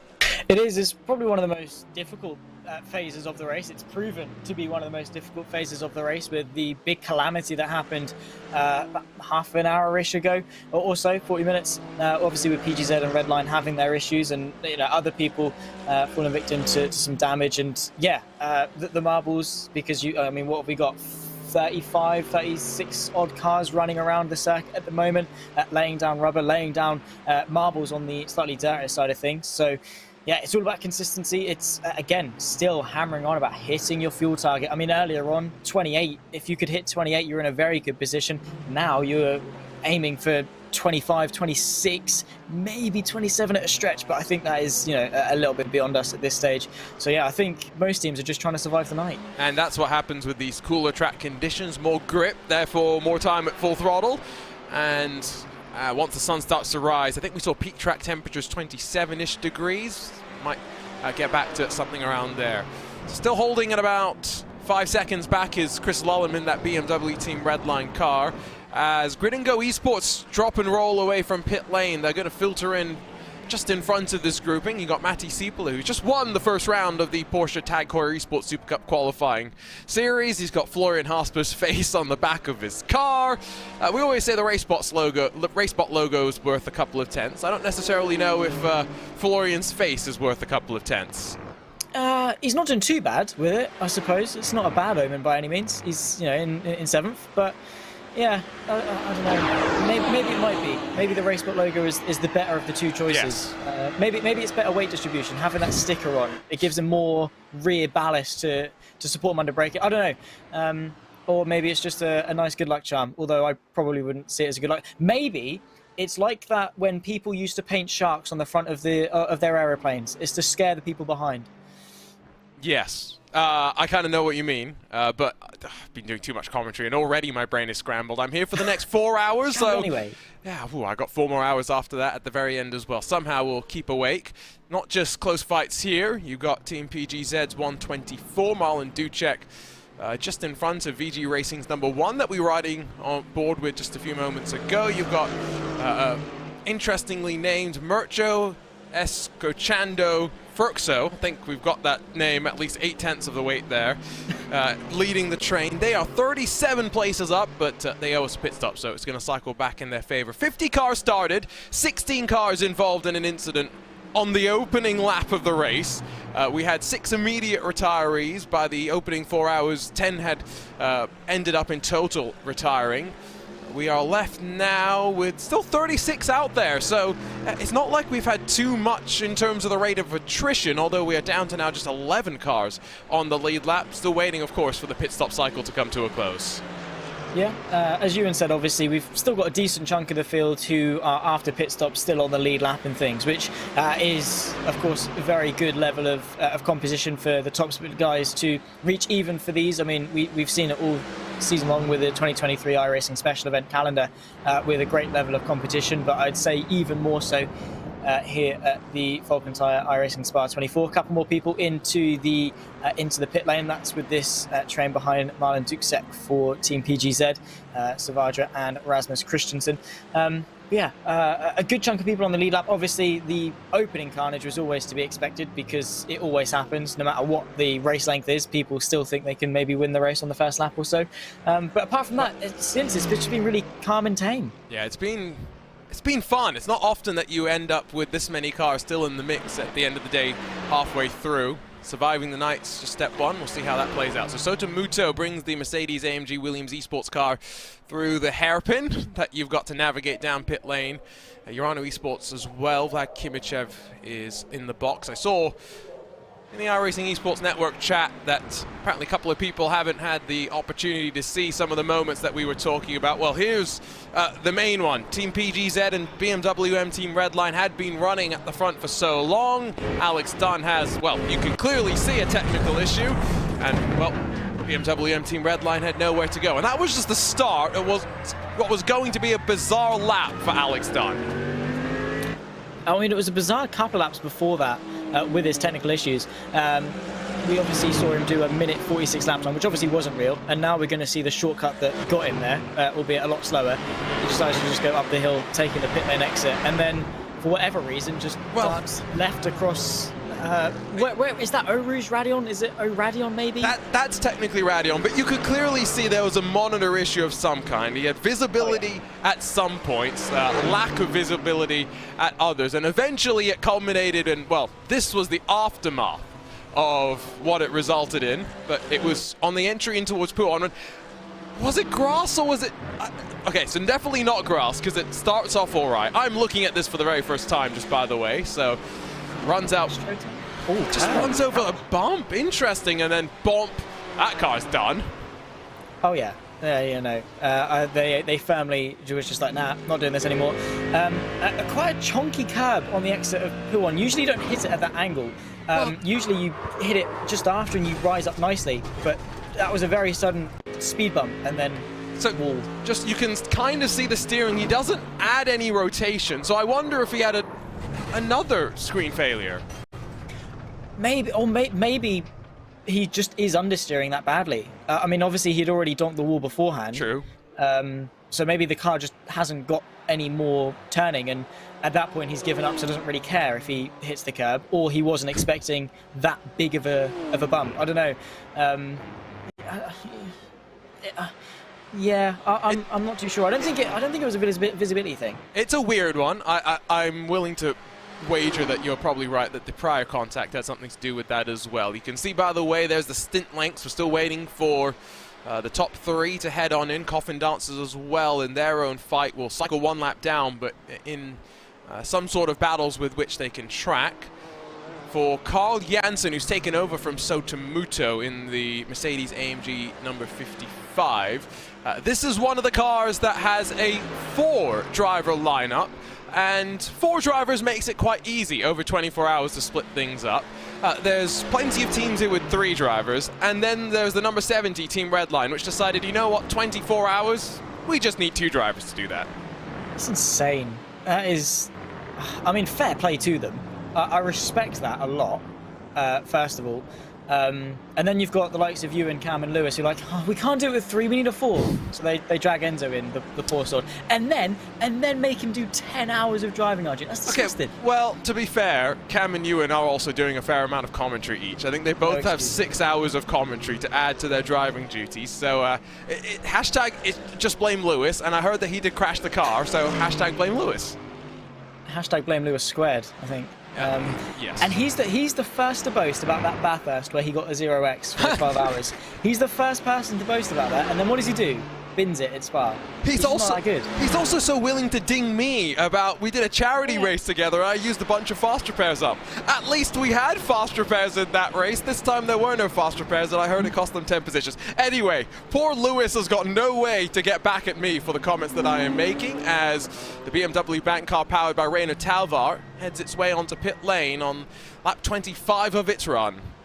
Yeah, so has typically been a lap earlier than the rest, but I think that BMW M Team Redline is probably not taking any chances and just wants to come in and sort out whatever issue had plagued them. So good stint actually from Reino Talvar to go the 26. Really, really impressive, considering that me and Ewan were touching on the fact that they were a little bit off in terms of their strategy. Hopefully this is the resurgence for them after getting that extra bit of hope from the crash that put them into the race lead, and now we truly get to see either how extensive the problem is for Redline, also how they're going to respond from it. I wonder if they can gamble on taking 2 tires with the hopes of getting a bit more damage fixed in this cycle. Actually, I'm not sure if Chris Long's going to get out or not. It is the end of what is a double stint, I believe, for him, so he might actually get out. Phil Dinez is going to get in place of Rainer Talvar. Josh Thompson, by the way, also comes on in. I'm guessing for Josh Thompson, he's going to stay in that car just by the virtue of the fact that with 2 drivers, you'll leave in each driver for probably 4+ hours or so. It is going to be Lalamount, Vecchio in. And now we just wait to see where Carl Janssen fares out. Yeah, of course, a race against time for that Williams Esports car. They definitely did have the pace relative to both Redline and to Team BMW Bank around them. We'll wait to see when they start moving. Of course, it will be the advantage to the Williams car because you know, they're going to have the momentum up the hill as you leave. That's already the BMW car rolling. It is. It is. What? They might have this by 41.2 second stop, so that's a full service as well. Now remember, you still have to exit out into the path of oncoming traffic, and here's the momentum on the side of the number 55, but 2 full seconds at the exit of Radeon. It's not going to be close enough, and more interestingly, I think that margin's going to grow quite significantly back to Gianni Vecchio, who ended up staying in pit lane for 64 full seconds to make sure they took as much of the damage repair as possible, and they'll be pushing from here to the end. Dinez instantly not just has the 55 in the rearview mirror, but traffic as well. Yeah, always the last thing you want to see as soon as you've gotten into the car to fight for the lead as well, is to fight your way through traffic, and it's a lot different because it's one class. You're lapping people in the same category of cars as you. It's not just jumping into an LMDH and flooring it past a GT car. It's a little bit more tricky, and you know, they can hold you up for a little bit longer. Obviously, for the most part, they'll lift off and allow you through quite nicely. But yeah, it can, you know, be a little bit more difficult to find a way through because, as I say, there's not a massive pace differential between them, maybe a half a second or so. But you can see Dinez, you know, stuck up behind the Mercedes, I think, just in front of him, and that has allowed Carl Janssen to close the gap to about half a second, and that continues now. And well, it's allowed Janssen to stay in the slipstream quite nicely. Cold tires as well, with the cool track conditions that we have. Going to be harder to fire them up 3 o'clock in the morning. Probably only an hour or two though from seeing the sun start to creep over the horizon. And once it starts baking down, give it until 10 a.m. and I think you'll start to see that track temperature up and above 25 degrees Celsius. Janssen gets past the traffic, and now the leaders line astern, but with 3 more cars in front of them. Dinez has got to get the things going now. The good thing for Dinez is we are, 11 and almost hours into this race. It is what time in the evening for you, Zach? It's 3 minutes past midnight at the moment. It is 4 o'clock in the afternoon for Phil Dinez. This is the advantage of having drivers across the world. Some of the drivers for Team BMW Bank hopefully off getting some rest. Dinez can absorb the charge of Carl Janssen. Yeah, that's the best thing. Obviously, it's nice as sim racing, you can have people from all over the world at different times. There's the one advantage they have over real-life endurance races where everyone's in the same time zone. But when it comes to sim racing, you know, everyone's just able to do it at their own peak time, do a few hours and rest up, which is why obviously we feel quite bad for the 70 Team Redline car because they've only got 2 cars that have to take quite a bit of the brunt. You say feel bad, they chose this. That's true, it's their own doing, they've made their own bed, they've got to line it, but you can feel for them. No, mainly no. just because Josh Thompson, to be fair. I feel for Ole Steinbretter, not Josh Thompson. Because Josh Thompson as well, I'll say, he had to do the Porsche Tagcore Esports Super Cup qualifying series race. I told everyone that Matty Siepeler won that one. Josh Thompson came 3rd in that race, and now has got to come back and focus on this. Very, very weird scenarios, and so, yeah, he asked for it, is what I'll say. He didn't, but he did. Whose idea was it, though, is the question? Because then they're the ones that's responsible. The problem is that iRacing dropped the schedule for the qualifying series a little bit late, so the drivers were a little bit surprised at the clash with this 24-hour affair. So I think they always planned to do this as a 2-man effort in that 70 car. But then they had to try and figure out around the scheduling. So we are through the pit stop cycle for the most part, and we are through to 19 cars on the lead lap. 10 hours into the race. I saw a comment in the iRacing Esports Network talking about safety cars and making these races more realistic, but I will put forward to you, Zach, I don't recall an iRacing special event where this deep in, you could have this many cars in contention for the win, let alone on the lead lap. Safety car would ruin it, I think. it'd just be too much of a hassle. Spa's quite a long lap as well, so you'd spend a long time. I remember obviously doing some Formula 1 racing at Spa, and then you'd have like, it'd be a 50% race, so only 22 laps. You'd spend half of it behind a safety car as soon as the safety car come out. It's just how long the lap is, and then how long it takes for things to get back going again. It just disrupt the flow. The thing about this race is that it's flowing really nicely with people behind each other on different pit strategies, saving fuel, being so close to each other. So then just jeopardize that, have everyone bunched up together, run the risk of another massive crash. It's just not worth it. I think that we have got a pure passion of a race here, rather than a safety car did it. Also, that is a very close-up shot of the front end of that Williams Mercedes. Yeah, that was that's how you know that Carl Jansen's more focused on fuel mileage than anything else right now.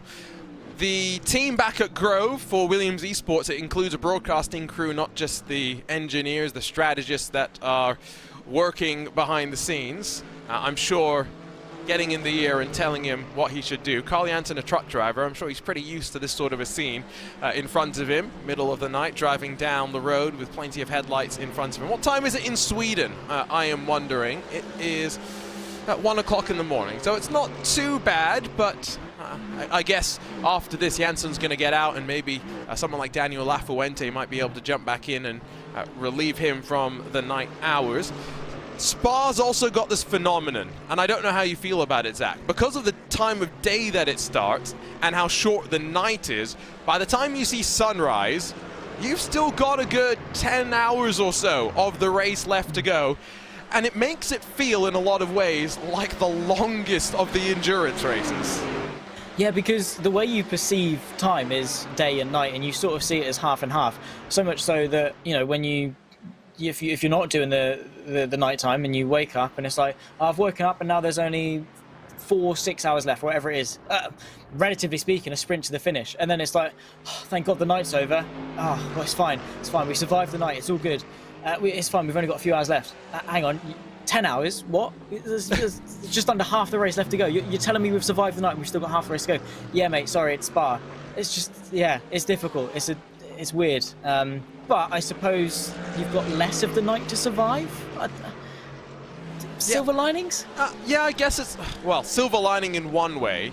I guess, given the conditions and the fuel mileage concerns that we've seen, that is definitely actually a benefit, right? The shorter night means less time in this more vulnerable state where you are so more dependent on having to save fuel, and so that's not a bad point. You can see left side of the screen, by the way the balance of performance is shaken out is not too bad. You've got BMW leading from AMG, Mercedes, Ferrari. So that's 4 different manufacturers running up there. We had a McLaren in the top 10 until the Mahler Racing team came into some struggles with lap traffic in the opening 3 hours of the race. But a lot of the times GT3 in particular ends up being everyone in one manufacturer. At least we are getting to see the range of them, and it's come through both power as well as fuel capacity reductions.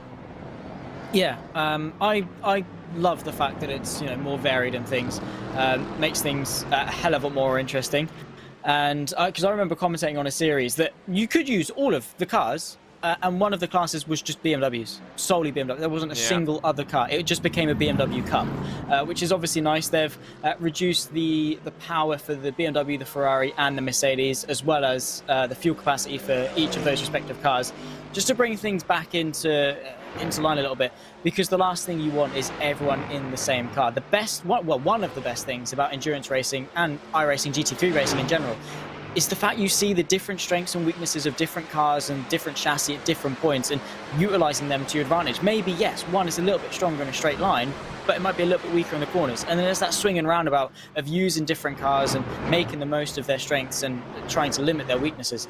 So to just, you know, have one car that's bopped to the fact that it's so OP, it's always a bad thing. So to have 4 different chassis inside the top 4 is very positive. And the fact that for the first time in quite a while, the McLaren was doing quite well, until it wasn't, I suppose. But yeah. Well, in general, McLaren is either, okay, you're going to run decently if you've chosen it, or you're going to die a pretty horrific death.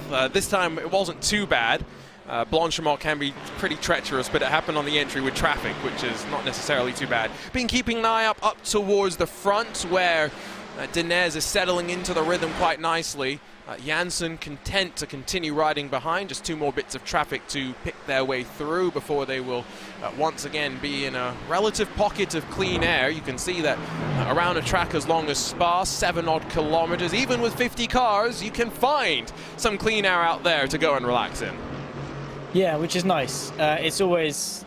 It's weird in an endurance race not being near anyone because you just get so accustomed to seeing the headlights around you, seeing another car behind you, whether it's full position or a lapped car.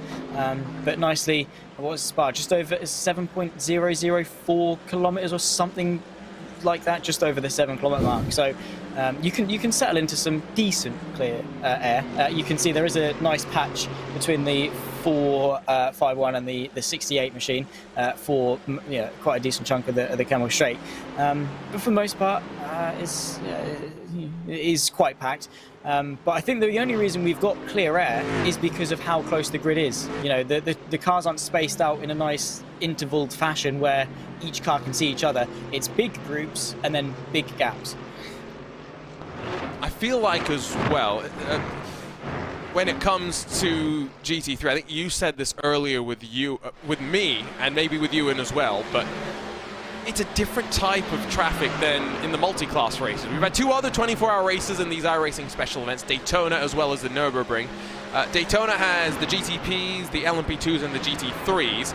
Nürburgring had the GT3s, the 911 Cup, the GT4 touring car, and GR86s. So that was its own kettle of craziness, but ultimately, in a single class, you're all basically at a similar level of performance, and you're going to need some assistance often to be able to cycle on through. So a question about what happened to the BMW M Team Redline. Well, a 63-second pit stop, or 64-second pit stop, to give you the exact number, for Gianni Vecchio taking over for Chris Lullum after damage at the rear, with Team PGZ's Alex Dunn having a technical issue has dropped them back from the leader. But I think crucially, the lap times are right where they need to be. Back into the low 17s, high 16.9s. Back up to speed ultimately, Zach. Back up to speed, but they need to be speedier in order to close that 26 27 and a half second gap. I was looking at Jarno Koch for a second. It's Gianni Vecchio at the wheel of that red line car. They've got a huge gap. It is one good thing being back on the pace. But, if they want to win this race, they don't want to settle for 5th. They need to improve, and they need to find a little bit more time. But as we said, how competitive this grid is, where do they find that time? By executing in pit lane, I think, hopefully as well. Going faster does help, but it's the long... Don't get Lewis McLean in the car. It's the long pit lane, which also we've seen so far the drivers don't use the limiter, which is fine in the initial part of the pit lane, which is the Grand Prix pit lane, uphill. But when you're going downhill in the second, the extended part of pit lane, they're clutching in off the limiter and very much putting themselves at the mercy of iRacing as to whether they're going to get a speeding penalty or not. It's something that I wouldn't necessarily feel 100% comfortable with. I would maybe not run the limiter, but I'd still be in a gear of some kind so that there's an engine braking component there, but seemingly no one has been caught afoul of that just yet. Pearson's get in front of Sam Koitet's Mercedes AMG, but because he is heading off towards the pit lane at the end of lap number 26. And there's the downhill. You can see it, and if you ride on board, we can't really tell, but you can see kind of. He's in 5th gear, and yeah, but it's not the wisest thing to do.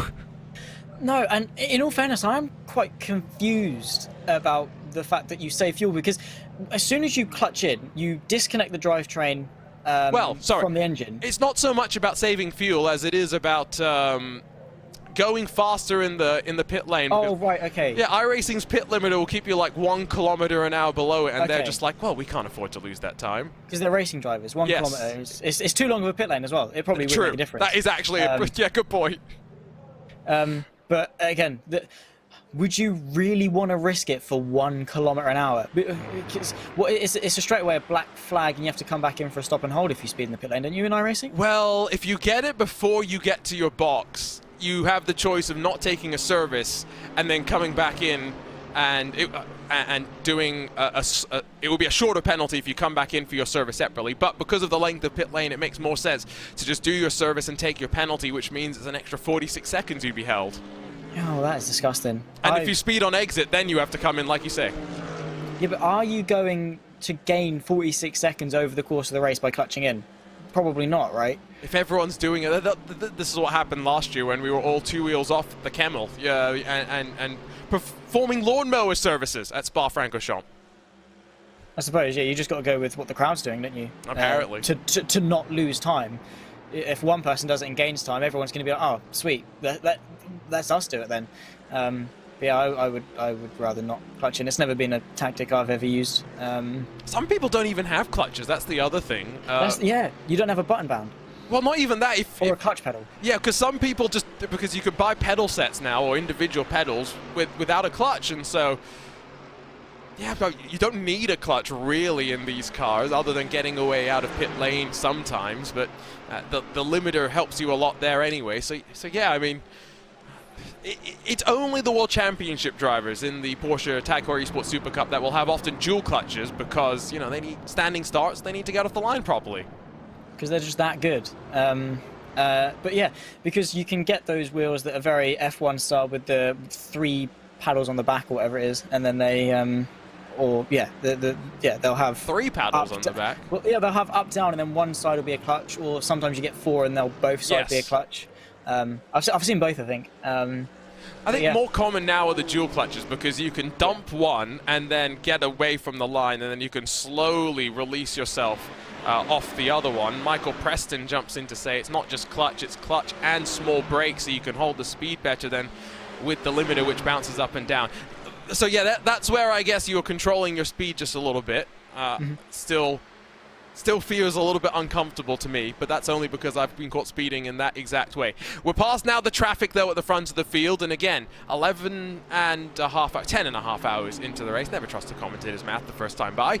We've got 2 cars split by 0.4 of a second, and you were wondering about Gianni Vecchio maybe not having enough speed. I think the first thing he's going to have to do is clear himself of the Ferrari Ivano Koch in the Grid and Go Esports car.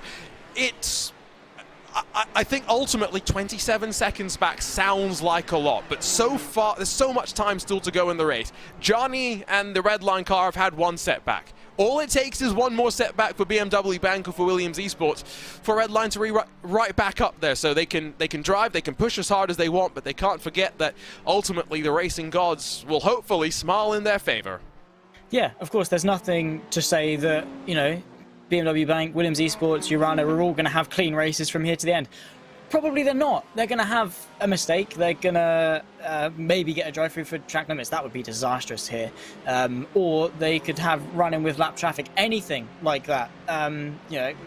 God forbid they have a wheel disconnect or whatever, something like that.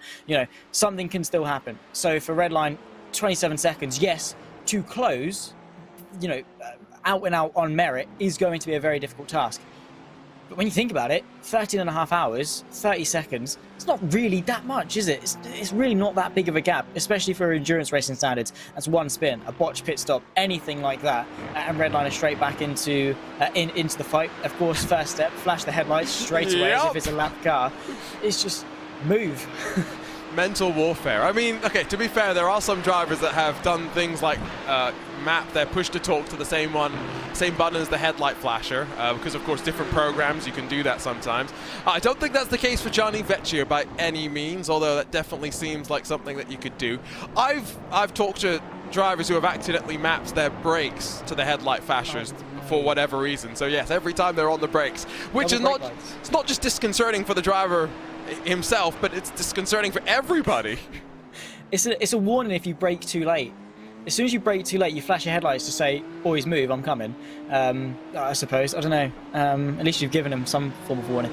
Yeah, I don't know. I've never had to do that. I've never double bound a button. Actually, no, that is a lie. Sometimes I've done it. I've changed the remap button to like the engine map button to something, whether it's like, I think at some point I did do it to the engine off, engine start button. Oh no! So I've got to change my map and I've stopped the car, so I've had to stop, starter, and then ignition, then starter, and then have to go again. It wasn't fun. No. Thankfully, it wasn't in a competitive race. It was just a bit of a mess around. Yeah, But, Fortunately, I hope none of these drivers have that button mapped to anything on their wheel, because if you hit that during a pass, it would have been ugly. Fortunately, no concerns for Gianni Vecchio, who gets past the Ferrari and now 4.5 seconds off of Luca Kita in that Urano Esports Porsche. That will be the next target up the road. Yeah, I think you should have those buttons mapped in general, because there are some series that don't allow the driver aids for starter and ignition. So you should have them mapped on something that's not your wheel. So in a desperate situation, you can easily hit them and get your car going again. Yeah, I always had any fidgety ones on my keyboard next to me because I'm a cheapskate and didn't want to fork out for a button box. So I just had my keyboard next to me on the floor. And if I needed to change, whatever, I'd just press it. It made it awkward because I had all my black box settings on the keyboard when I was doing iRacing, which would make it awkward if I need to change my pit strategy or whatever and remove tyres or take a fast repair. I'd have to look down, press, and then look back up again. Made it very scary. And probably wasn't ideal. So if you can get a button box that is just right behind your wheel, so probably your right hand, because you're probably going to need it less as you're climbing up gears, and when you're on a long straight, you can just take it off and press beep beep bop, and then you're sorted for whatever you need.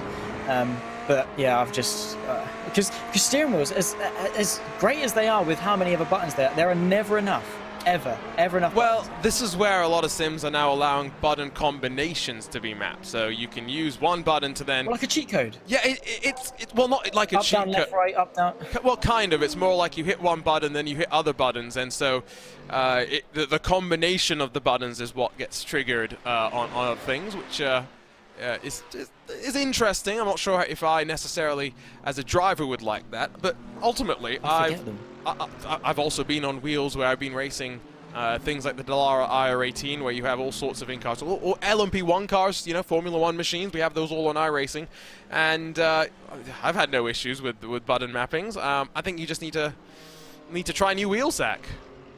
Well, I've solved my sim. Oh, there you go. So you've solved the problem in an even simpler way. Yeah, I mean, Perfect. It was either that or sell myself, and I don't think that's legal, so I probably won't. Yeah, well, the other thing you could do, look at that, the Fanatec BMW M4 podium steering wheel, the wheel that, the only steering wheel which includes a provision when you buy it that it does not include a BMW M4 GT3 car as well. Just in case. Just in case. You thought you were getting a bargain. Speaking of, actually, that exact thing, my dad once saw a gazebo on Amazon for like 30 quid, and he was like, what a sick deal. He clicked it, and it was just one wall of the gazebo. No. So those provisions are in place for a reason. Yes, okay. I mean, maybe that could be a weird listing, though. We've all seen them. No move forthcoming, I think, at this point from Carl Janssen, who is 11 laps into his run, 9 laps into the run for Phil Denez. So maybe a lap can be saved and recovered in terms of the mileage. Joe Peak said it best earlier. Flexibility, that's ultimately what you are hoping for. I heard the klaxon go off on pit entry. That's Team Hoisingveld in the BMW. The 148 of Rene Lenz is amongst a handful of cars that has a pit box on the regular pit lane. And he's trying to find his stall. He's eventually going to do so. He'd get in trouble for driving through the boxes like that, but no one's here to shout at him except us, putting him on blast. Yes, we catch you on stream. It's a sin. But there's no point. All that. So the thing is like that's a good thing for Carl Janssen to do, to just sit behind, save some fuel. Such a precarious thing. You compared it to over racing a little bit earlier on.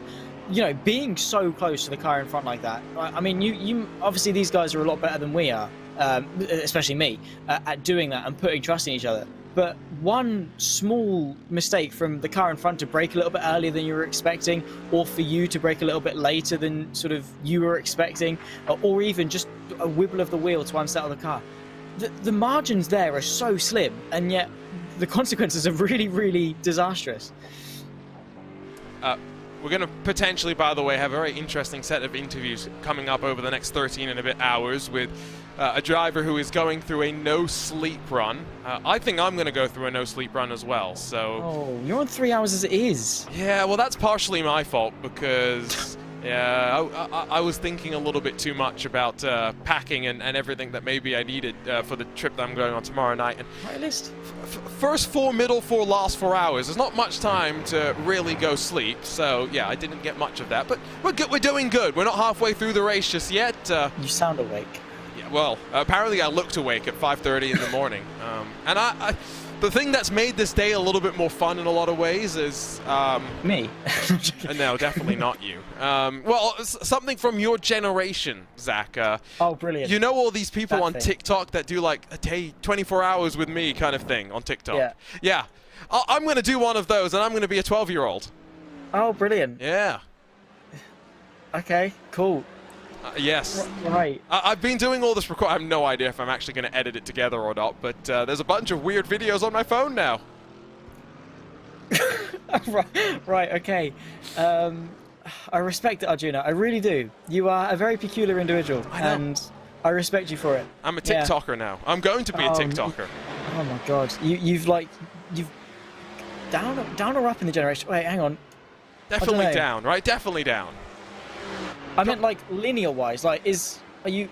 Oh, I'm up. Are you going up? Or No, I'm going down? up a generation, I think, if you're going in progression, yes. Okay. What are What? you already? Are you? No, you're not. You're a millennial, right? I think I'm in a... this is how little I care about generations. I'm saying, don't even. I literally do not care about this. I don't want to say my birth year on stream. That seems dumb. I am a millennial, so I'm now Gen Z. I haven't joined you in Gen Alpha, though. Well, no, I'm not Gen Alpha. You were born in 2013. Shit.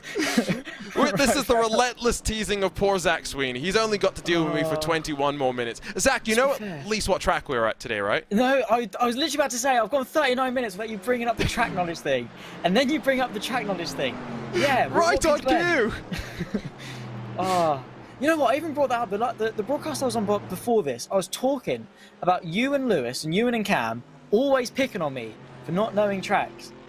Because I was talking about how sim racing has taught me so much about different tracks, apart from just the 23 that are on the F1 calendar. And I was always talking about how every time I'm on a broadcast with Arjuna or Lewis or Ewan or Cam, it's always the same thing. Zach, you're still in nappies. Zach, you don't know tracks. Zach, it's relentless. It's I relentless. mean, is any of it not true? I mean, No, it's not true. None of That's it's what makes true. it worse. Yeah, showing people track maps is also deceptively tricky, which is the game that sometimes we play in our little commentary group. Cam is way too good at that. Well, no, Cam Roger is a savant when it comes to, you show him a picture of a track, and it can be a zoomed-in action pan of a car going past a curb. You can see no signage in the background, you can just see curbing, and he will know. seconds. He'll know what corner you're at what track. It is uncanny. It's unfair. It's fair. He's a very knowledgeable person. I do like Cam Roger. It's great. Get a nice little romantic weekend away with him as well. Not literally romantic, by the way, before anyone comes knocking on our doors. But yeah, we get to spend a nice weekend in London together, which is going to be lovely. You're going off to commentate on some in-person esports action. That's going to be very fun. Looking forward to seeing the white shirt that you bought. No, it's not white because... Okay. The thing is that I'm wearing like suit trousers, so I feel like if I wear a white shirt, that's just too much, and I'm looking too suity. I know what you mean. Yeah. So I might as well just wear a colourful shirt and it be a bit more casual. So do you know what I mean? I do. I don't want to be that guy that comes up looking like I'm wearing a suit. On board with the Grin and Go esports car, who is also engaging in the bump drafting with the BMW Team Redline entry. I have, I'm going to a place where the temperature is going to be a low of 30, high of 40 something. Ew. And I'm bringing suit jackets. I don't know why, but I am. Oh, that's disgusting. Yeah, but No, because if I did that, I'd roll the sleeves up, and you can't do that. No, you can't do that. But I'm also going to a place where I know there's going to be air conditioning basically everywhere we go. See, I'm going to London, so it's going to be miserable. I mean, no matter what, it's either going to be hot and wet, or that's just the general state of mind for most people from the UK. that's true. We are just all miserable, to be fair. I mean, what is the weather like today for you, Zach? What was it? I didn't actually go I'm outside already today, bored. to be fair. Hang on. Was it raining? Was it sunny? Was it a bit of both? I don't know. I'm already bored. Been really, really wishy-washy with it, to be fair. It's either been pouring, or it's been sunny, or it's been both at the same time. I don't know, we just can't win. It'll be pouring down of rain to the point where, like, you can't go outside without getting soaked in 5 seconds. I'll get into my car, I'll sit down, I'll think, Jesus, I cannot breathe. The Brits, we can't win. Brits and talking about weather. It's always interesting. You can see that the 2 cars, by the way, 4th and 5th position, not really closing on Luca Kita, not really closing on your race leaders. If anything, Phil Denez, Carl Janssen continuing to pull away. We've seen that in the course of the night, there has been a few stints here and there that we've seen some fuel saving. Definitely don't think we're seeing any of that from Phil Denez. The great thing if you're Carl Janssen, though, is you're so close that you're the one that can save the fuel while taking advantage of Phil Denez's slight misfortune.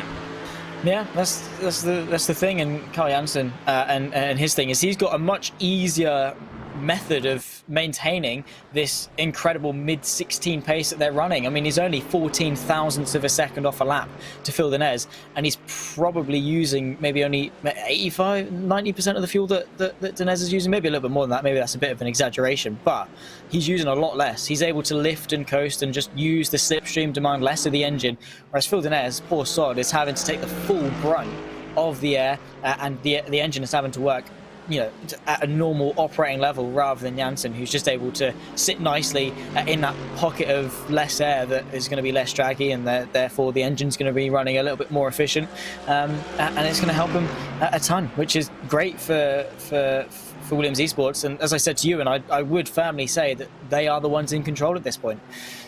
This is not the last of the GT3 only special events. They are a few and far between, which I'm not necessarily complaining about. However, the last time we did GT3 only was back in, what was it, February, with the iRacing Bathurst 12 Hours, our annual trip to the mountain. Of course, going to be slightly moving for next year, given that the real race is shifting as well to accommodate international drivers make that race, often flying directly over from Daytona.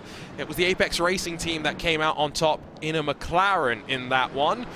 So that was, I think, maybe one of the more interesting storylines to talk about, given how difficult a car that is to master up and down the mountain so many times. This is the second of the GT3 only races, and the last of the GT3 only races in November. It's no longer a trip to Suzuka for a 10-hour race. We still are heading to the land of the rising sun, Zach, but it's 8 hours, it's Fuji. It's going to be quite intriguing. What's Fuji? No, I'm joking. Oh my goodness me. I love Fuji. I think it's a great circuit. I've always liked it as a circuit to race on. I love the final sector with where it's up and then it's wide, tight. Makes for really interesting sort of lines to take and things. That obviously that very, very long bit straight into the hairpin. Yeah, I like Fuji. I think it's a great circuit. I think it'll be good for endurance racing. Well, I can't remember being on my last season of special events. Or maybe even this season, but it's probably been a while since. Of course not. Of course it hasn't been. It was only added at the end of last year, wasn't it? So, yeah, nice to see it. Nice to see it straight onto the special events calendar. In true iRacing fashion, they're always continually chopping and changing with the special events. The second half of the calendar, in terms of the special events, very much focus a bit more on the more oddball things. You've got Knoxville Nationals. That's next up, third week of August. Bristol NIS. Full-length NASCAR race, that's the first week of September. The Bathurst 1000, not the 100 as the schedule showed on the broadcast at the start of the day. That's the third week of September. So V8 supercars, see if we get the Gen 3 supercars maybe before then. Petit Le Mans, first week of October. It's the last of the VCO Grand Slams, which are always additionally special, Zach, because there are physical trophies that go the way of each of the class winners in the top split. Yeah, and I love that for that for the Grand Slams, because when it comes to sim racing, it's all good having the glory of a championship or some money on top or whatever. But very rarely do you get a nice tangible thing to hold and commemorate it. It's always a nice touch, and it's always obviously something good to have on your shelf, on your coffee table, wherever you want to put it. It's just a nice physical thing to look at and say, yeah, I've achieved something, rather than woohoo, you won, great, or something like that. I mean, obviously the money's great, and money is quite a tangible thing as well, but aside from that, the more sentimental thing, the thing you're going to hang on to for a little bit longer, it's just nice. I've always liked the idea of getting a real world trophy for sim racing efforts. Yeah, I think we should get trophies for commentating on those races. You do, if you're good. Yeah, on those races, I was saying. We don't need to talk about the simmies, because then Lewis McLeod's ego is going to be inflated, which it should not after his driving standards here at Spa today. Poor guy, man. He's not going to live this one down, especially since we're about to go and spend some time together. Josh Ladd in the Williams Esports Shield Blast car heads down the lane. Someone we're more accustomed to being in a prototype machine, and that's the nature of these team events. Sometimes you jump out of your comfort zone, and Ladd at least has got plenty of good company with which to share. Then number 2, Cody Deeth from at least the other side of the world, able to help cover a bit of those night hours. You've got Sam Matty Trogan, of course, and Moreno Sarica, who have been doing a lot of the driving so far. It's a long trip down pit lane. It takes a while. It feels like an age, and boy, is it uncomfortable at times. The thing with the real Spa 24-hour race that makes it, I think, even more fun for many is that even though it is all GT3 cars and we say, it's one big class, well, in the real world you break that up into the pros, the pro-ams, the ams, and etc, etc, etc. There's all these little races within the race that are going on, which means that whether you are Chris Harris, Top Gear presenter that can jump into a McLaren and go and enjoy it, or one of these factory teams, there is so much to go and fight for at a historic racing venue. Yeah, it's obviously real road racing isn't very accessible, full stop, obviously with budget and things, but it makes it, it gives it more of an underdog feel. Everyone, you get more people that get a win out of it, get satisfaction out of it. They get their own goal, and everyone can sort of come out of it smiling. Obviously, to complete the Spa 24 in real life would be a very big achievement, full stop. To be a part of it would be a very big achievement, full stop. But to have it as just not one long big race, to only have one first place, one second place, one third place, and then the rest are just like, yeah, well done, you finished or whatever. It gives a nice atmosphere to it to allow more people to celebrate in success. Obviously, you don't want to make it too gimmicky and say, everyone gets a trophy, woohoo, you get a trophy, well done for turning up. But I don't know, it just, you feel like you earn it because you're around people that are your skill level. You've not just been gifted it, you've still had to work quite hard for it. But yeah, I think the GT ranking of things, the gold, silver, the bronze, the pros, the AMs, all that. That's another story. If we want to talk about license ratings, that is a very different topic. Do you not like it? No, let's not start there. Okay. Yeah, well, I've only got 10 minutes left. I don't want to. Yeah, no, we could go for hours here. Steering as far away from that as possible. Apex One will help us with that. Dive down to pit lane. It's going to release the Arnage competition. Mercedes at number 4, Dino Filippa at the wheel, to head out there for or to stay out there for a couple more laps and continue cycling through. I've just noticed them, because it is the night and it makes the LEDs that much more visible. I think you have a choice of what color you want, right? So what color have the Mercedes through the field elected to go with? Williams Esports' number 55 has blue on either side of the car. Arnage have, I can't tell if that's quite blue or purple and then a red. Don't ask me, Arjuna, please. Are you colorblind? I've already been through it with you, and he's already told the story of the GCSEs, all right? I don't need any more. I don't need any more. But, to be fair, me and Dustin had to tell... Yeah, it's blue and red. Me and Dustin had to tell him what teal was.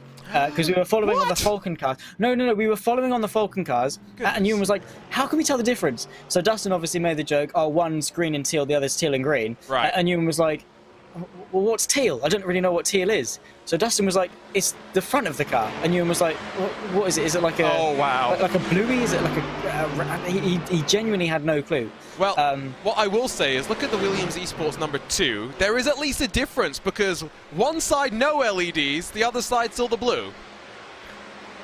That's bad. interesting. I mean, there's at least some differentiation, which I continue to maintain is the most important thing. PGZ's 124, another one with the one side LEDs, no LEDs on the other, blue and red for Toby Soriano. Interesting. Okay, teal. Ewan O'Leary doesn't know teal. He's not going to live that one down ever again. Got it. To your, I don't know what your conversation specifically about GCSEs was, but we've talked about this, I think, during the Watkins Glen 6 hours. English is not a requirement to be a commentator, because... Oh, no. Neither is maths. No, definitely not.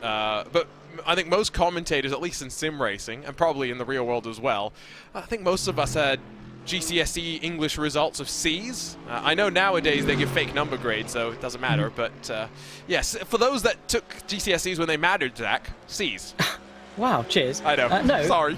No, because I was the first out of the pandemic thing that shut everyone down, and we missed school for 4 years.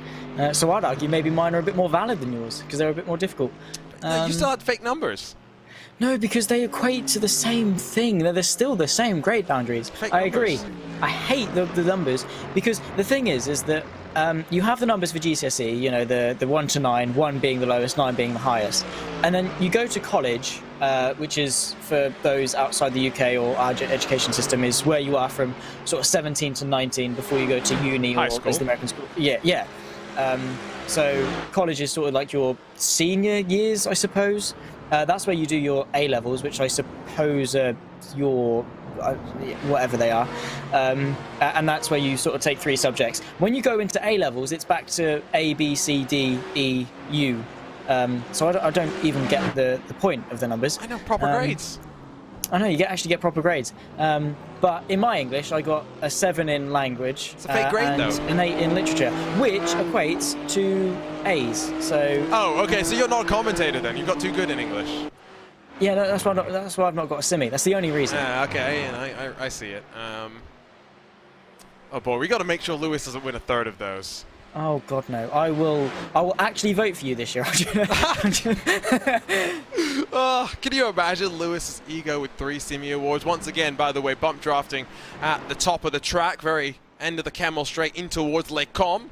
It's going to be 6 minutes to go till the top of the hour. Not expecting these drivers in towards the pit lane just yet.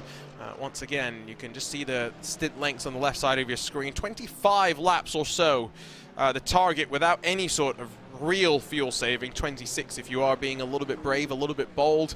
You can see Josh Ladd in that number 2, 2 laps out of the lane. Still on the lead lap is the first of those to have already dived to the pit lane after Williams Esports Show Blast came in 20 minutes early after being involved in some drama. That's unfortunately the compromise of having to come in and repair, or at least get some of the damage fixed, is that you put yourself on the back foot, and Josh Ladd and Williams Esports Shield Blast technically will still owe us a pit stop relative to the rest of the field.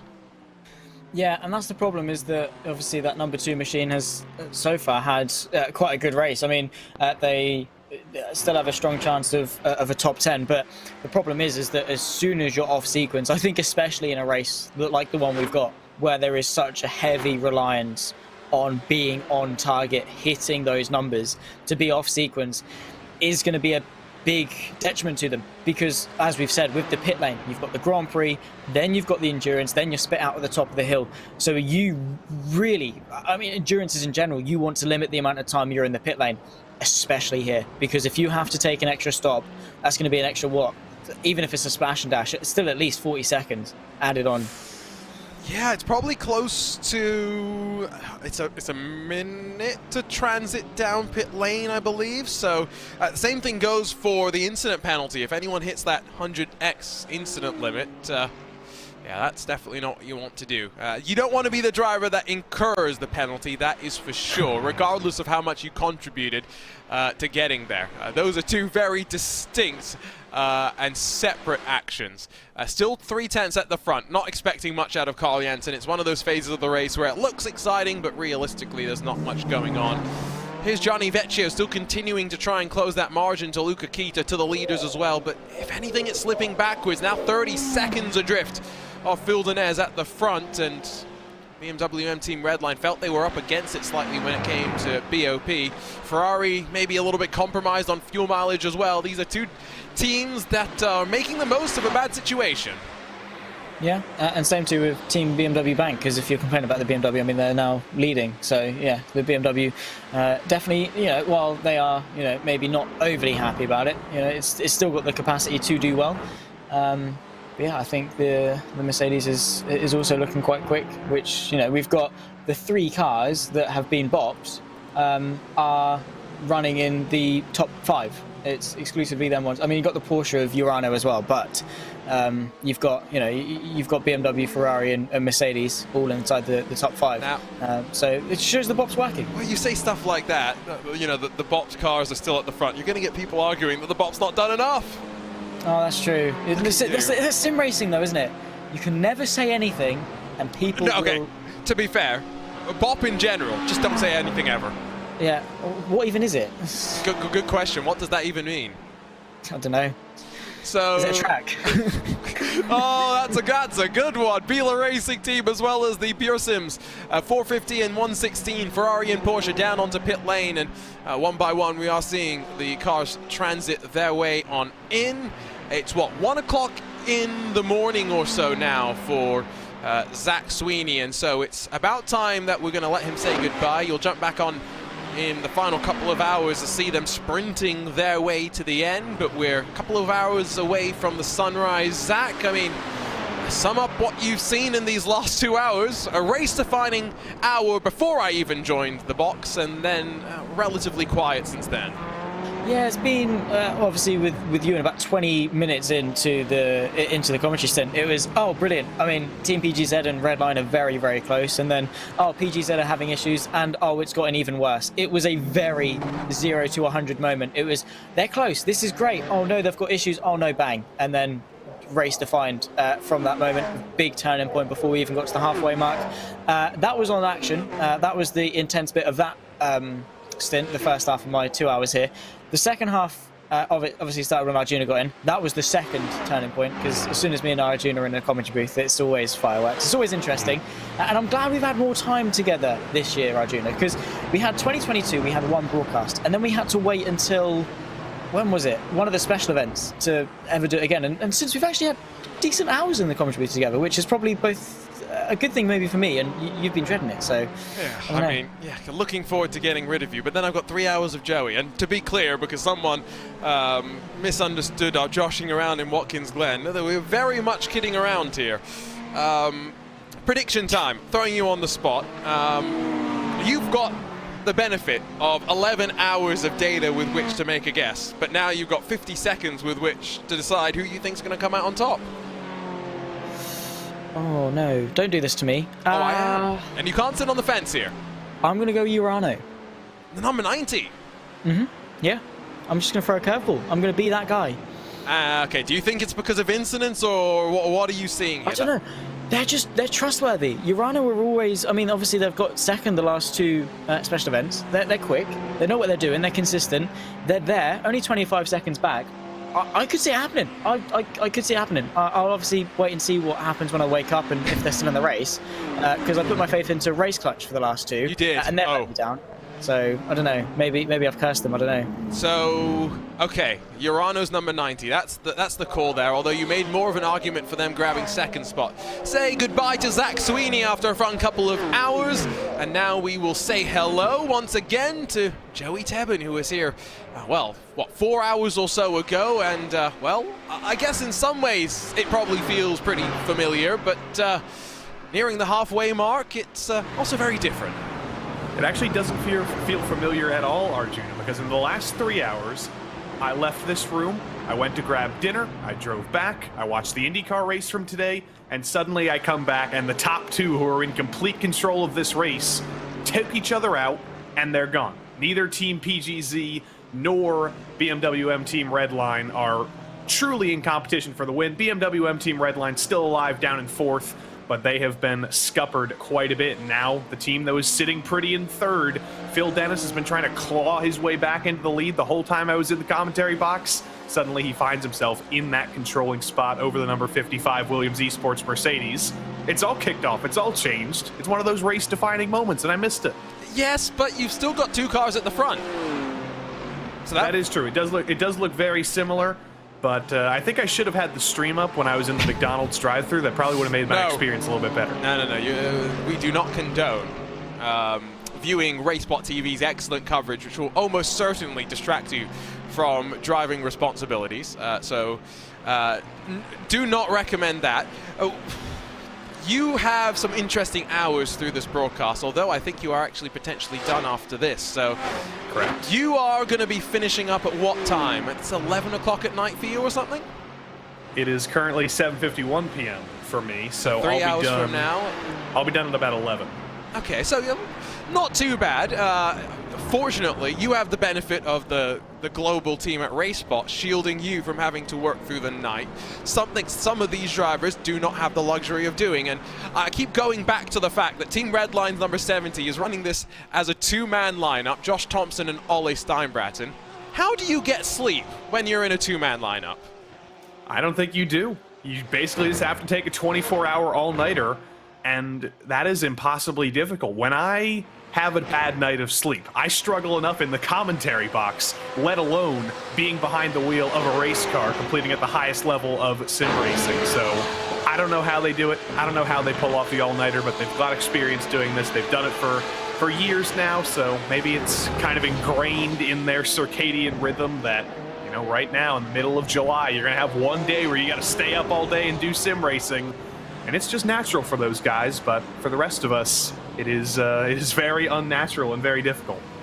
Why don't we see if we can grab a quick chat with someone who can give us a bit more insight into what is going on? Sean Campbell joins us now. He's been part of that race clutch crew that was looking like there was some speed before an incident in the opening hour left them in trouble. Sean, you're driving, but you've decided you want to come and have a chat with us. How are you doing? I'm doing good. How about you guys? Doing quite well. So, you sent me some messages just before you jumped into the car. I'm hearing that you are on a no-sleep run right now. Yeah, but it's not just me. I gotta give props to Benjamin Frigario, and Simon Perroni. They're both my teammates. And Ben is gonna be... He's taking his nap right now. He's gonna come back in 4 hours' time. Well, 3-ish. I'm doing a quad. Spoiler alert. But once he's back, no stopping. Oh, so well, you're... How do you support that, Sean? Do you have energy drinks? Do you have coffee? Or is that just the power of Sean Campbell? Nicolas Cage and the office chairs. Nice. So, I knew you would come back here, Sean, because I knew you missed me. But I think Arjuna's gagging to ask you a question. Yeah, so I was just going to ask Sean, you're not getting any sleep, just to confirm then? Yeah. Okay, and so a quad now... How many more stints after that? Because that will take us into 8 hours to go. Sounds like one more quad, and then are you doing a quad to the end? I think I'm doing another triple. I think it's going to push it back. So I'm doing a triple, and then I was going to do a triple at the end. I think that's a double now. But it might be a single. I need to look over it again. I'm already tired. we can kind of tell. But one thing that I noted you put in the chat slightly earlier in the day is that you had made some compromises on setup, maybe to get a little bit more speed through the midfield, throwing some downforce into the car, which has left you guys a little bit compromised on the fuel strategy. No, the compromise on the setup is something I thought was going to work, and then it didn't work at all. I intentionally made it understeer, because I know this car gets oversteer at the end of the run, so I was like, aha, I'll make it understeer so that it gets balanced properly. I just overheated the front tires, so it just stays understeery the whole time. Gotcha. Well, we're seeing some fastest laps right now out there, so we're going to let you go to try and punch in some fastest laps of your own as you get underway for a quad stint. No pressure out there whatsoever. Alright. Always good to have a chat with Sean Campbell, and poor guy. No sleep is not easy, and he's got 4 hours now, 3 more hours after that. Joe Peak had put it quite well earlier, Joey, where the good thing about sim racing is we can do things like this. We're not necessarily worried about the safety of those out there. Well, we might be worrying about his safety, because all that talk about quads, I'm thinking about the muscle. I believe the quads are around your thighs or so, and spending that much time in a car, maybe sitting in a dipped down sim racing seat for that long, I think those quads may be hurting Sean Campbell's quads. There could be some physical effects for the next couple days. That's why you do have some drivers who, instead of having bucket seats and proper race car seating positions, will go to a local dump and pick up a chair from a Honda Odyssey or something of that kind. It's something where you wouldn't necessarily expect it in a sim rig, but it's comfy and you can sit in it for hours and be fine. Well, I don't remember which driver it was. It was somebody in this field. Somebody was famous for having a wooden chair that he used to do all of his sim races in until it finally broke, and he finally had to trade it off for a legitimate chair. I don't remember who that was, but somebody was struggling through that wooden seat thing. Oh, that sounds painful. Continuing, by the way, to see the fastest laps. We're almost towards golden hour, and you can tell the driver's starting to pick up that pace as well, but Carl Janssen brings that number 55 in towards the pit lane on the end of lap 25. So again, bang, right on cue. Phil Denez is going to go that 1 lap longer. I'm wondering, will Carl Janssen get out of the car? Because I'm pretty sure... so. No, it's only been one singular stint. I thought he'd been in the car for longer, but no, this is just his first stint, so he'll be in for a little while longer, maybe 2 or 3 or even 4 more stints if he wants to match Sean Campbell. But yeah, this should be pretty easy for him. Excuse me for the technical difficulties there, but we will get graphics back up on screen for you in a moment. There is Phil Denez circling in through the corner. This is through Malmedy, where we saw that drama at the very start of the race on the opening lap. Yeah, this is one of the things that we usually worry about when it comes to the 24 hours of Spa in particular, and this Falken Spa 24 hours, is the fact that you don't start in towards La Source. You start after that corner on the run in towards Eau Rouge, which means you're putting a lot of faith in drivers to go 2 by 2 up the hill and crest over Radeon. It is very, very difficult, and it's a layout of Spa you don't really see any time all year. You see a lot of Spa on iRacing in the official series, but it's usually always the traditional Grand Prix layout. Or if it isn't, it's one of the alternate layouts that doesn't have the start-finish straight after La Source. So this is the one time a year you have to get used to starting in basically the longest straight and the longest run to turn 1 in the world. And it is always difficult on lap 1, and we saw it all end in disaster. You've seen the replay a couple of times over the course of the day. There were a lot of cars wrecked there, and about 10 of them, I think, were out the second that happened. A couple of them were able to get back out there, like the Falken sim racing cars. Of course, they had to get back out there in the Falken Tyre 24 Hours of Spa. A couple others kind of called it quits after that, though. I think it was 6 cars immediately that retired, and it was after the first 4 that we were down to 10 eventual retirees, but I don't think they were all necessarily involved in what we saw at on that opening lap. I think most heartbreaking for a couple of the teams out there that were hoping for, you say Falken Tyre, hoping for a good run, but the Apex Racing team losing both their teams, they will be quite frustrated with how the opening hours have kind of gone there. Grid and Go lost Govan Keeney, who I'm sure they were hoping for the Porsche to maybe back up the Ferrari up towards the front, and of course the MS Society Pure Sims car. We talked with Don Skurek earlier today about what that car in particular meant to the team, rallying around Don after his recent diagnosis, and unfortunately he didn't even get to jump into the car, so it was one of those days. So Phil Denez has ticked on to yet another lap. It's 25 and counting. Gianni Vecchio will head off towards the pit lane, as will Ollie Steinbraten. So BMW Team Redline and the Team Redline number 70 trundling down the lane. It's looking more and more likely that we could potentially have a double Redline podium. They were running first and about 7th about 3 hours ago, but now with some of the bad luck, we've lost some of their rivals from the podium. We've advanced some of their rivals to the podium as well, but one more little bit of trouble. Maybe Williams Esports runs into trouble. Maybe Team BMW Bank runs into trouble. That opens the door for a very possible double Team Redline podium, and we can't write them out for the win either. They might be down. They might be in 3rd and 4th at the moment, probably more like 3rd and 5th, I think, when everything cycles back out, but it is very possible they can get back in this, because as we saw, anything can change, and there's still more than half the race to go. We're only 11 hours in. Nights coming to an end slowly but surely. There is that number 55, by the way. You can see, oh, beautiful timing, just over the top of the trees. Slight hint of orange beginning to rise. I think we talked about this in hour 4 of the race. Sunrise expected here at about, what, 5:51 virtual standard time, and it is 4:10 in the morning. So 5:51, only about an hour or so away from seeing properly full sunrise, but already you are starting to see that the driver's going to have a little bit of aid. They're not going to be totally reliant on the headlights to pave the way. You did just remind me that I should have been a little bit more thematic in my dinner. We're going to have sunrise in Belgium. I'm thinking breakfast. I'm thinking Belgian waffles.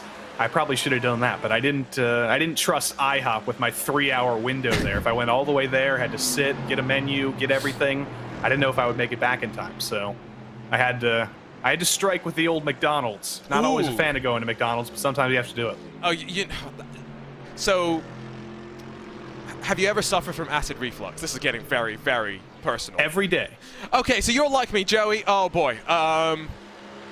Yeah, I don't know why I chose to eat a Chipotle burrito before the Porsche Esports Super Cup qualifying specifically broadcast. because of that, Arjuna. I knew what I was going to get. There's a new burger at McDonald's. It's the cheesy jalapeno bacon burger. I know what you're talking about. I wanted to try it, but I knew that could probably cause some trouble, so I got the generic omeprazole over here. We took a couple of them, one of them to be specific, and we're good. Okay, yeah, I'm on my course of that as well right now, just to make sure that my life's a bit easier with the marathon day that I have. So you had a 3-hour window between your stints. That's not too bad. Opportunity for you to pop your head away from the race and kind of get to grips with what was going on.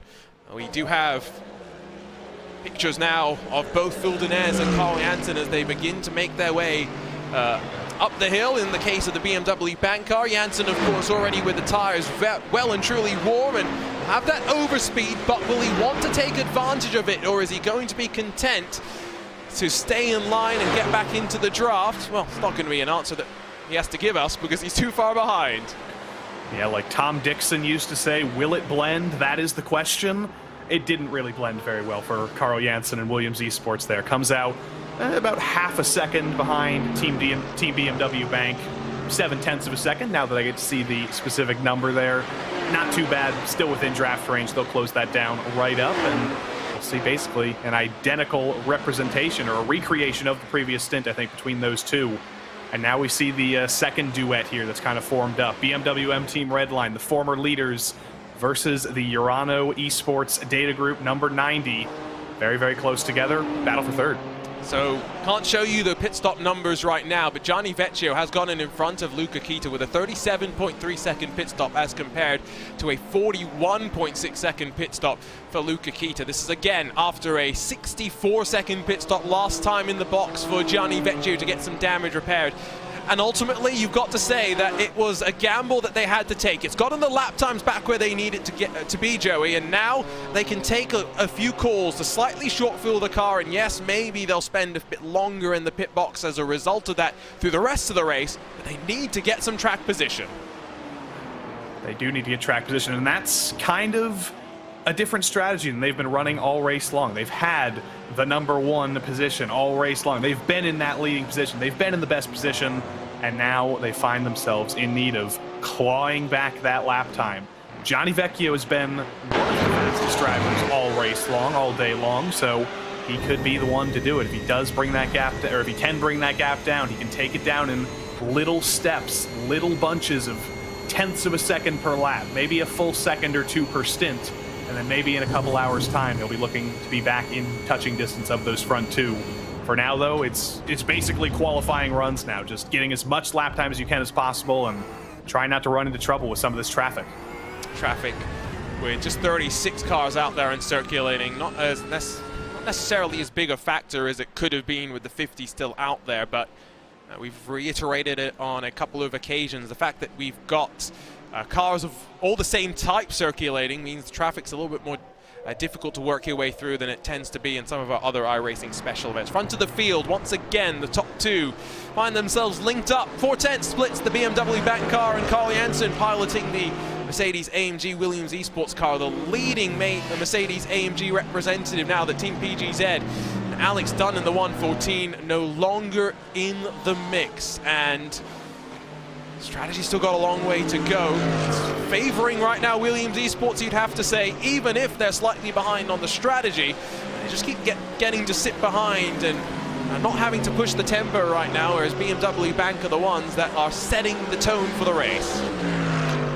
Yeah, you do usually want to be the second car in line, and that's definitely been where Williams Esports wants to be. But Team BMW Bank, that number 7 car, has been so strong for basically the entirety of the race. No matter who's been behind the wheel, Phil Dennis has been doing an incredible job for the last couple of hours. Rainer Talvar had a fantastic stint, ran one of the fastest laps of the race when he was in the car and the sun was out a little bit. Felix Kornbach had been doing a fantastic job as well. They might have the strongest and most stout plan of anybody in this race. And when they find themselves in control, I don't know what could take them out of control other than basically what happened with Redline and PGZ. A little bit of contact, a little bit of a technical issue. That's the only thing right now that I can see putting them out of control. But with 13 hours left in the race, there could be many more things they don't expect. One thing that I do wonder as well is once we get into the day, sun starts to bake the track. Who's got a car that handles better in the warmer track conditions? About 10 Celsius track temperature equates to about a second of lap time fall off in iRacing, maybe a bit more exaggerated at Spa with its relative length to other facilities, and so it's going to be something that the drivers have to deal with. It's not going to be dealt with in terms of pressures. It's not something we tend to change between cold and warmer conditions. Instead, it's the base car that you brought with you that needs to be able to perform in both situations. Check back in with Arnage and Sam Koitert's chase of that number 4 machine. It's 2 Mercedes that run for 9th and 10th position. Keep mentioning that the balance of performance seems to be relatively good. I think that's a pretty good indication of how good it is. It's a BMW up front with an AMG tucked in behind, Porsche in 4th, and Ferrari in 5th.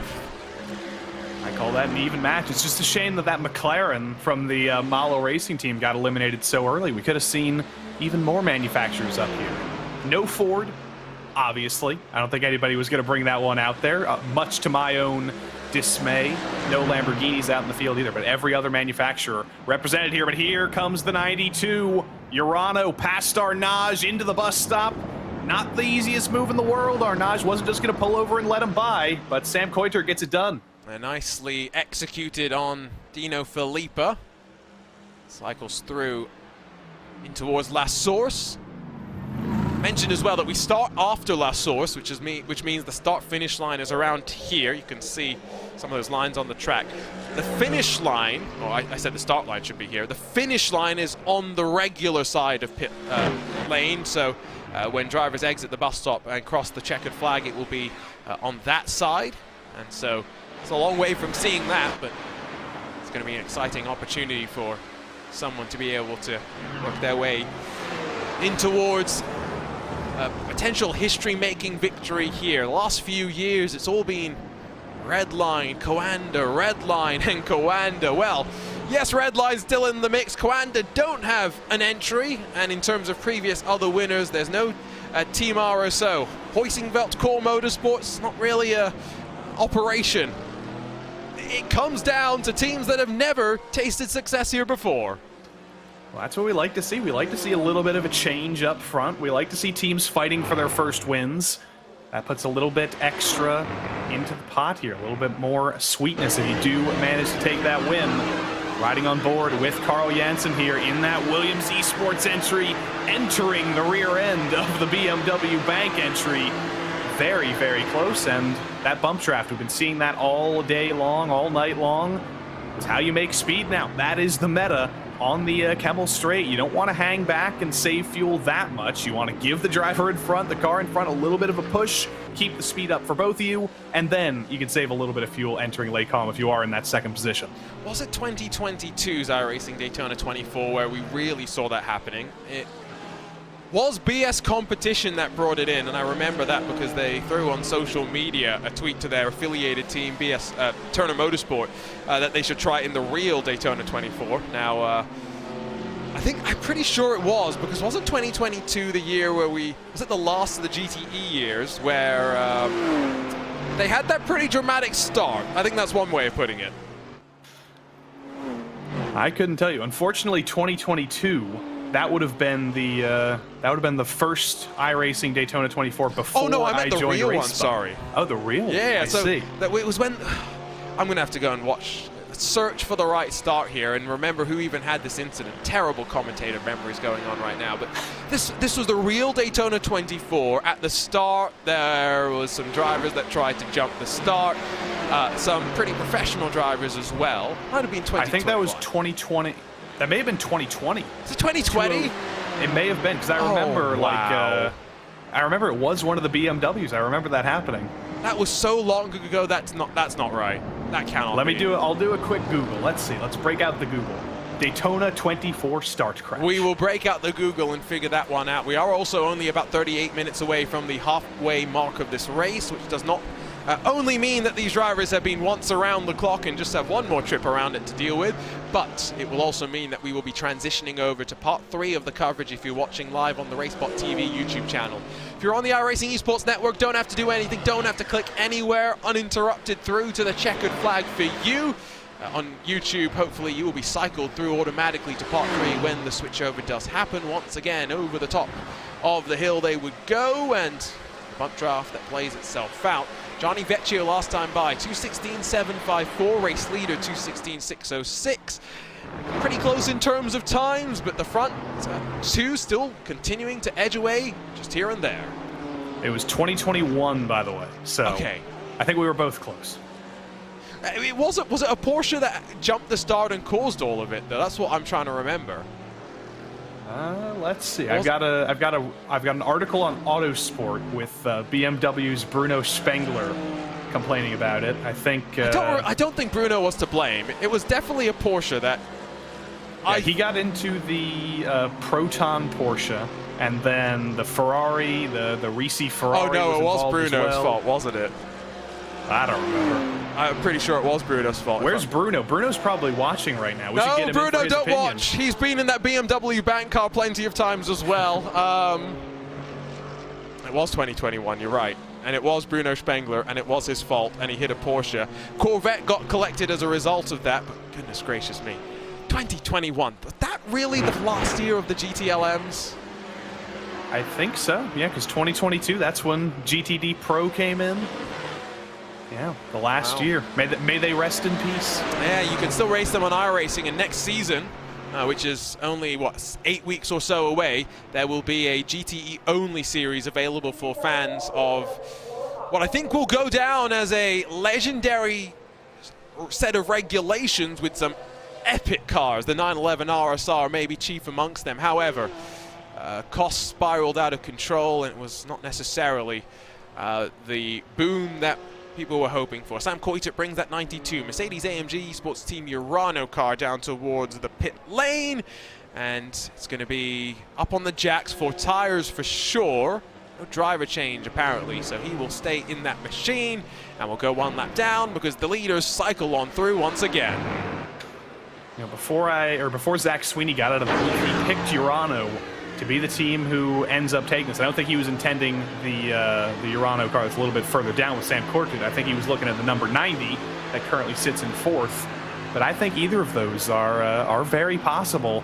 They've both just been kind of riding since there was a little bit of early trouble for the 92. Since then, they've been issue-free. The 92's been making their way forward. The number 90's been kind of riding around the precipices of the top 5, the top 3 all day long. I think it's very possible that Zach could be right. I am surprised it was him who chose Urano to win, though, and not Urano Leary. Oh, nice. There's the puns. I wish he was here for that. Oh no, he wishes he's glad he's not. I don't know if Ewan O'Leary's off to do some more driving, because he's one of the guys that's pulling double duty on the broadcast, behind the wheel as well as behind the mic. I've done that once before. It was really very stressful. More stressful than having to do 12 hours of production and commentary, I can promise you that. I think we've got 2 of them now. We have Ewan doing double duty. We've got Cam Stefan as well. Schlacher doing double duty. Cam's doing double duty. Oh, we got I'm very 3. glad I'm not. We need to get a RaceSpot car clearly next time. Yeah. To broadcast that second feed. Well, I don't think people necessarily want to see how bad the RaceSpot commentators are as drivers, but that's what the commentators race is for. Just file it under comedy on, Oh, on boy. Twitch and YouTube. Parody. I think that's what it's more like. Yeah, satire. Is that going to be a look to the inside for Carl Janssen? Covered off potentially there from Phil Denez, but again, it is going on in Sweden for Carl Janssen. 2:15 in the morning. It's going on 5:15 in the afternoon for Phil Denez. This is that contrast and that difference between not having to have the drivers physically located in the same place. I had the discussion earlier, Joey, about how it might be quite interesting, as some have done in the past, to run a 24-hour race where all drivers have to use the same rig with all the teams in the same facility, and they've done it where one room is the driving room, effectively, where you can only be in there if you're in the rig, and then you get radio communication to another part of the facility where you can effectively set up your campground, which is your paddock. I love that concept. I do love that concept. I would probably get a little bit stir crazy after the first couple hours, but the real question is, where's the kitchen? Does the kitchen have the feed in it? Are you going to be microwaving your ramen noodles, or your pot noodle, or whatever they're eating over in Sweden? Are you seeing the race while you're doing that? I assume so. I assume there's just screens everywhere. Yeah, it's kind of dystopian, but that's sim racing. Yeah, just don't have our faces, commentator faces anyway. That's the main thing. I wonder if any of them have a team dietitian, because that's a big thing in the Yes. real world. And I know that's a thing in esports, like even in Rocket League and Overwatch or whatever, they have team dietitians. So Look at I wonder. Sebastian Job. I'm trying to remember his fitness guru. Guru feels like the wrong word to use, but it's really transformed Seb. Sebastian Job working with, scrolling through the Instagram and trying to find the post. We'll find it eventually. He's not the only one. Brendan Lee has gone and started running marathons and things. Physical fitness as important as the mental fitness for a lot of these drivers, because if you're, like Sean Campbell said, doing a quad stint, you've got to be able to stay focused, which is, you talked about, not getting uncomfortable. A track like Spa gives you some opportunities to rest, but it's not like a Daytona. It's not like a Le Mans where you get long straightaways and time to breathe. You get very, very sweaty, so hopefully there's somebody around to wipe off the sweat. It's got the air conditioning turned down to a nice 65 degrees maybe. Nice and cool, so you're not sweating too much. So it sounds like what you need if you're sweaty in the 24-hour LAN event that we're talking about is, during pit stops, you should be allowed to have someone run into the room, towel Yes. you off, and then... Just like in real life, dump a water bottle on your Okay. head if you're too hot. Fill your water bottle up as well. These are actually things you've got to think about. Yeah. Refill the drinks. I'm Drop just- a couple packets of crisps off. I'm just saying that this actually sounds like something that genuinely should be done as a community event at some point. One who's crazy enough to do it, where you would even set it up, that's half the problem. Do you do it in Europe? Do you do it in the US? Those are probably the two most likely places that you do it. Yeah, Well, didn't they do that for the eNASCAR championship? They brought everybody into the media center at Charlotte for the finale, I think. They brought the championship to the finale. To bring the logistics of live events are significant. I did not truly appreciate it. I have organized my fair share of sim racing competitions. I helped run IMSA Esports last year. But going and working with Porsche and a certain other competitor to IMSA, the scale, the logistics. You have to figure out what you want to do with the sim rigs once you're done with them. In the case of one of the events that I did, they went from IMS over to the Dallara factory where they were going to be used for events over the next year before that event hopefully happens again and can be reused, right? So it's like, there's so many different things that go on. You're flying people potentially from around the world. It's expensive. It's not easy. I thought you were going to say they sent him to Dallara and they were melted down into race cars. No. If that was going to happen, best you believe they would end up in parts that would be over my shoulder on the broadcast. Of course. And Devlin DiFrancesco's rear wing is there, if you look carefully. Never forget. Yeah, millions of dollars that rear wing caused in terms of damages. I mean, you might get that back for it. Give it like 30 years. When people are looking for Devlin DiFrancesco merchandise, you're going to strike it rich. But the thing is that I don't want to sound too critical, but he did put a significant lack of effort into the signature. I will send you a photo later of it, Joey, but it's literally just him writing Dev D. You know, I respect that. As somebody who cannot for the life of me have a consistent signature, Oh, no. like anytime I sign a check, it's always something different. You sign checks? Well, sometimes. Yeah. I remember having to go and do something bank account related, and it was like changing stuff, and they said, you can change your signature now, but you better make sure that how you sign it's how you're going to do it for the considerable future, because it's not easy to change it again. And so for like 15 minutes, I just scribbled over and over, and I still struggled to get it to this day correct. And yeah. So basically, if you want to steal Arjuna's identity, or my identity yes. for that matter, just a scribble, and it'll be believable. You got to be careful. You've heard the stories about people that that have drawn things and then they actually get called by their credit card company saying, why did you draw that? Gianni Vecchio says, Luca Kita, draw yourself alongside and give me the draft, because I've been trying to push myself up forward, but I just don't have the pace to do so without any helping hands. Well, it's kind of a surprise to see that happen. I really expected Johnny to be the driver who could bring that gap down, but no, Luca Kita says, take a look at me. I am going to lead this pack, and I am going to be the fastest driver on track right now to try and bring that over-expanding gap down.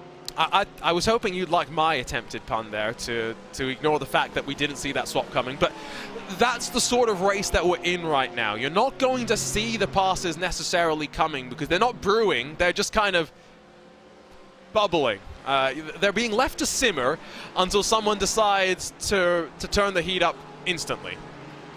It's kind of like it's a pot of cold water and then it instantly boils. It's like a nuclear explosion went off and instantly boiled the water. That's what every single one of these overtakes is like. We see about one of them every hour, and they always catch us by surprise. Yep, no, absolutely, and tends not to be for the lead, even if they are split by 0.3 of a second, 2-3 car lengths. It's those behind that are trying to chase them down. I think more importantly than anything, it's the fact that Jarno Koch in the Grid and Go Esports #1 has dropped off the back of Vecchio and Kita, because even at this level, he's 9,000 I rating. He is well beyond the realms of speed that I could hope to reach. But sharing that car with Sven Haas and Patrick Heinrich, you've got three very quick drivers, not necessarily all at the same level of speed. That's the difficult thing about this race. You've got basically every single one of these drivers is at the top level of sim racing. Unfortunately, once you get to that top 1%, there's a lot of stratification there. And right now, this Grid and Go Esports Ferrari had a great start to the race. They were leading early on with Sven Haase behind the wheel. They were doing incredible things, saving fuel. I believe there was a 28-lap stint at one point when nobody else could do that. And then it all kind of came undone a little bit ago, about 5 hours ago or so. It was the Team BMW Bank, BMW actually, the car that currently leads, made contact with the back of this car when Patrick Heinrich was driving. They're still suffering from some of that damage. You can still see it on the left rear. And since then, it's basically just been an attempt at coming back. It's not been easy whatsoever. They've been through 3 different drivers now, and they're just hoping that there's more bad luck up ahead, because they've already had their bad luck for the race. They can't afford any more. Well, they can't afford any more, but the racing gods don't always look at it in the same vein. And Yeah, that 28 lap stint very much caught us out in the opening hour, and partially just because people were talking about the inability of the Ferrari to do 26 without a considerable amount of fuel saving. Biela Racing Team have also been relatively strong in the Ferrari, hold on the lead lap. They're in 8th position, but just that little bit further back. This race still has 15 cars left on the same lap as the leader. Not sure how long that's going to last. The 50 cars that started have been whittled down to, I think we are officially now at 35 running, with Team 75 burnered by SimRC, the number 75, the most recent of your retirements. So Phil Denez ticks on to lap 10 of the run, and slowly but surely you are starting to see the orange peeking up from over the horizon. We are still, what, 4:30 in the morning, virtual standard time, so maybe an hour or so from proper sunrise. But once you get through the night, there's a sense of optimism, and so for the 35 teams that are out there and still running, they will be delighted to have been able to see daybreak. You can see it in this shot right here, up over the trees. That is not black. It looks very dark from this direction, but the sun doesn't rise in that direction. The sun rises in the other direction, and in half an hour's time, basically right at the halfway point. It's kind of perfectly aligned. I don't even think they chose the start time for that specific reason, but directly at halfway, we're going to start seeing light. We're going to start seeing the headlights turned off a little bit after that, and we'll truly be in the second half of this race, which is kind of incredible, Arjuna, because the first half has absolutely flown by. It's different from other Spa 24s, where not necessarily the first 12 hours are a drag or they're slow, but the intensity has been much, much higher this year than I can remember in previous years. And yes, there's been a lot more race-defining action, as we've now coined it, in the first 12 hours. I can only imagine what the second half is going to be like. Absolutely. This is like no other 24-hour race that I can recall seeing in the sim racing world, genuinely.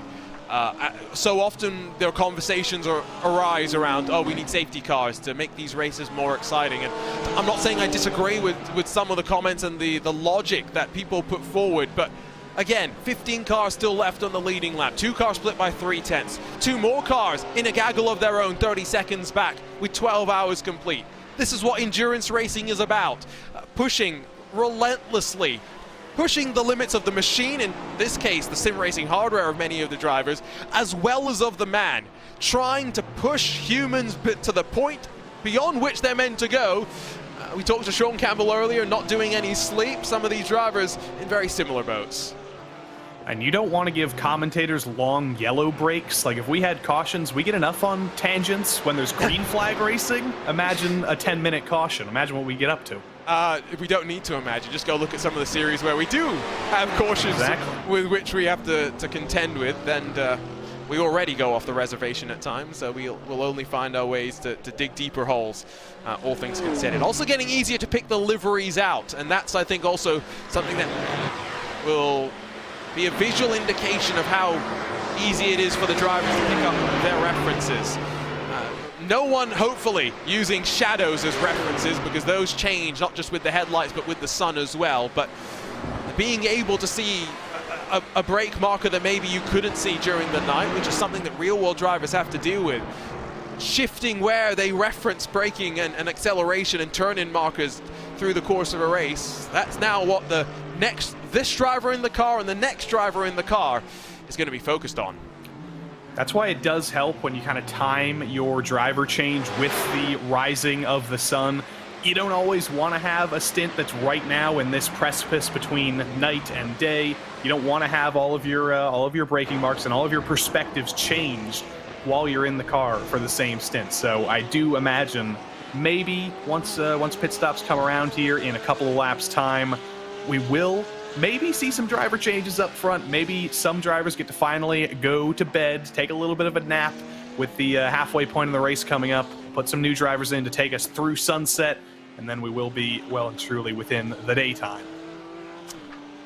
Riding from the nose of Gianni Vecchio down the hill, you get a brief glimpse of the buildings in the pit paddock, just over the crest of the grandstands, and the double gauche, which literally translates to double left. The new corner name for what will always actually be the Pouhon corner. corner names are more a suggestion here at Spa than anything else. At least that's the way that I've always viewed it. We talked. What do you call that last corner that just went through? It's Piff Paff to me. It will always be. Even I've though been I know calling it's it Lafania Lafania all night. I know it should be Lafania, but it lives on in Piff Paff. This is technically Stavilo or Curve Paul Frere. This is really meant to be where the Curve Paul Frere is, but I don't think that's a corner. So again, corner names more a suggestion. Yeah, that's the debate we have a lot of the time. Is something a corner? Is it not? Road America, obviously, I don't even have to say that's a place where corner numbers are very, very questionable. I think they say basically any place where you are turning the wheel even slightly is a corner at Road America. I guess that's the same at Spa, but I don't know. The first corner on the back straight, I would not say is a corner. I would say Blanchimont is a corner, because in most cars you do have to lift there. But is the corner before that a corner? Questionable. I'm also just going to say whether you lift or not should not be the determining factor as to whether it's a corner, because you don't always have to lift through Blanchimont, but it is maybe the scariest corner on the track. So that definitely should be counted. We talked, by the way, earlier with Sean Campbell, got an interesting perspective for a driver that is also providing us a webcam feed. You can see him trying to get comfy. The thing I'm disappointed about, you cheer, where's the office chairs? Where's the Nicolas Cage?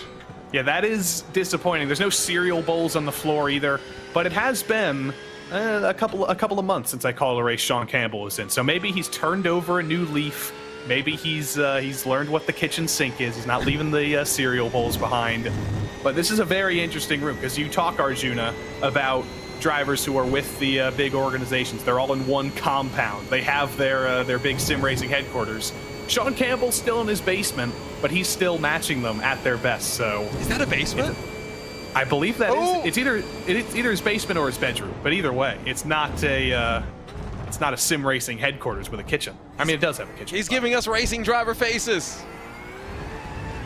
Oh, I think those are just Sean Campbell faces. Usually, I don't know if I've ever seen him give any other face. I always enjoy when you just don't get the sim racer, you know, stone cold, emotionless, running their pace, running their laps. I always like when you get to see a little bit of what's going on. He's stretching.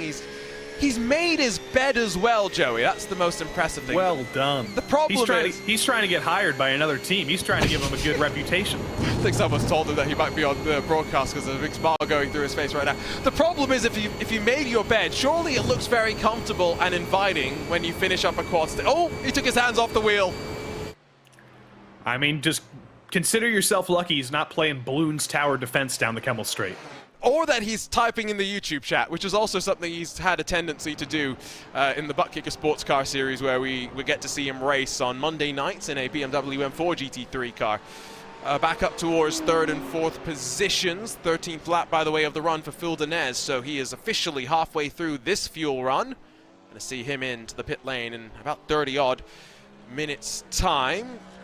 28 seconds, that's still the buffer between 1st and 2nd.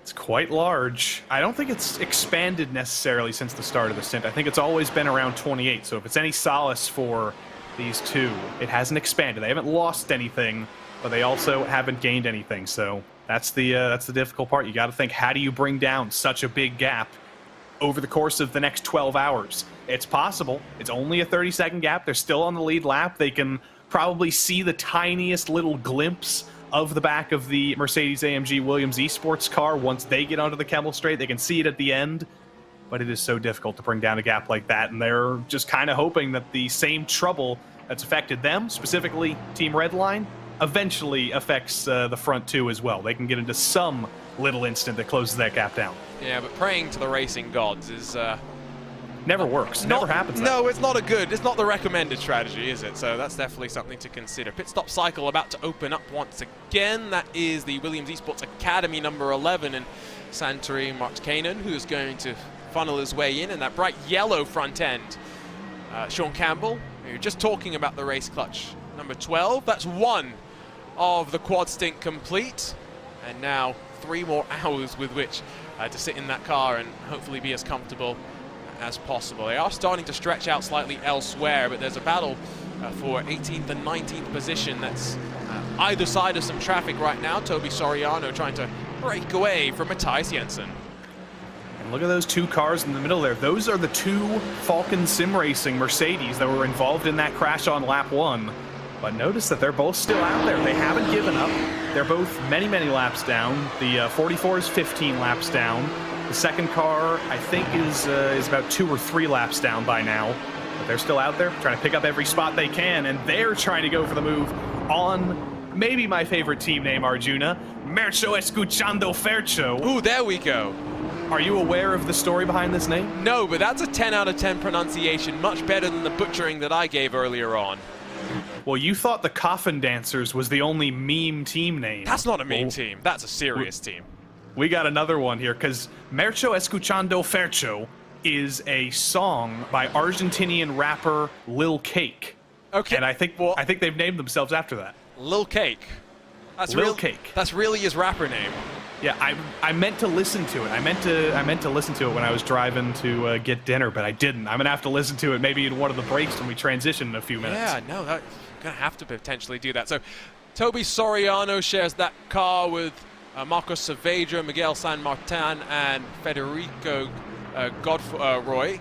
You've got that traffic that's just going to work its way on through. The first of what looks to be 2 relatively pristine Mercedes AMG, but that does not tell the full story. It's going to mean not just the VG Racing car is going to join on to the back of the Lil Cake powered car.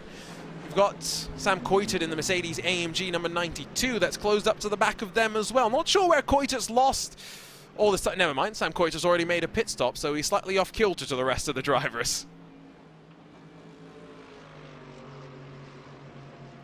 I like the differences in nationalities here as well. You've got the number 16 team representing. I don't think all the drivers are from Argentina, but I do know that they're representing an Argentinian rap meme, evidently. Lil and then Cake. right ahead of them, you've got the all-Danish team, VG Racing, who, for their own right, has done a fantastic job driving from the back of the grid. The number 16 has as well. Mercho Escuchando Fercho, gotta get every syllable right. They started 46th on the grid. They're up 26 spots. VG Racing started 42nd. They're up 23 spots. They might still have a lot of progress to go, but they have made a ton of progress over the last 12 hours. Still a long old slog. So waiting for that sun to rise inside for Coitet, who will slip on past Soriano, who does not offer too much of a defense, even though Coitet a little bit overcommits, all things considered. Waiting then for leaders to begin a bit of a pit stop cycle. 10 seconds, almost 11 seconds now splits the grid and go Ferrari from this grouping for 3rd position, so not an ideal stint of the race by any means for the 001. Josh Ladd brings the Williams Esports Chill Blast car down to pit lane, and I suspect we're going to see Josh Ladd get out. Not necessarily sure who's going to get in, though. Sammy Matty Trogan was the last driver to do a stint, and then before that it was Josh Ladd as well, Moreno Sarica, Sammy Matty Trogan, Moreno Sarica, so it does mean that we are still waiting to see the introduction of Cody Deeth. Is this going to be the time that he gets his very first laps in these transition hours?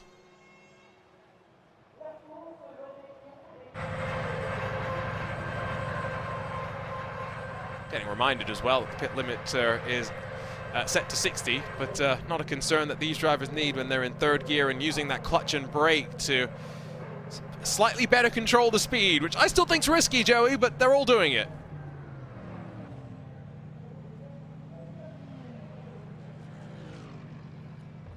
Having some technical issues, I think, in the broadcast booth, but no such dramas for Josh Ladd to swap things around. And it is going to be Cody Deeth from Down Under that jumps into that number 2 machine. 10 minutes to go, 11 minutes to go really until half distance in the race. Jaden Laddick's going to bring the Drago Racing number 5 and 13th spot into the lane. Officially goes 1 lap down as well.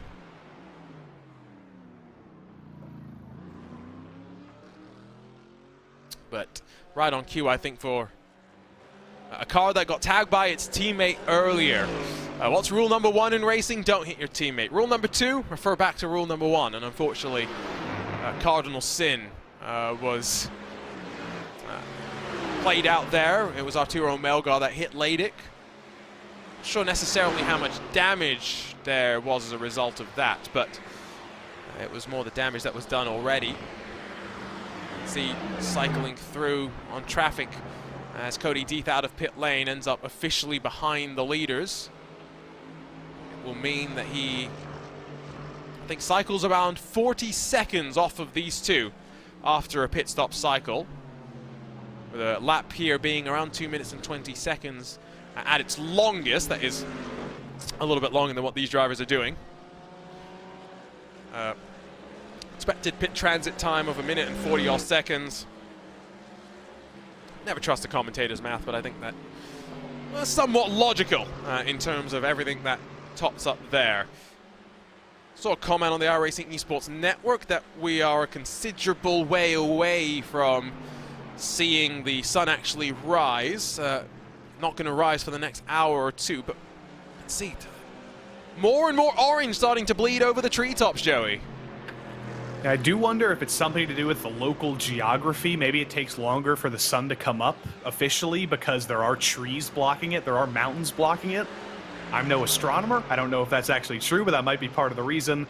But either way, you can already see that it is completely light. Some of us on the less high-quality displays aren't seeing the artifacting anymore with the black. We're not seeing the pixelation anymore. We're seeing full quality here. The sun is coming up, and like I said, I imagine once these pit stops come around, you might see some driver changes, so you don't have that transition with one driver having to adjust everything as the sun comes up, but it is entirely possible that Phil Dennis and Carl Jansen, their teams say, you know what, they've been doing such a good job, they've been in control of this race, we don't want to switch them out just yet, we don't want to break up the rhythm, because they could still go one extra stint. Phil Dennis has been enjoying his return into real world racing. Had GT3 and Road to Indy experience before we really saw him jump into the sim racing scene in earnest right around the 2020 timeframe. Has been going and racing some Italian GT racing, and recently announced as part of the Lamborghini Young Driver program. So exciting times for him. Continues to get to travel back and forth. Actually, that's a good point. If he is traveling back and forth, does he have a rig somewhere close and a base in Europe that he can, you know, work out of? And so is he actually racing from Europe today rather than from America? That's a question to go and send the way of the BS competition crew. I wonder if he is, because his full-time racing obligation this season is in Italian GT. He actually just won at Monza a couple of weeks ago. So is he an Italian now? Are we going to have to call him Felipe Denisi? Is that his new name? Oh, I don't know if that's the Italian translation. Surely that's a service that you can offer. You know, a website. Name translator? Yeah, and do it into, you could do one for all sorts. You could do, you know, one for an English name, American name, etc. You could just, it could be interesting. Joshua Chin confirms that Phil's in the US, which means it is going on 542 for him. Which... he is someone that is more than willing to wake up at 2, 3 in the morning, compete in the likes of the Digital Nürburgring Endurance Series, start the BMW M Sim Cup. But ultimately, I think it makes sense to allow the other drivers to get their natural sleep, because everyone's got windows where they perform their best. I think we've got a real Italian in the YouTube chat who, oh boy. Who did not like Felipe Denisi. No, I was going to say, you are about to anger some people. Listen, 50% of my heritage, I have the Italian pass. I can say that. Do you put pineapple on your pizza? Absolutely. Okay, so you don't have the privilege pass anymore. It's revoked. Yeah, they disown me for more reason than one.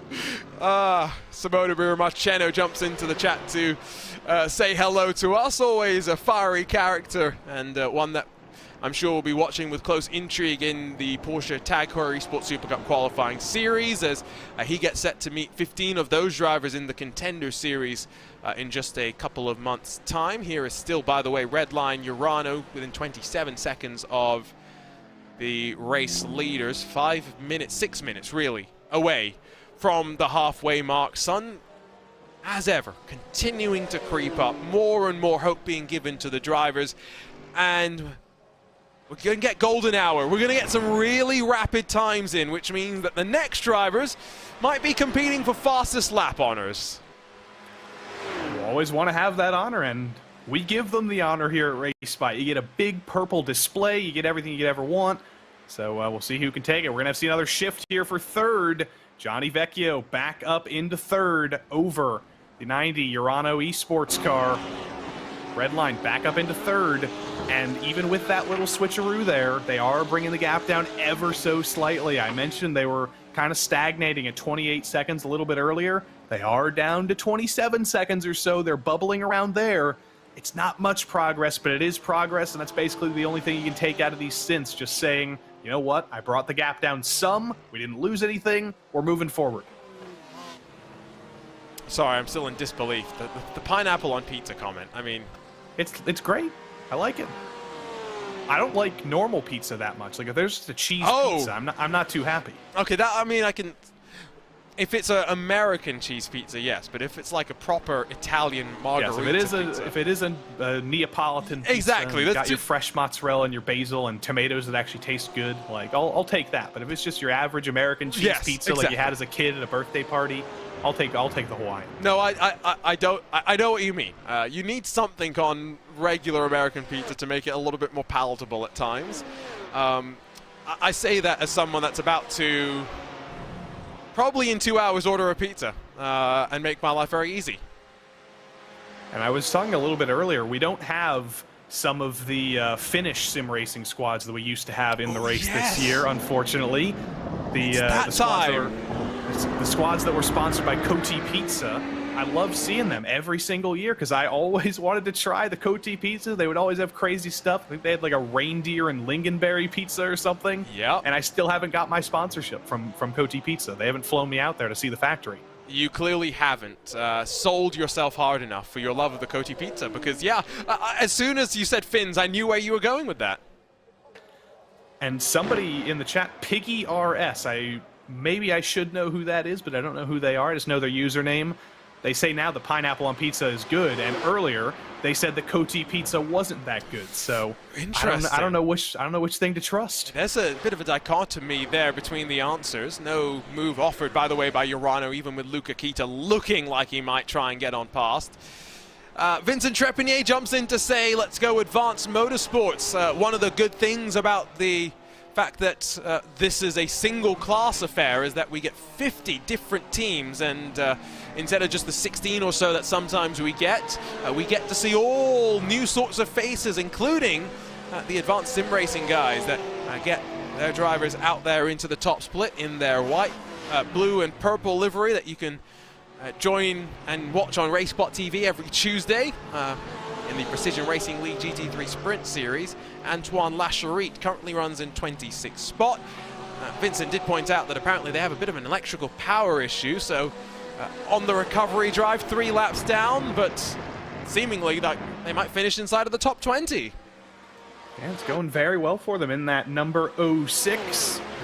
Hopefully no electrical issues take them out of trouble. We had some electrical issues, I think, for Josh Ladd in the Williams Esports Chill Blast car a little bit earlier. His internet was cutting out a little bit, but that has all since been resolved.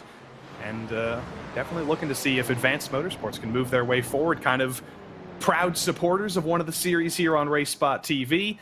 Or every PRL series on RaceSpotTV for that matter, not just the GT3 series. But one of the other drivers in that car is Guillaume Levesque, or Guy Levesque to be even more short. He started in the Precision Racing League, kind of building his skills there, getting very good. Eventually he dominated that GT3 series so hard that he said, it's time for me to go pro. It's time for me to move up a little bit, and he has done a fantastic job of doing so. Sean Campbell, another driver who's kind of had a similar trajectory of building his skills in slightly smaller leagues and then going to the top level. And that's the ladder on iRacing. Anybody can do it, really. Work your way up. And what's your I rating right now, Joey? Road I rating? We don't talk about my road No, come rating. on. Get it out there. I think it's like 1952 or something. It was above 2000. You're above at one average. Point. That's all that matters. That is true. It was above 2000 at one point, and then I think I had a week where I was at the Chicago street course and I crashed like 3 times, and that brought us down. So the thing to remember is, yes, these are all 8,000 I rating drivers. They are at the very top level, but we all start with 1400 iRating and at the same place. We might not all have the same level of experience, we might not have the same speed when we get started. You slowly can build yourself up, and there are plenty of stories of drivers that have, like Sean Campbell's and stuff, been able to take their skills through even starting in on arcade racers. People, you know, jump in from Forza and whatnot and say, I want to get a wheel, I want to get a bit more serious with this. That's what I did. Yeah, there's so many different routes to getting to this point, and so that's why I always encourage that, yes, we love our sim racing, but we are all motorsports fans at the end of the day, and we will all find a way to share that love and that passion with one another, and that's what sim racing's so great about. The iRacing special events are even more fun because it's not just endurance racing. After this, very different. Knoxville Nationals in a couple of weeks' time. Talk about a diverse skill set. I don't think we'll see any driver in this field in the Knoxville Nationals, but I imagine that there would be quite a few drivers here. Oh no. Lil Cake! Lil Cake!